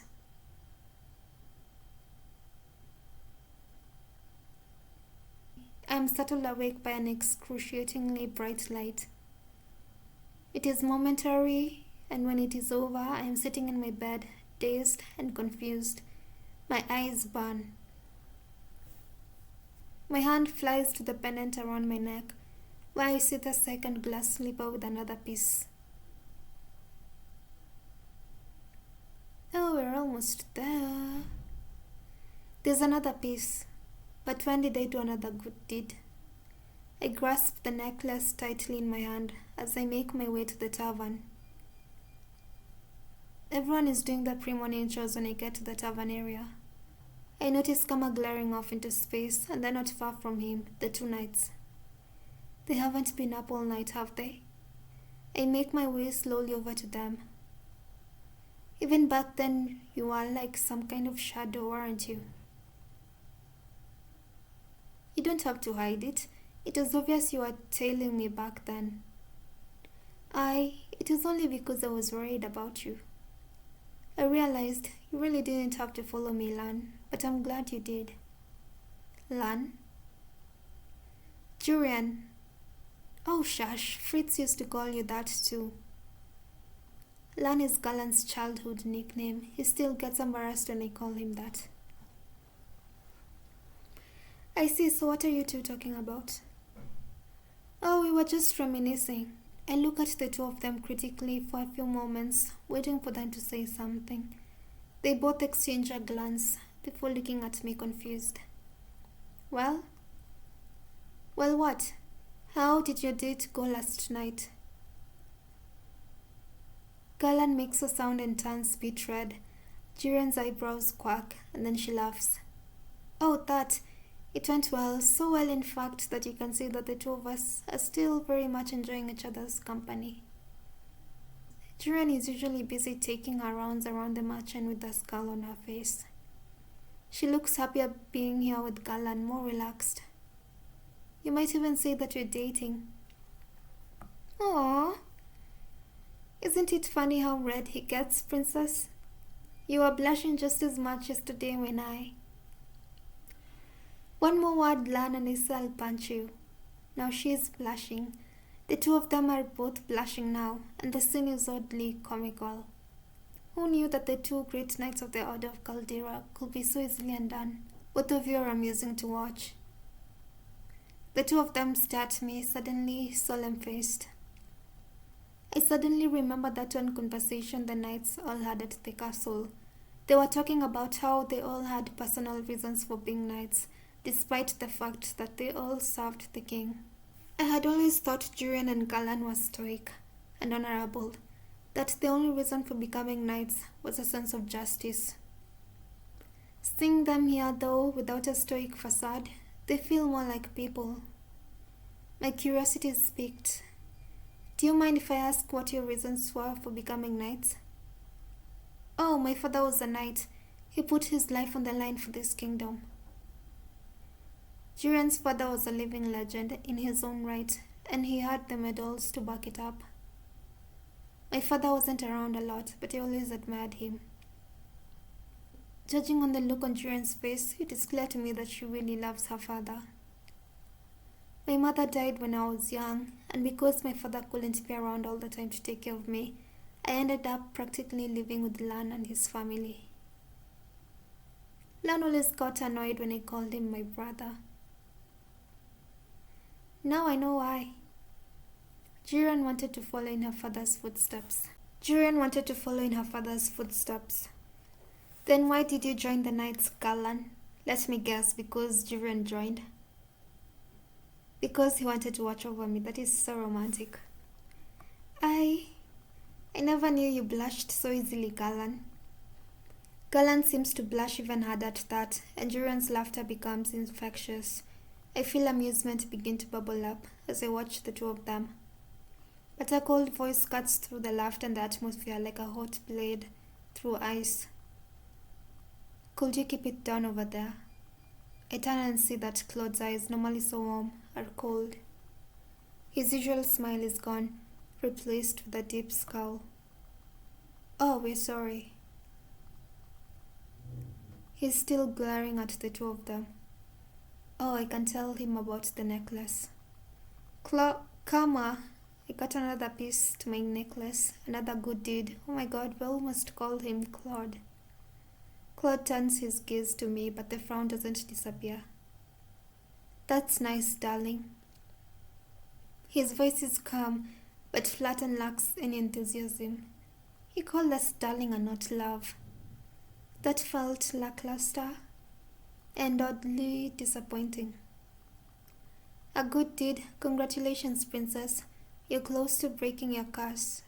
What did you get the good deed for? I am not sure actually. Maybe it was for helping Lan confess. I hear you and Kama went out of your way to help make it happen. That happened yesterday though. Maybe the magic was waiting to see what became of Galan and I. Claude makes a dismissive hand gesture from his table, frowning. If you two insist on being so affectionate, you should get a room. Affectionate? Jiren's smile has faded away into a dangerous scowl, where Galan looks confused. Jiren looks notably irritated. The shadow is still down his face. Claude does not look okay at all. Scold him. It doesn't matter if something's bothering him. It isn't like him to be so rude. Irritation is no excuse for rudeness. Fine, I apologize, Happy. He looks at me for a few moments, his expression twisted into a defiant scowl, but it doesn't hold long. Moments later, his expression softens, and he looks away, almost in shame. I'm sorry. This apology sounds real. But still, why do I feel so disappointed? Silence descends for a few moments before Claude abruptly stands up from his table. Excuse me. Claude turns briskly and heads upstairs, leaving me with the two knights. I wonder what's wrong with him. You think we've been running him too thin because of practice? I do not think it's you two. I get the feeling that Claude holds himself back from saying what he means sometimes. Sometimes he acts strange, distant, and recently he is getting more and more moody. Princess? I look over at Anis, who is smiling apologetically. Sorry to interrupt, but Mr. Broom is getting kind of restless. Time to sweep, I suppose. Well, maybe cleaning will help get my mind off of things. The rest of the day goes by slowly. I am stuck cleaning most of the day, and then serving later. At one point I speak with Delora about the knights that had attempted to kidnap me, and she tells me that she and Parfait are meeting later to discuss their suspicions. I still do not understand what their suspicions are, when Salcaster cannot possibly know who I am. My hands are sore by the end of the night, but I still feel like I can practice with a sword. I notice that both Juran and Galan look restless too. Galan eventually leaves for patrol, while Juran remains at a table, looking deep in thought. I do not want to bother her, so I decide to try and find Claude. I go to his room but find that the door is locked. Claude, Kama, are we training tonight? No answer. My heart sinks. Is he not speaking to me? Did I do something wrong? For days, Claude stayed in his room, only leaving when he had to be on patrol. A few times I saw Parfait go into his room, but she refuses to talk about what is bothering him. I feel so useless. When Claude did appear in the tavern or out in the town, he still had that terrible grimace on his face. Look, I really don't want to talk right now. If you're so frustrated with me, why not just ignore me? No, I'm not going to train tonight. I'm not in the right state of mind. I don't want to talk about it. Just leave me alone. Please. I am really beginning to worry about him. Today I'm in town running errands with Waltz for Parfait. It has been almost a week since Claude started acting so strange, so I thought I needed to do something for him. I know he likes dresses, and he told me once that he likes roses, but can I really find something that will cheer him up? Perhaps he would like some jewelry. Waltz, do you remember where that jewelry store Kama likes is? I don't go there very often, so unfortunately no. Princess, is this a good deed? What you're doing right now, did you think it will be a good deed? Good deeds need to be selfless.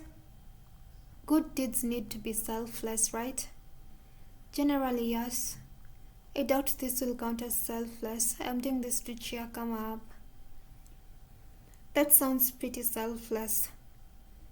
But it's also so that he goes back to teaching me how to fight instead of sulking in his room. I've heard that Kama has been teaching you how to use a sword. Why do you want to learn how to fight? Because I want to be able to protect myself, and it's not like I can use magic. At least sword fighting gives me an advantage. I'm sorry, Princess. I wish I could teach you magic, but it doesn't work when you're under a curse. But on your 18th birthday, when you become the Tenebrarum bearer, you'll be able to use magic. I'll instruct you if you want me to. That will be nice. Though that does not solve my current problem. What will cheer Claude up? Waltz starts chuckling beside me, and I turn to look at him confused. Kama is important to you, isn't he? He is my partner, and he's helped me. He has also been patient with me and smiled even when I've said some really inconsiderate things to him. I'm glad, Princess, that he's your friend. My friend? Claude does not feel like a friend. He feels like something else. Oh, Princess, is this the one you are searching for? Waltz points to a peddler spotting different kinds of jewelry, and I instantly make my way toward it. There are all kinds of glittering things displayed, and for a few moments I feel myself drawn to everything. Then I notice the price tags. I barely have any money left from when the king gave me that pouch. I cannot afford any of this. Maybe we should do our errands first, then look for a gift. Maybe we'll find something as we look through the stores. But if I don't get Claude's gift today, I may not be able to give it to him tonight. Princess, let's run the errands first. Waltz has a good point. We might find something while we do the errands, and then we can get them out of the way. Besides, it is not right for me to put Claude above everyone else. We spend a few hours gathering the supplies needed for the tavern, and only then do we start looking again for Claude's gift. Princess, I can hold more of those bags for you. It's fine, I am used to carrying lots of bags. Does Kama make you carry them around? Princess, you should really tell him off. He does a lot of other things for me, but next time I think I will. So long as he gets out of his room sometime soon, I really hope he does. Hey, Princess. But now the problem is finding something that he'll like. What does Claude like? Princess. There's no reason for you to shout.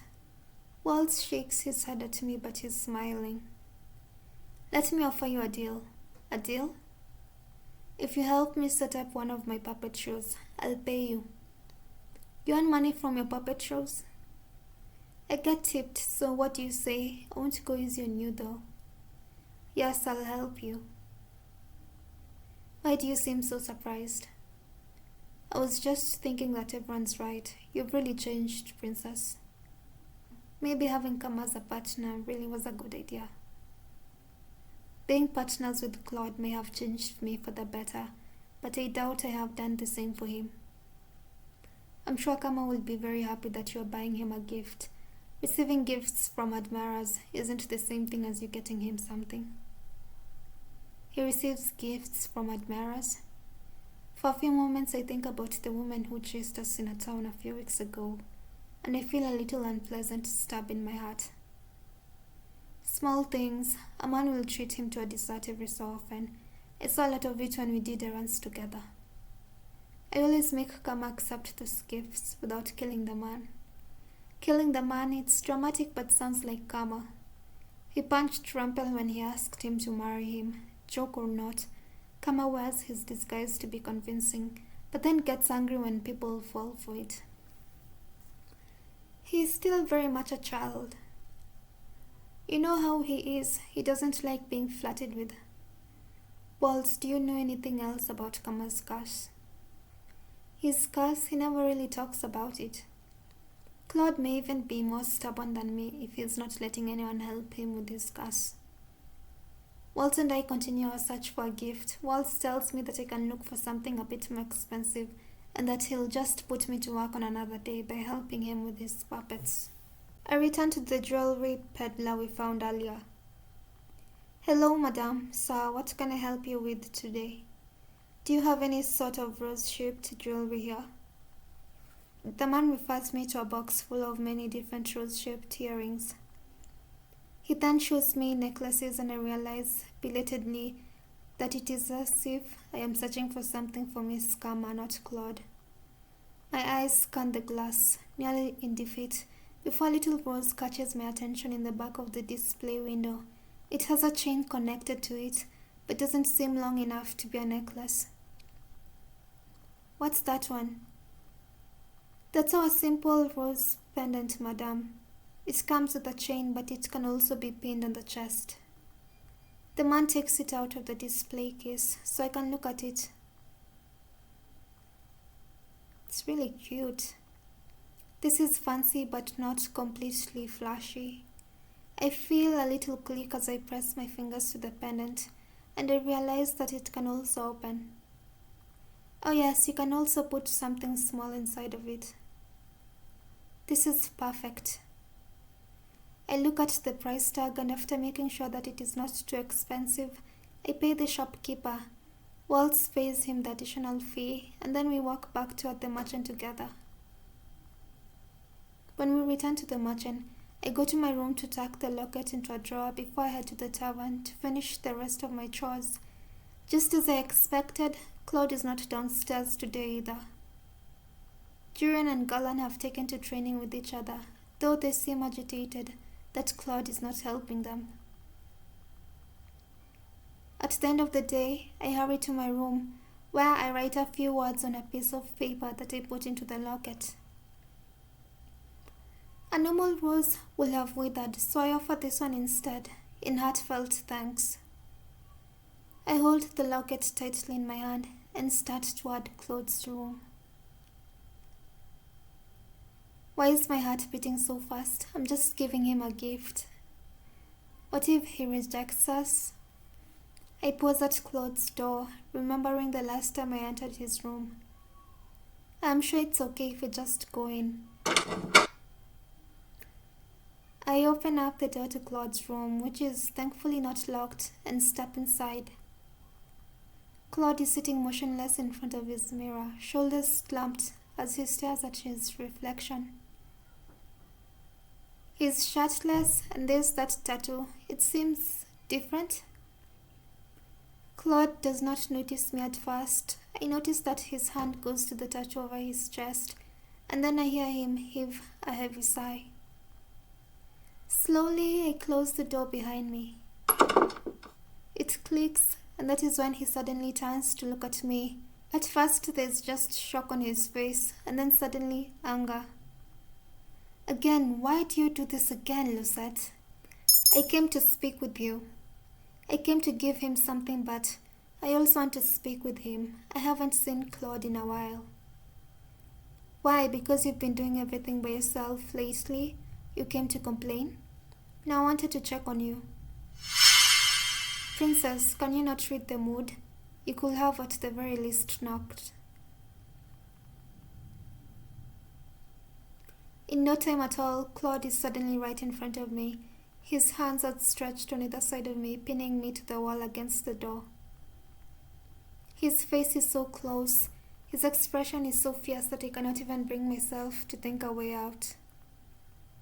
The only thing I can do is stare at him levelly, without getting angry, without crying. I will not show any weakness. Why? Why aren't you struggling or screaming at me? That's what the Lucette that I know will do. Then you do not know me as much as you think you do. And you know nothing about me. I already have a retort prepared when I stop, realizing that he is right. I barely know anything about him. No, I don't, but I'd like to. Why do you insist on poking your nose into others' business? We're partners. That's the only reason. It has to be. I am supposed to help you, so why do you keep secrets from me? Help me? His lips quack, but his smile is sardonic. Claude, I want to help you. In the silence that descends between us, I find that I cannot help but look at Claude's tattoo, at the thorns twirling around the rose. It is beautiful, but it also seems so little. When I glance at Claude again, he looks crestfallen, his eyes glittering like he might be on the verge of tears. Secrets are secrets for a reason, Princess. You should know that. If I could speak about them, I would, but I can't, and you busting into my room without any notice only makes it harder. Harder for what? Princess, you can't imagine what this all feels like. What is he talking about? And that woman, I thought we were meant to be. She was so lovely, her smile as bright as the sun. Claude's eyes are far away. That's why, never again. But then you ruined everything, Lucette. You cut me down like... I push my hands against Claude's chest, catching him off guard and forcing him to stumble back. I feel like he was saying he was never going to fall in love again with another woman, but then Lucette came, and he's in love with Lucette. I cannot take any of this. If I've ruined everything, then I'll just leave. You can have all of the time in the world to yourself then. The locket I'd bought for him burns in my hand, and I end up throwing it at his feet. Lucette, wait! I ignore him as I run from the room. When I return to my room and lock my door, I feel too hollow inside for tears. It hurts to breathe when I think of Claude. I eventually manage to fall asleep, but only have snatches of restless dreams when my eyes finally close. Mother, are you and Father in true love, like the fairy tales? I thought I forbade you to speak of fairy tales. Have you been reading them? No, Mother. I overheard someone in the palace talking about them today. Then I shall have to find that person and make sure they know what an appropriate topic of conversation in the palace is. But Mother, The true love in fairy tales sounds so nice. Do you think I can fall in true love with a prince? Dearest one, true love like that does not exist. But the love between a mother and her child is the truest kind. It cannot be replicated by anything else. All other kinds of love is an illusion. My love is all you will ever need. Do you understand me, my heart? Yes, mother.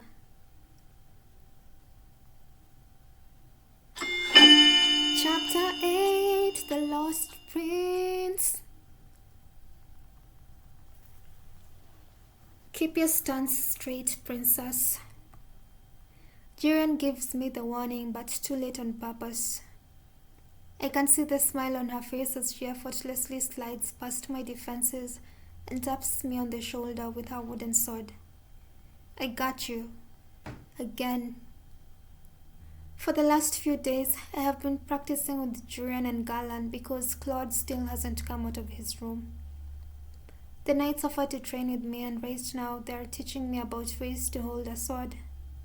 This is slow, but Claude did tell me I wouldn't be able to master the sword so quickly. Claude. He made me so angry that one day that I could not even properly give him my gift. Yet I still feel sad that he's not here teaching me himself.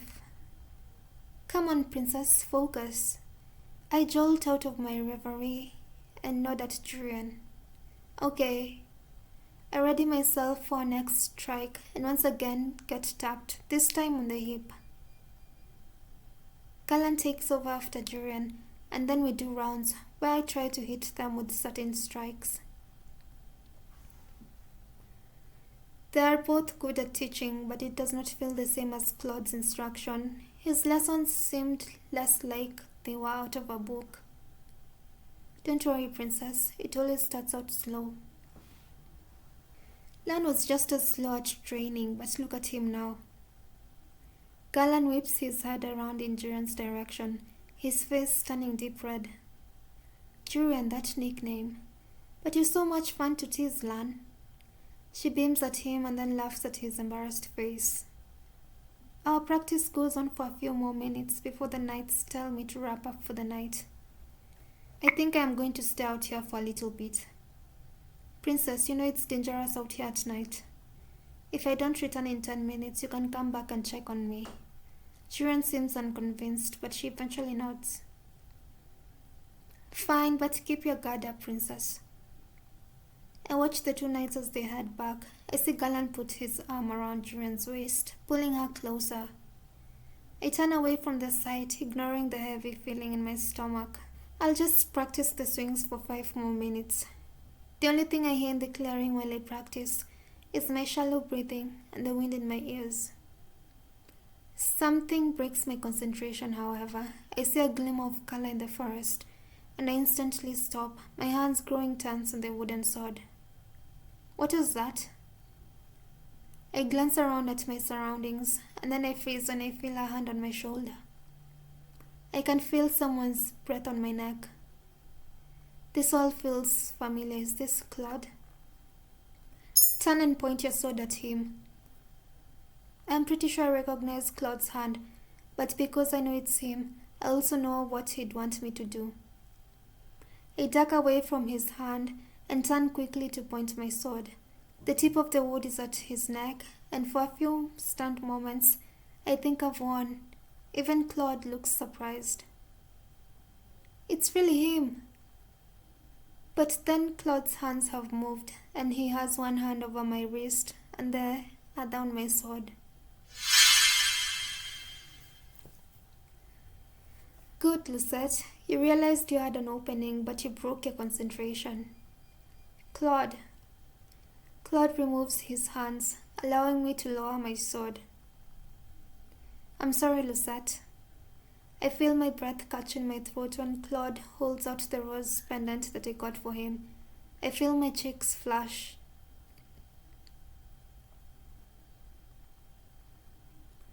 You accidentally left this beautiful thing in my room when I came to return it.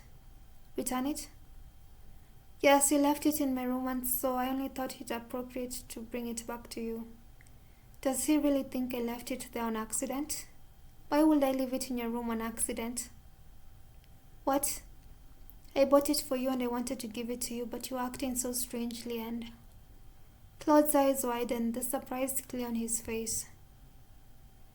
Lucette, you bought this for me? Lucette, you bought this for me? Why does he look so shocked? Claude looks at me in awe for a few moments. His eyes go back down to the locket. He traces a finger around the intricate shape, his eyebrows slowly furrowing. It's to thank you for everything that you've done for me. Lucette, this is beautiful. He lets the chain fall through his fingers as he stares at the rose pendant with adoration. I feel my heartbeat stutter as he turns to regard me with the same gentle smile. He leans forward and my breathing stops as he reaches out to hold up my glass slipper necklace. He is standing so close to me.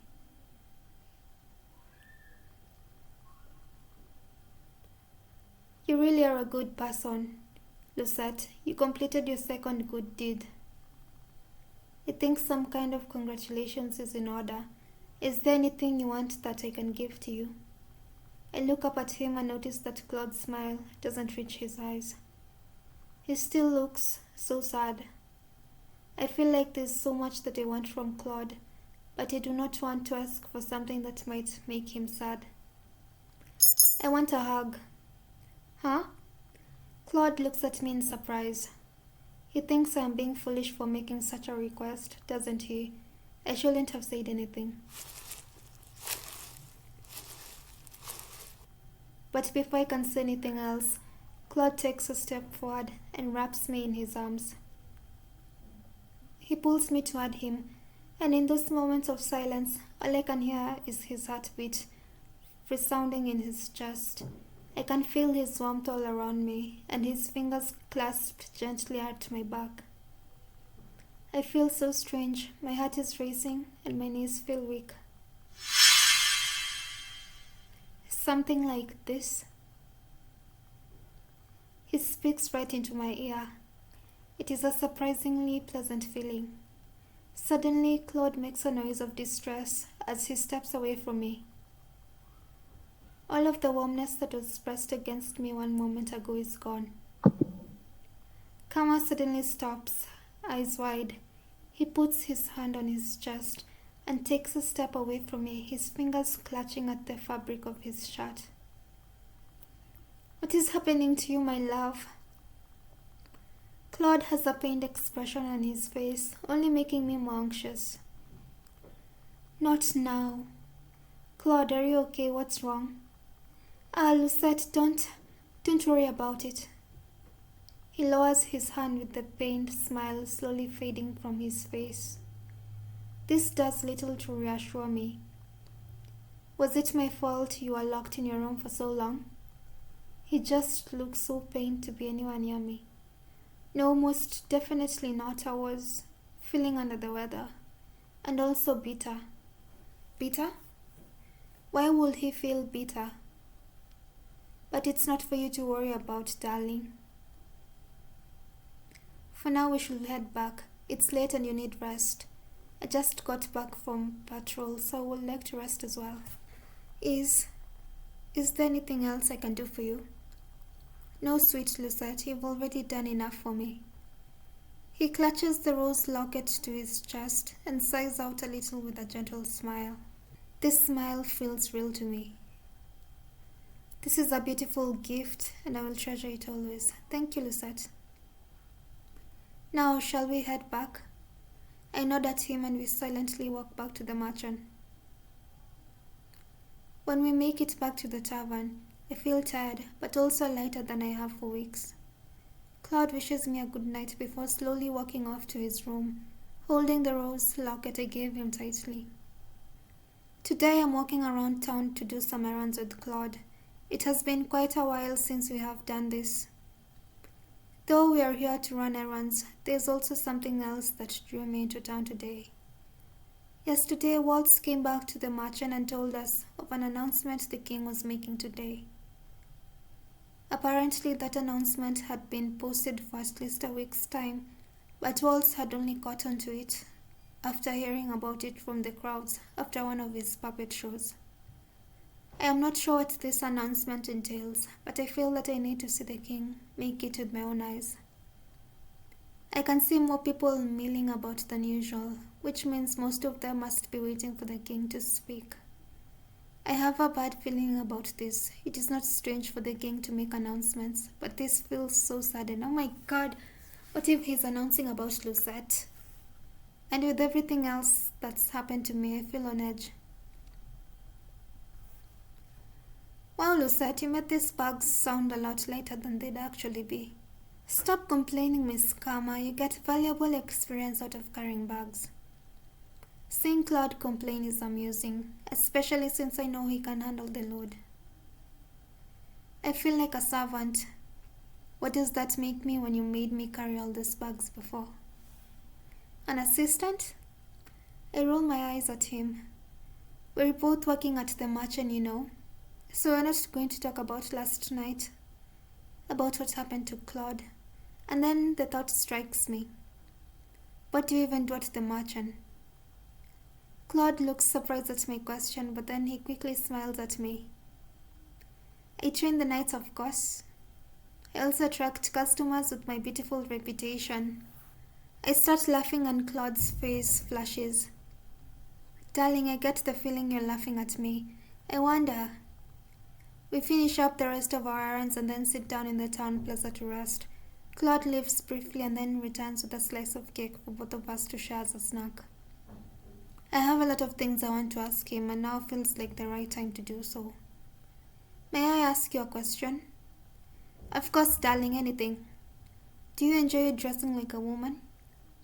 I don't mind it really. I appreciate the beauty in anything. You girls get to wear quite an assortment of lovely dresses and makeup. It's quite beautiful.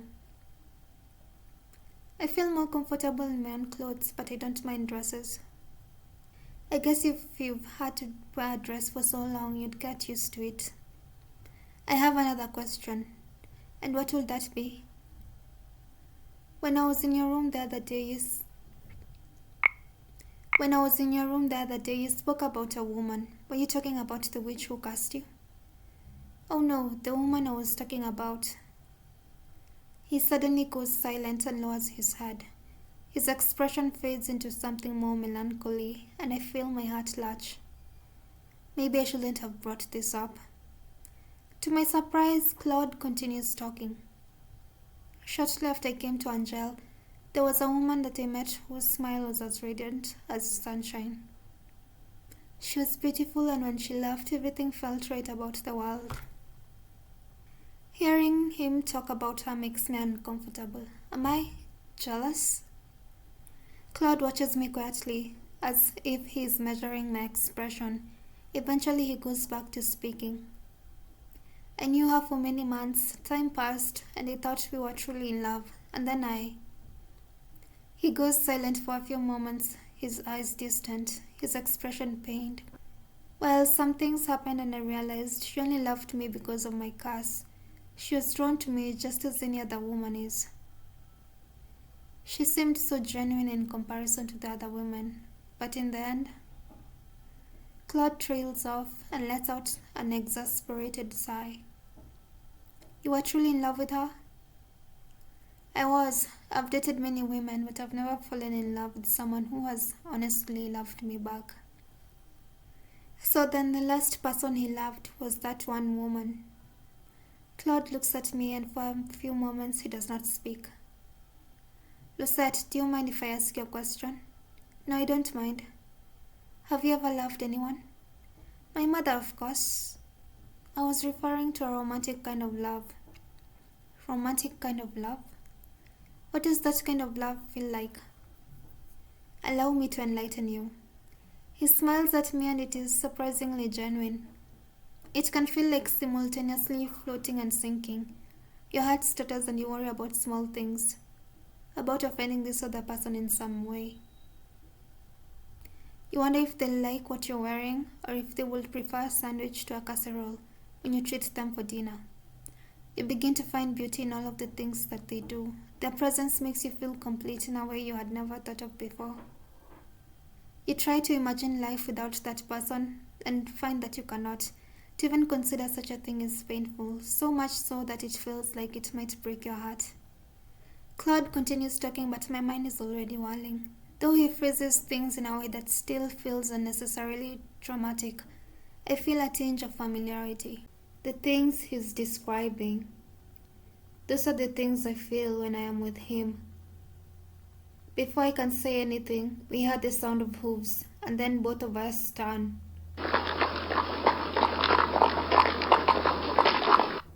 I can see a procession of knights, along with the king on his horse. He normally rides into town like this, but today he is not smiling, and there are way too many knights riding with him. And is that Sir Alcester? Let us go find a place to stand and watch. As you wish. Claude walks with me into the crowd gathering around the king, and we find a spot to spectate at the very edge, closer to the alleyways. My beloved citizens of Angielle, I have come before you today to make an important announcement. Ever since I was given this crown, I have sworn to live my life for the people and to rule in all fairness, so that our kingdom could enjoy great peace. He's actually kind of cute. The crowd breaks into applause. I stare at the king, an uneasy feeling in my stomach, when I notice that there is sadness in his eyes, though he is smiling. Then I notice Sir Alcester appears to be hiding a smile. I do not like where this is going. The king's speech goes on for long minutes after that, with him detailing the commitments he made, the goals he set, and finally his love for the people. Is he resigning? Stepping down from the throne? The audience around us claps and cheers, but Claude and I are silent. Something is not right. I nod in response. To this day I keep this promise. I will never break this oath, for it is the foundation on which I rule. The audience claps again, but I am silent, watching the king intently. Unfortunately, the unwelcome news that I bring to you today gives me reason to hand this foundation over to someone else. I knew it. I have fallen terminally ill. What? The king's proclamation is met with shocked and angry chattering from the audience. I cannot hear anything that is being said over the cacophony of voices, but I know that the audience is dissenting. I stiffen as I stare at the king. He is lying. I can tell by the firm set of his jaw and the way his eyes flicker across the crowd faster than they ought to. The king has lied to me so many times before that I can recognize when he does it. I know that this unfortunate news must come as a shock, but this is an illness for which there is no current cure. As for the question of my successor, he trails off for a few moments, and I think I see something in his eyes that hits at urgency, but I am not sure why. Crown Princess Emmeline is unmarried and still too young to rule on her own. I feel a pang of irritation and confusion. Another lie. Emmeline could rule just fine with the help of Sir Maitros and the others. After much thought, I have come to the conclusion that our kingdom, which still continues to face danger from the witches, is best put in the capable hands of the commander of the Order of Caldera, Sir Alcester. What? I cannot hide my shock. The rest of the audience reacts similarly, their sudden outburst a testament to their confusion. While I will be providing support and assistance from the sidelines, I cannot in all good grace continue to wear this crown when I know I cannot serve my people as they deserve. Is he being threatened? Is he under a spell? Simply put, I believe that the witches have gained more power in the recent months, and that Sir Alcester is best suited to deal with these conflicts. The Fairytale Curse runs more rampant these days, and there have been more reports of incidents involving magic. The murmuring continues, Except now the townsfolk sound panicked. This cannot be true. I do not miss the reluctance in the king's next words. Sir, Alcester has also suggested a number of remedies to our laws, especially concerning our security and work hours. I believe that Sir Alcester can better rule this country in these turbulent times. Please show him all the love and loyalty you have shown me. That bastard. Claude has a foul expression on his face, and his words feel heavy, even in a low whisper. I know the king. He takes every duty upon himself, and he will never hand his crown to someone else. Once Sir Alcester comes to stand on the podium, he silences them with a glare.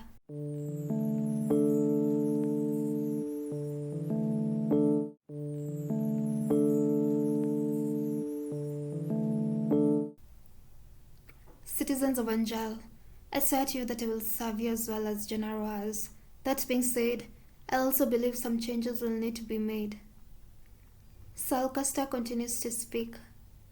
He mentions things like curfews for safety, extended work hours, and additional taxes to go toward the nights, but I am slowly beginning to block out the drone of his voice.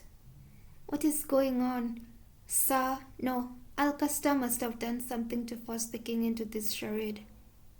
The king stands behind Alcester with his hands clasped, his eyes alert, but there is a helplessness to them that I have never seen before. It isn't long before the crowd's unsettled murmuring becomes agitated whispering. I am stunned when Claude cups his hand to his mouth and starts shouting. There's only one king! King Gennaro! Claude grips my hand and starts leading me around the outskirts so that people cannot spot him as he continues to shout.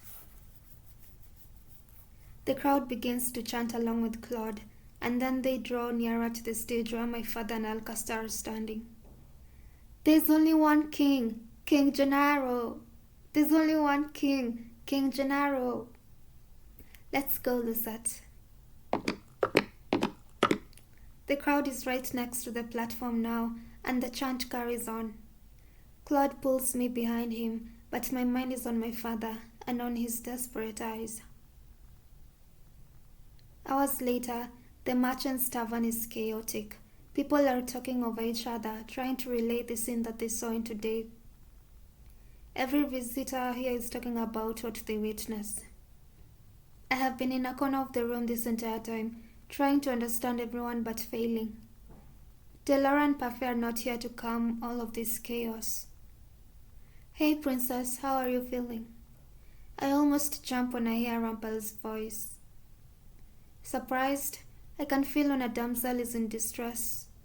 My lady, I am really not in the mood for your flirting, Rumpel. Oh, my apologies. I thought you might have wanted some cheering up. Where's your partner? He went out to town to survey the situation. Kama doesn't do anything around the tavern. But he does a whole lot for you, doesn't he?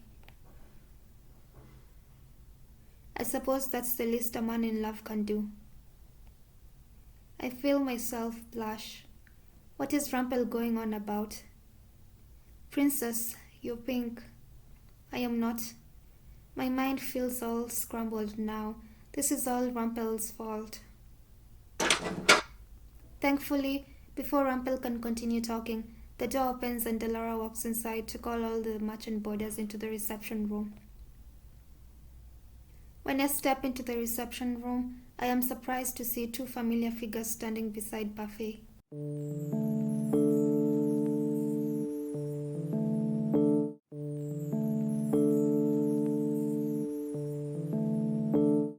Emmeline and Rod. Both of them look downtrodden and discouraged. Everyone is noticeably shocked as they step inside. The prince and princess, where did they come from? What is happening at the palace? What of Queen Ophelia? We need silence in the room, everyone. Delora raises her voice, effectively causing everyone to pause. She glances at Parfait, who nods and then turns to look at Rod and Emmeline. Princess Emmeline, if you'll tell everyone what you told Delora and I. The room is unnaturally quiet as Emmeline begins her story. She starts with the events of 1 week ago. In the middle of a family dinner, Alcester burst in with soldiers and seized her, Rod, and Ophelia in front of the king. Sir Alcester said that if the king didn't hand over his crown, he would kill us. We had no idea a coup would be staged. The 3 of them were taken down to the prison cells, with Ophelia taken to a separate cell. Sir Fitzgerald helped us escape, but only just barely. Fritz, are you openly disobeying your father? I hope that he is safe. Alcester wanted to kill the king. I'm sure that he still will. But he has no reason to. The king has already handed over his crown. I speak before even realizing. Everyone stares at me, including Rod and Emmeline. Alcester is a foul man. I only think he usurped the throne now without violence because he wants less resistance from the people. He never spoke up to my father before. Did you just say father? It's a long story, Em. Emmeline looks between Rod and I, her expression confused. You know each other? We do. Emmeline looks like she wants to say something, but she remains silent.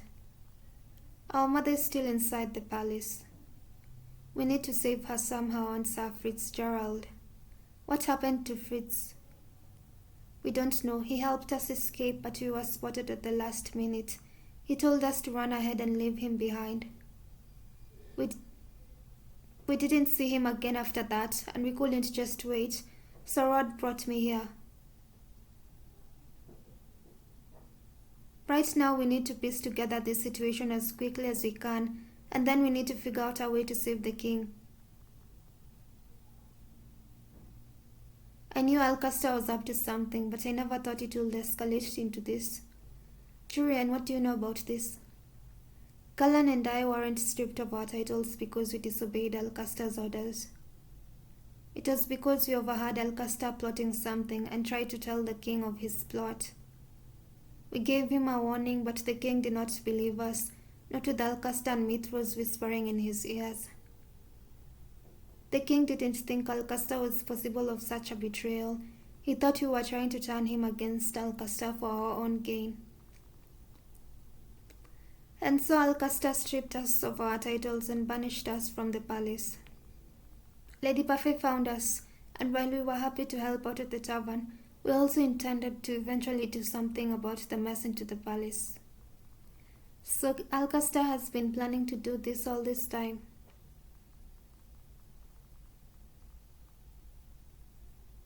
When we part for the night, Parfait and Delora take Rod and Emmeline to a room that they can share.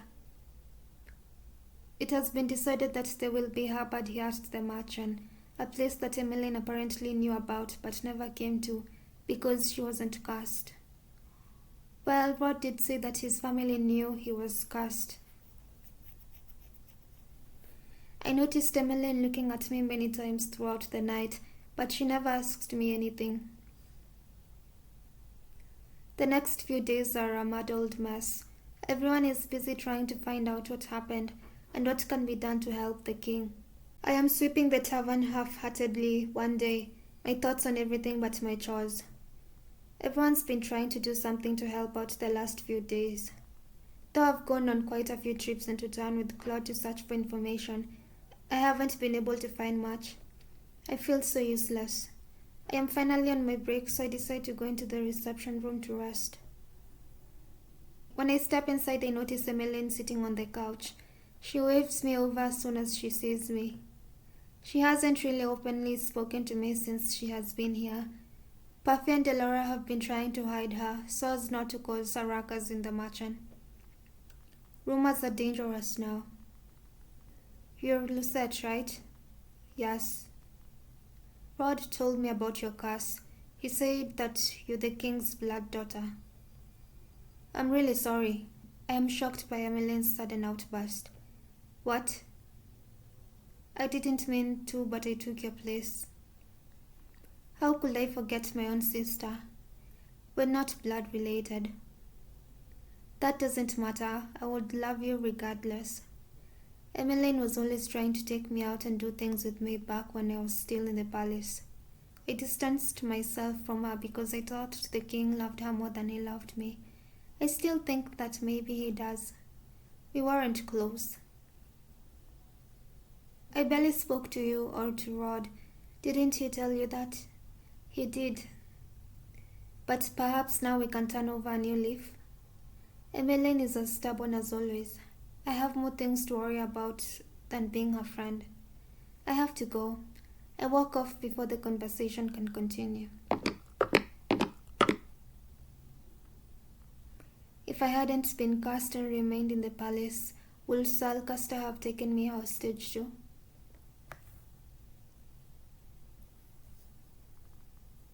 The hours tick by, and as the tavern is emptied for the day, Delora calls everyone together to explain what she and Parfait have pieced together about the situation.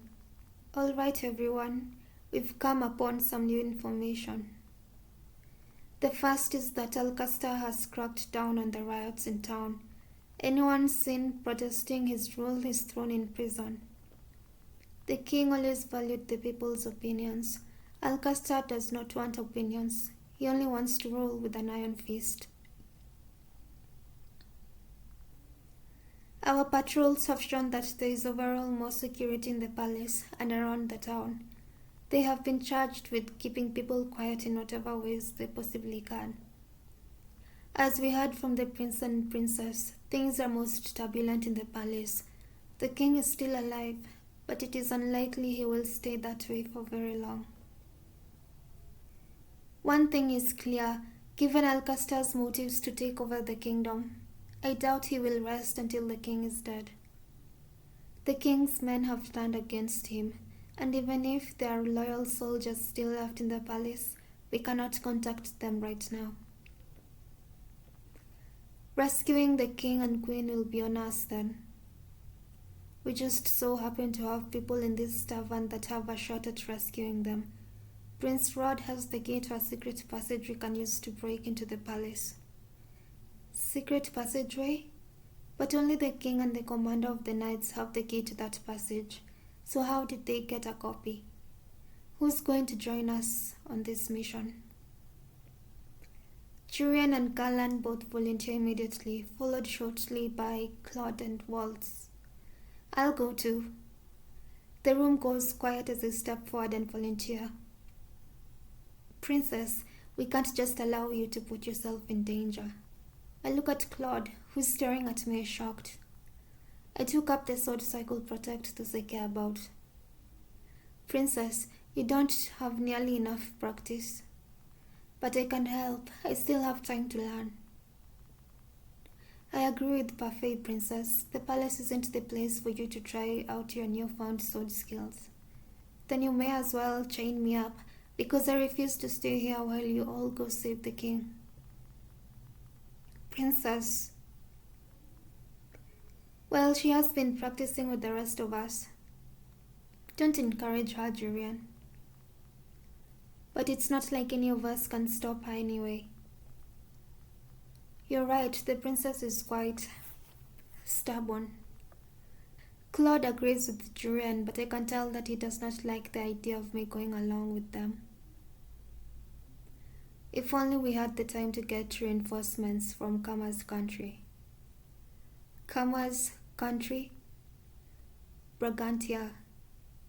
How is it possible that a Bragantian citizen can simply ask for reinforcements?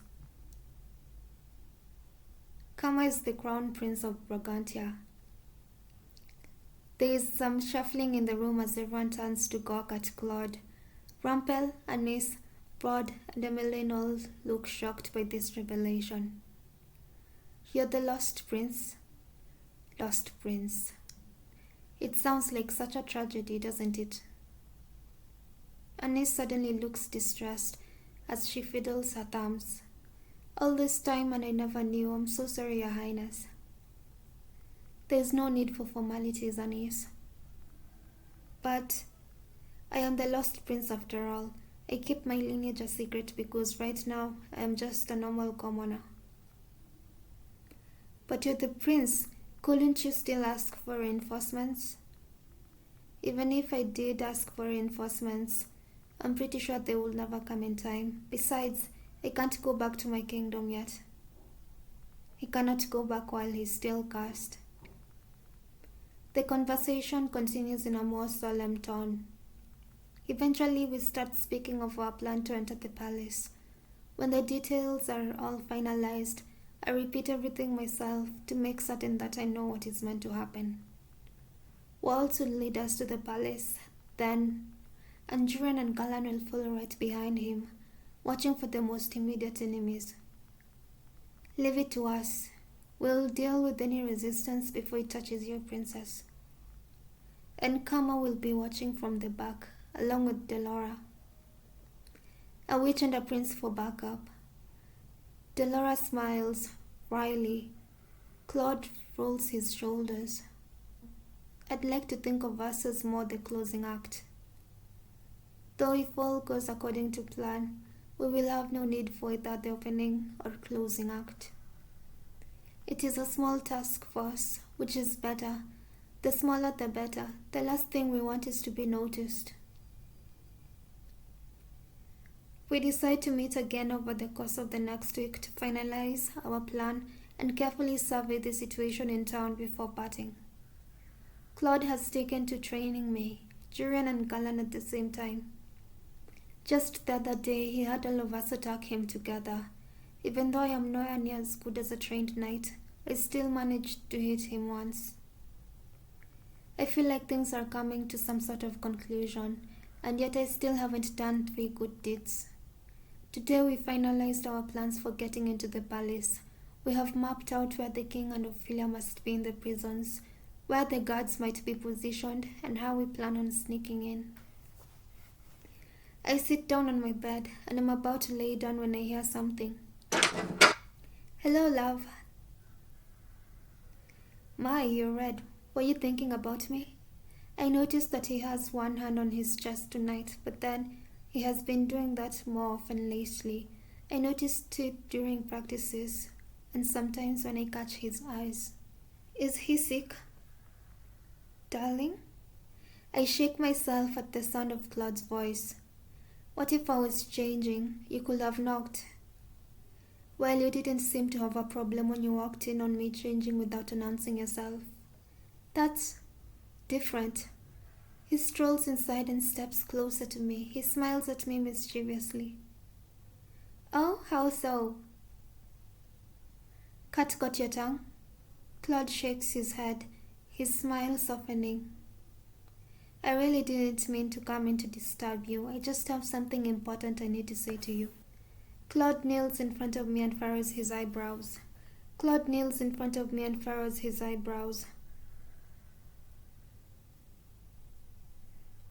I don't like this angle. I want to insist you reconsider going to the palace with us. As Puff and Delora have said many times, it will be dangerous. Nothing you say is going to change my mind. I want to do what I can to help everyone. Yes, and that terrifies me. Terrifies you? If your stubbornness leads to you putting your neck out there for someone, I'll never forgive myself for your injuries. If you want to help me, stay here where you'll be safe. I'm not some damsel that needs to be protected. Lucette, all I want is for you to stay safe, so that when we save your father, you can face him with a smile. I won't be able to face my father unless I am one of the people to save him. Stubborn as always. I sigh, irritation welling up in my stomach at the look on Claude's face. He's calling me stubborn, but he's being stubborn about this. You said I've improved with my sword fighting. You have. You've improved so much because of your resilience and drive, and because you're genuinely interested. It's because I have a good teacher. Oh, your compliment is gentle music to my ears. Your compliments mean a lot to me, Lucette. I don't like the look he has right now.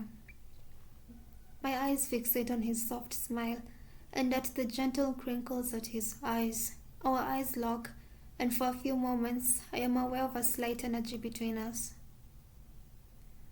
I glance away hurriedly, not entirely sure of what would happen if I kept staring at him. My heart beats unsteadily in my chest. Earlier today I comforted your sister when she started crying about the things that had happened in the palace. Emeline, why would he comfort her? I saw her crying downstairs in the reception room earlier today without anyone there. She is a rather sweet girl. I keep thinking that the two of you are completely different.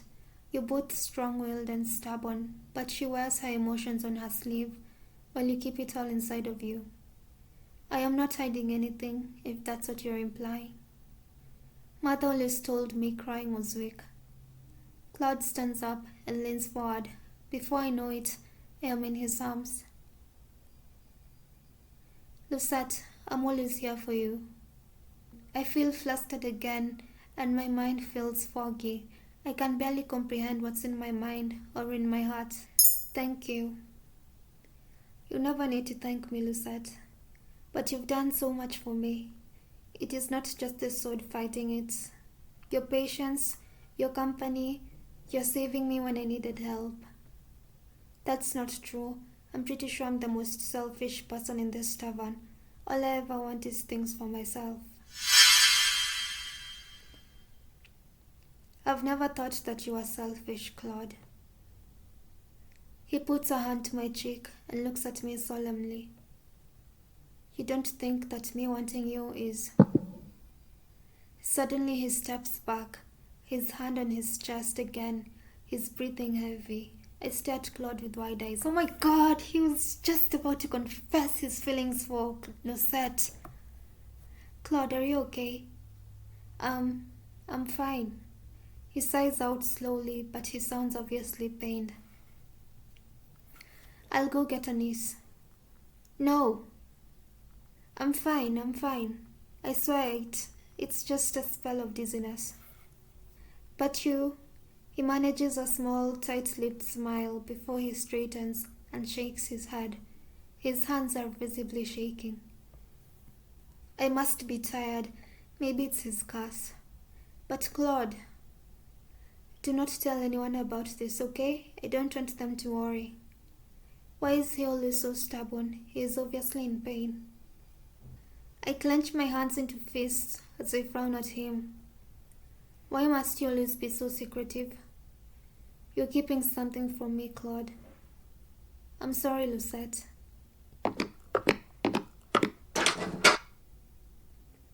Claude abruptly leaves the room, leaving me with my fragmented thoughts.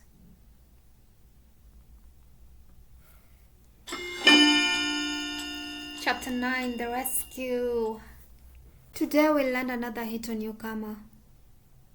If you can't, darling, I welcome the challenge. Princess, your side is open. I bring my sword up closer to my side as Galan strikes me. Tonight is the first night I get to use a real sword as opposed to a practice sword. The sounds of metal clashing echoes into the night. Is this what a real battle feels like? We have been practicing under skirmish conditions for the last few days. Since tomorrow is the day we enact our plan, we are doing some last-minute practice. Remember, fighting back to back is better than doing it alone.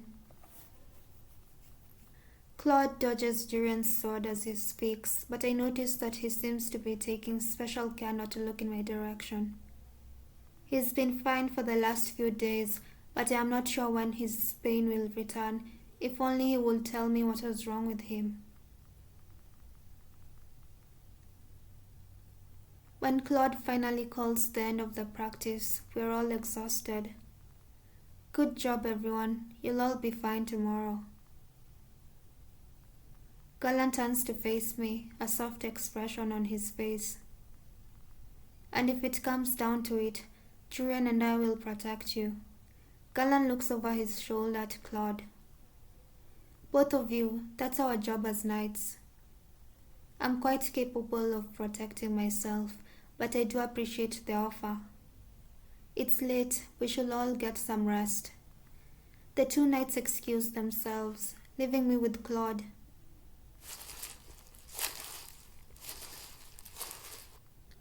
Lucette, you should go to bed. Princess, I have a feeling I won't sleep much tonight anyway.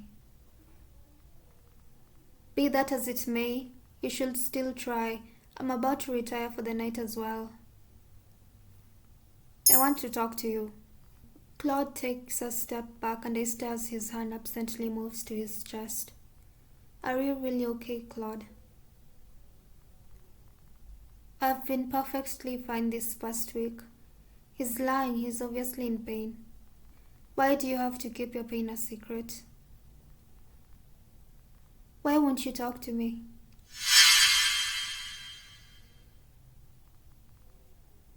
I've told you before that some things are better kept a secret, Princess. Claude sighs out, then leans forward to set a hand on my head.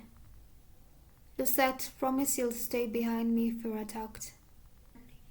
And if at any point it looks like we may not make it, you're to run as fast as you can back to the merchant. But that is cowardly. Lucette, don't you remember what I said before? Sometimes running is the right thing to do. Never run into an impossible situation. Instead, live to fight another day. Promise me you'll stay behind me.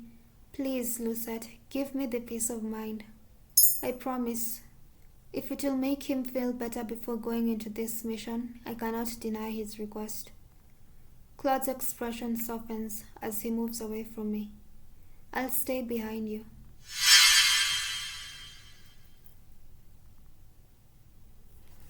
Thank you, Princess. Let's attempt sleep in preparation for tomorrow. When this is all over, I'll pry Claude's secrets out of him.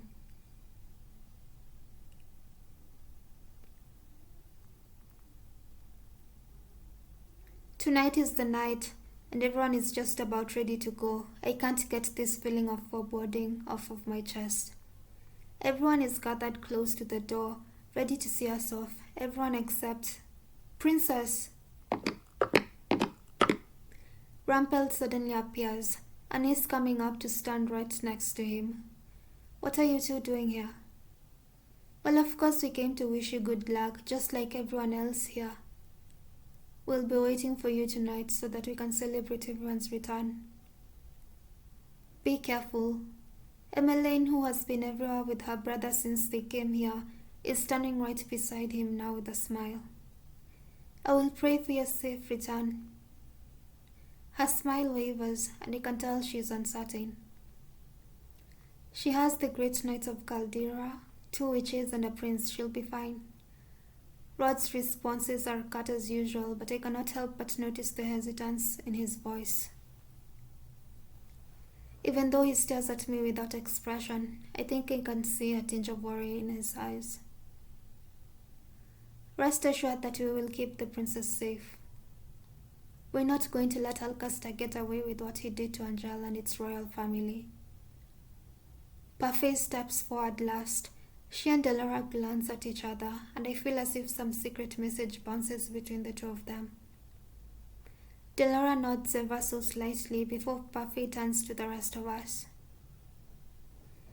Her eyes eventually fall on me. You've changed since you've been here, Princess, but your dedication and resolve never wavers. It has always been there, just beneath the surface. Stubbornness or resolve? It is as if Parfait is able to read my thoughts. She smiles as she sets her hand on my shoulder. Your dedication is very much like King Gennaro's. You are proud and honorable, and always take steps in the right direction. That is why I know you'll be back tonight. Just as Rumpel said, we'll all be waiting for you, all of you. Stay safe tonight. I nod my head as everyone gathered around begins to repeat their hearty goodbyes.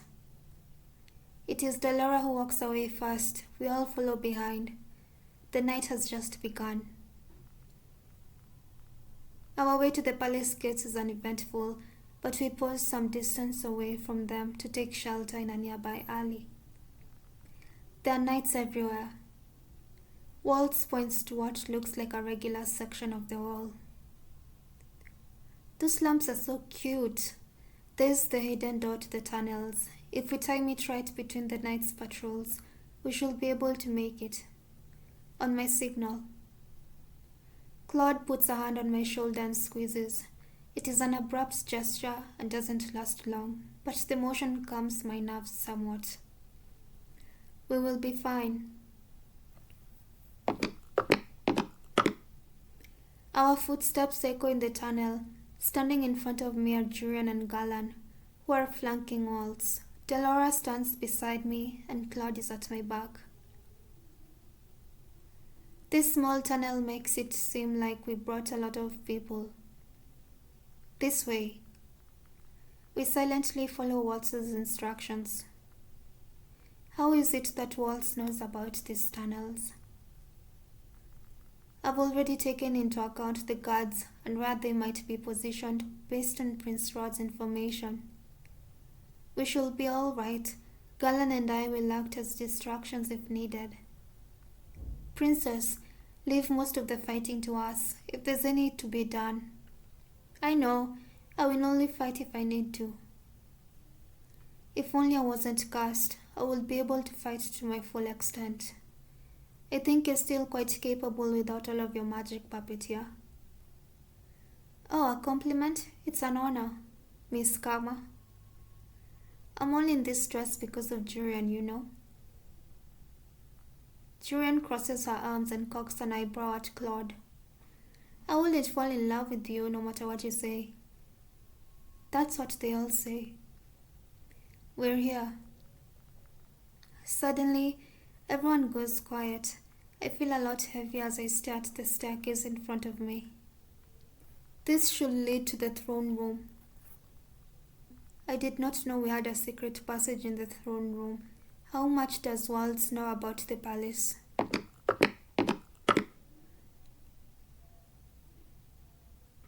Immediately after we step into the throne room, we split apart to avoid the guards' gazes. I stick close to Claude, and Waltz as Delora conjures a blanket of shimmering fog that envelops the guards.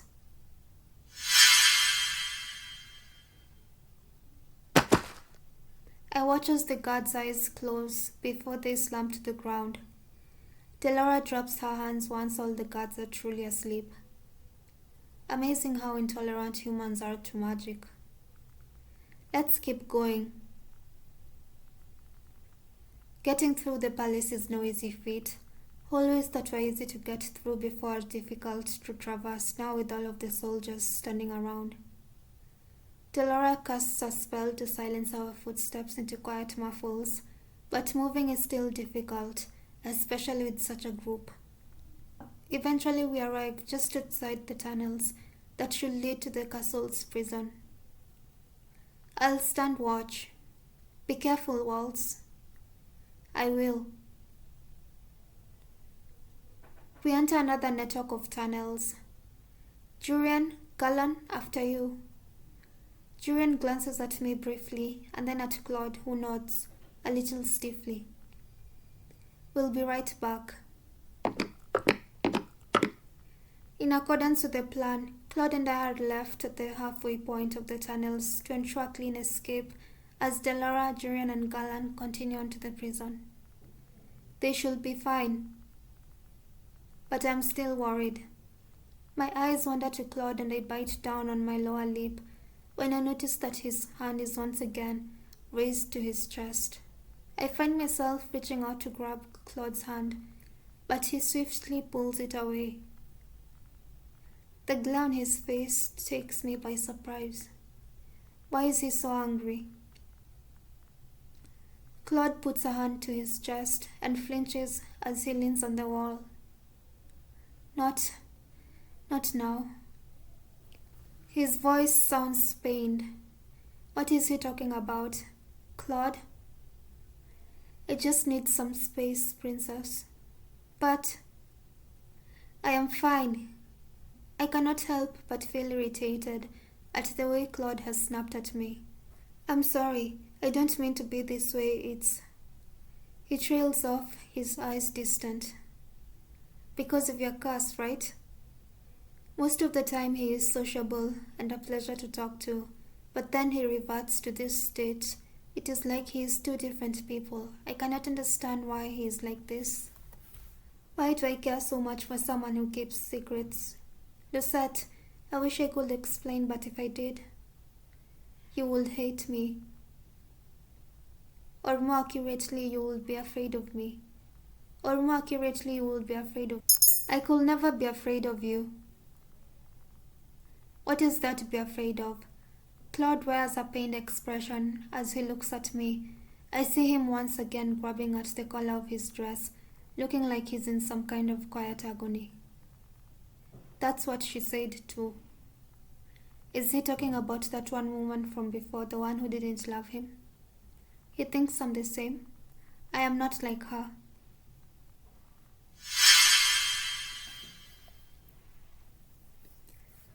Lucette. Claude's voice trails off at the sound of running. His hand moves quickly to the hilt of his sword just as I reach for mine.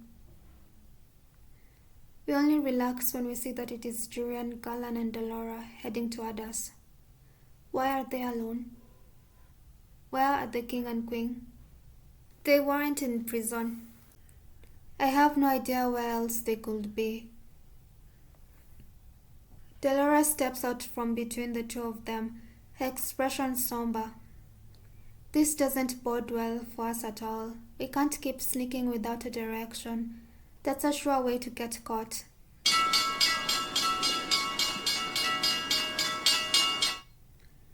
The words have just left her mouth when the alarm sounds behind us. Don't tell me. It's the alarm. Everyone draws their weapons as Waltz appears, running toward us with a hurried expression on his face. The knights are on their way. How did they know we were here? In seconds, I hear the clanking of metal, and then there are knights upon us. We are forced to scatter to deal with different opponents. A guard rushes at me with his sword, and I somehow manage to block his attack. I should be able to wind around him. The knight falls after I catch him from behind and give Claude an opening to attack him. Lucette, stay behind me. I promised I would, remember? Let's keep it that way. A smile flashes across his face, and for a few moments he seems more like the Claude that I know. A knight manages to separate Claude and I, leaving me by myself. He grabs my arm. Unhand me.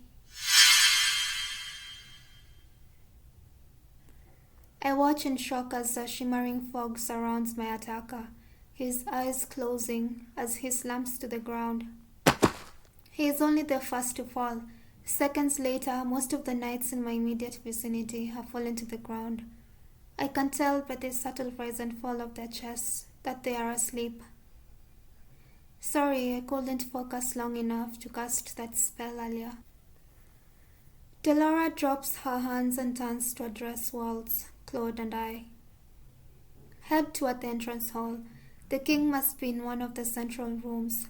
Julian, Garland, and I will head to the bed chambers in the east wing to look for the queen. Splitting up is not part of the plan. We don't have much of a choice anymore. If we're going to get the king and queen out of here, we have to improvise. Now go! Claude grabs my hand and jerks his head at Waltz. Let's go. The three of us rush out and into one of the palace hallways. I keep my gaze forward while Waltz and Claude watch for enemies on either side of us. On our right! Claude grabs his sword and moves before Waltz and I can respond. He dives low toward a soldier, his sword poised straight for a devastating blow. Knights begin to approach us from the left, and I raise my sword, readying myself. Walt snaps his fingers, a flash of light blinding the men in the immediate vicinity, and I use the opportunity to rush the knights in front of me.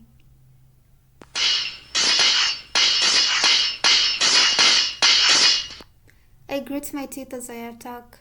Most of my blows are lucky. There are too many knights for me to be able to get the upper hand. There's so many of them. Well, if it isn't the most desirable princess. I whip around to attract the man that spoke to me, but he is nowhere to be found. Where is he? Who are you? I wonder. Lucette! I turn and see Claude running toward me, a panicked expression in his face. I take a step toward him when a masked man suddenly blocks my path. Who are you? I raise my sword, but the masked man taps his cane on the floor before I can swing. An incredible pressure blasts out from the cane. It shoves Claude to the floor and blows me backwards. I hit the wall hard and my vision darkens.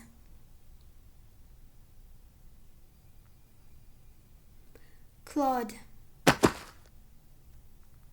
Where am I? Why can't I see anything? My head hurts. Rise and shine, sleeping beauty. I jerk upright at the familiar voice. You're the man who knocked me out. The man laughs and I blink as I try to pinpoint the direction of his voice. Did he blindfold me? I command you to take off this blindfold. I don't take orders from princesses that no one remembers. But I am a gentleman, so I suppose I shall have to heed a lady's request. The blindfold is abruptly pulled off and I flinch at the sudden brightness. Why, hello there, princess. My captor looks at me, amused. He wears a crooked grin on his masked face and a cape on his shoulders. Who is he? My eyes wander to the throne and I cannot help but gasp at what I see. The king is strapped to the throne, hands bound, mouth covered. Your Majesty. The king pauses to look at me, his eyes containing a mixture of alarm and confusion. I turn to glare at the masked man. Let him go. No can do, princess, though. Don't you think he still looks regal sitting on his throne like that? I grit my teeth as I begin to struggle against my bonds. Struggle all you like. You won't get out of those knots anytime soon. Who are you? The masked man drops into an elegant bow. I am called Vaj. Vaj? What have you done to my father? Me? Nothing. Well, nothing much. I guess gagging a person and tying their hands behind their back counts as something. Are you working for Sir Alcester? I don't work for anyone. So he's a mercenary? The door flies open and Alcester steps in, his face full of anger. Mithros, the fool, how absolutely useless he was. Vaj gives a dismissive shrug. He regards me again with his mischievous smile. While I do agree with that wholeheartedly, that man is in the past. Here in the present, we have someone far more interesting to deal with. Vaj gestures at me. I glare at Vaj before turning my gaze to Alcester. I used to think Alcester was someone to be respected. Not anymore. If it isn't the princess herself. You remember who I am? Once Mithros made the connection, it was just too obvious to be false. Could Sir Mithros remember me? Alcester shifts his attention to the king. Gennaro, do you not remember this girl as your own blood daughter? My eyes meet the king's, but I see no recognition in his gaze. He cannot remember me. I haven't managed to break my curse yet. Why are you doing this to my father, to the kingdom? Everything I do for the kingdom. All successful rulers have run with an iron fist. Fear is the best motivation. A king that is too lenient and does not inspire fear has no business being on the throne. But the people of Angielle loved their king. Before I had thought that the town people were despicable because they hated me. Now I understand those reasons. They may have judged me as mother's daughter, which is wrong, but that does not mean that they should be subject to a regime of fear. Your obligation as a ruler is to rule for the country, not the people. Back when the queen was still alive and this place knew the fear of the witches, they were far more productive. Fear motivates. Fear makes a man. King Alcastar, you better have a good excuse for interrupting me. Your Highness, there's a beast. What are you blathering about, you fool? A beast! A magical beast is rampaging around the palace. Is this the dead witch's doing? Dead? Witch? No, Delora is fine. She has to be. Out with it. Did Mithros do this? What? I cannot stop myself from blurting out the question. Sir Mithros is a witch? He was a witch, but now he is dead. He turns to his knight and demands more information. I am too shocked to hear their words. Sir Mithros? A witch? Impossible. What of the other palace intruders? We've managed to apprehend some of them, but we can't get to everyone with that beast taking us out. That damned Mithros. Still a pain even after death. What did you do to Sir Mithros? Did you not hear me, girl? He is dead, killed by my hand. But why? He was helpful at first. We worked together to achieve our own personal goals. He eyes me cautiously. He wanted you, princess. If Sir Mithros was a witch, that would explain why he still remembered me. Why did he want me? Who knows? It doesn't matter anymore. I gave him my knights to assist him in his search when the witches could not, but in the end, that fool was too power-hungry. I think Mithros wanted him because he was a witch and Lucette was the Tenebrarum bearer. And he wanted Lucette on his side, like Delora said. You never entered into my plans. You will have been safe, princess, had you just stayed put. But now that you're here, you'll come in handy. Alcastar turns back to the knight, who immediately bursts into explanation once more. The beast is moving quickly. We don't know how much longer we can keep it from this room. There's a beast in the palace, and it's Sir Mithros doing. I am so confused. And what about the others? Are they okay? Let me go, Alcastar. You're not going anywhere. It sounds like some of your friends are very persistent. They'll be coming for you, and when they get here, I will kill them. You, princess, are going to make excellent bait. You know, I like this turn of events. Kind of amusing. You, tell me what all of this is. Vaj looks unmoved by Alcastar's anger. It is Mithros that summoned this beast, is it not? Then you must know what is happening. You're asking me, of all people? Ha! As if I will be able to answer any of your questions. You...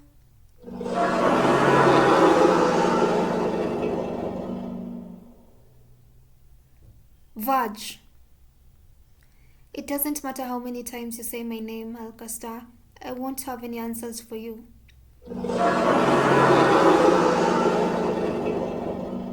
Oh, that sounds terrifying. So Alcastar turns to me, his eyes manic. Whether this is Mithros magic or magic belonging to one of your friends, I'm not going to let it live. Could Delora create a beast out of thin air? Salcastar draws his sword from his sheath and curses under his breath. I squirm, desperate to find some kind of break in my restraints. Fudge surprises me, however, by reaching down and cutting the ropes, binding my arms with a sword that I recognize.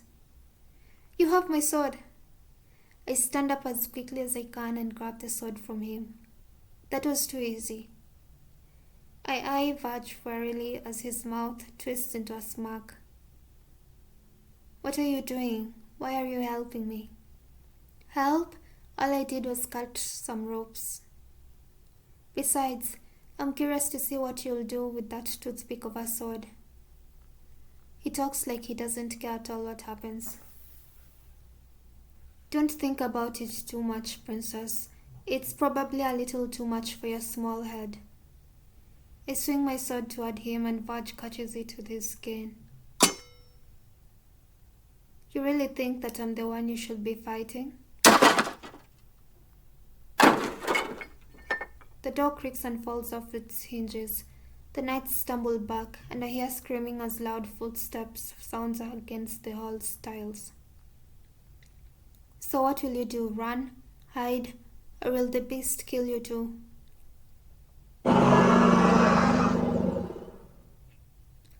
My eyes focus on the large figure entering the room. Though I cannot make out specifics at first, the form grows more distinct the further it moves into the room. Whatever this is, I cannot fight it. There is a moment of eerie silence, and then Alcasta yells, and the knights rush forward, attacking the beast as a collective.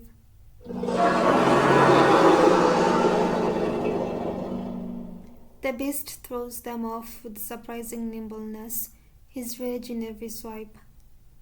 I dodge away just before a man's body falls on top of me. Over here, beast! Salcastar rushes at the beast. I finally manage to get a clear line of sight to the king, who is still bound and helpless on the throne. The king. I have to get him out of here.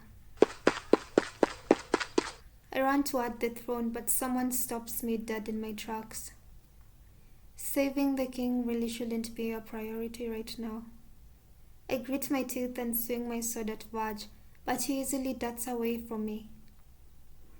I will be watching my back. It is then that I notice the beast slowly making its way toward me. Why will it be after me? Are we going to die? Either I stay here and fend it off, or... Alcasta catches the beast with a broad swipe of his sword, and the two are focused once more on each other. I glance urgently at the king, then at the doors. The beast moves again, and I realize that it is once more heading toward me. There is no way I can help the king in all of this mess. I need help. I have to find the others. Hopefully Alcasta will keep this beast busy long enough for me to get them. I turn and bolt through the room, weaving my way through the chaos of knights as I head toward the door. I glance over my shoulder one last time at the king. His eyes are trained on the battle before him. His hands grip the arms of his throne, but there is nothing he can do. I am so sorry. I'll be back. But for now, I have to find the others. I dart past the carnage in the room, stepping over and around bodies as they appear. Halfway to the door, the beast lunges past Salcasta, and for a few moments I think he might be attacking me. Stay back! I hold my sword out in front of me and stand in a defensive position like Claude taught me, but the beast never reaches me. You've ruined everything, beast. Alcasta is suddenly in front of me, waving his sword at the beast. I stumble back towards the doors, my heart beating loudly in my chest. I have to get out of here.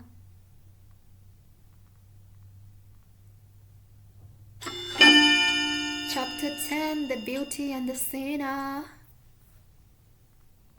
Where did the beast come from? Knights immediately rush toward me. I back away as far as I can without re-entering the throne room. Princess, come quietly and we'll keep you somewhere safe until this all dies down. I raise my sword and stand ready when the knights surround me. I order you to stay out of my way. Our apologies, Princess, but we are under orders from the king. Alcester is not the true king. What did he offer you for your loyalty? Wealth? Status? That is none of your concern. One of the knights moves toward me, and I react on instinct, swiping at him. You might want to put that down before you hurt yourself, Princess. Do not antagonize me. One knight rushes me, and my blade connects with his shoulder. Another approaches me from behind, and I hit him with the back of my sword. The third moves too fast for me, and I feel his blade cut into my shoulder. I hiss at the pain that stings from the wound. I'm bleeding. The next time he swings, I successfully manage to evade him, but then bump into another knight. I'm surrounded. Just come with us, Princess. We don't want to hurt you. No. I feel one of the knight's hands on my shoulder. I attempt to pull away from him, but stop when I hear him scream. The beast stands behind me, eyes narrowed, its mouth gaping wide. A scream escapes my throat.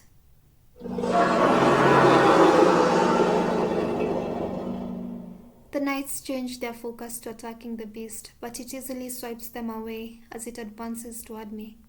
It's getting closer. I desperately back up. However, my back soon hits a wall, and with nowhere else to go, I stand in the defensive position that Claude has taught me. I hold out the sword, and then use it to throw back the beast's shadowed claw as he reaches out for me. That stance. It talks. Stay away from me. The beast moves toward me again and I stumble in place, struggling to hold my ground. A knight throws his sword, the blade impaling itself into the beast's shoulder and giving me an opening. The beast's wounded arm swings into my reach, and I lash out with my sword, managing to draw blood. Princess, Delora would never create a beast like this. This has to be Samithro's doing. An attacking knight catches the beast's attention, and I do not wait. As the beast turns, I raise my sword and manage to slide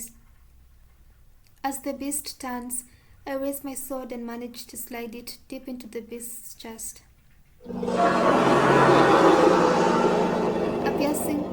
A piercing cry erupts from somewhere deep in its throat, and I stumble back without my sword, which is still stabbed through the creature's heart. The beast collapses to the ground. I stare as it raises a hand to its chest.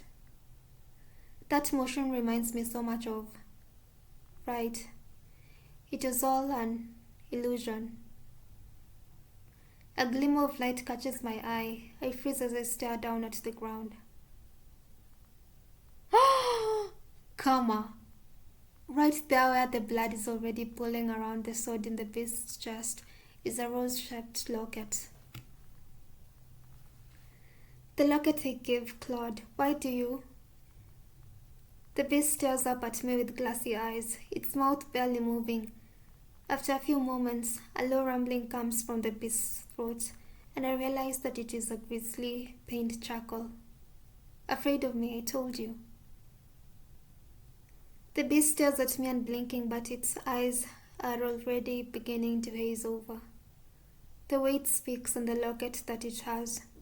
I look at the locket again, at the blood seeping beneath the surface, and suddenly I realize.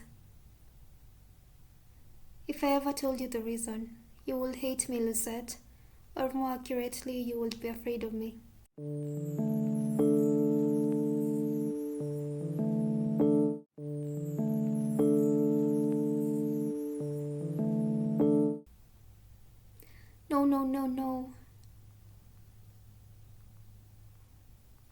knelt down beside the beast.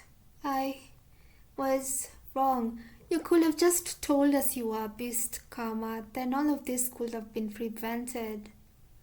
No, no, no, no, Claude. I clutched the locket to my chest as I knelt over the beast. Claude, no, please. Oh my God. I leaned down to listen to his breathing, but there's nothing but silence. Everything around me goes dark. I killed him. God! All this is happening because I made the wrong choices a few times. Ah. I mean, shouldn't I just fall in love with him after I made my majority of choices good? I'm so sorry, Claude. Oh my God. There's the sound of footsteps behind me, but they are mute and important. Claude, I am so sorry. Can we save him?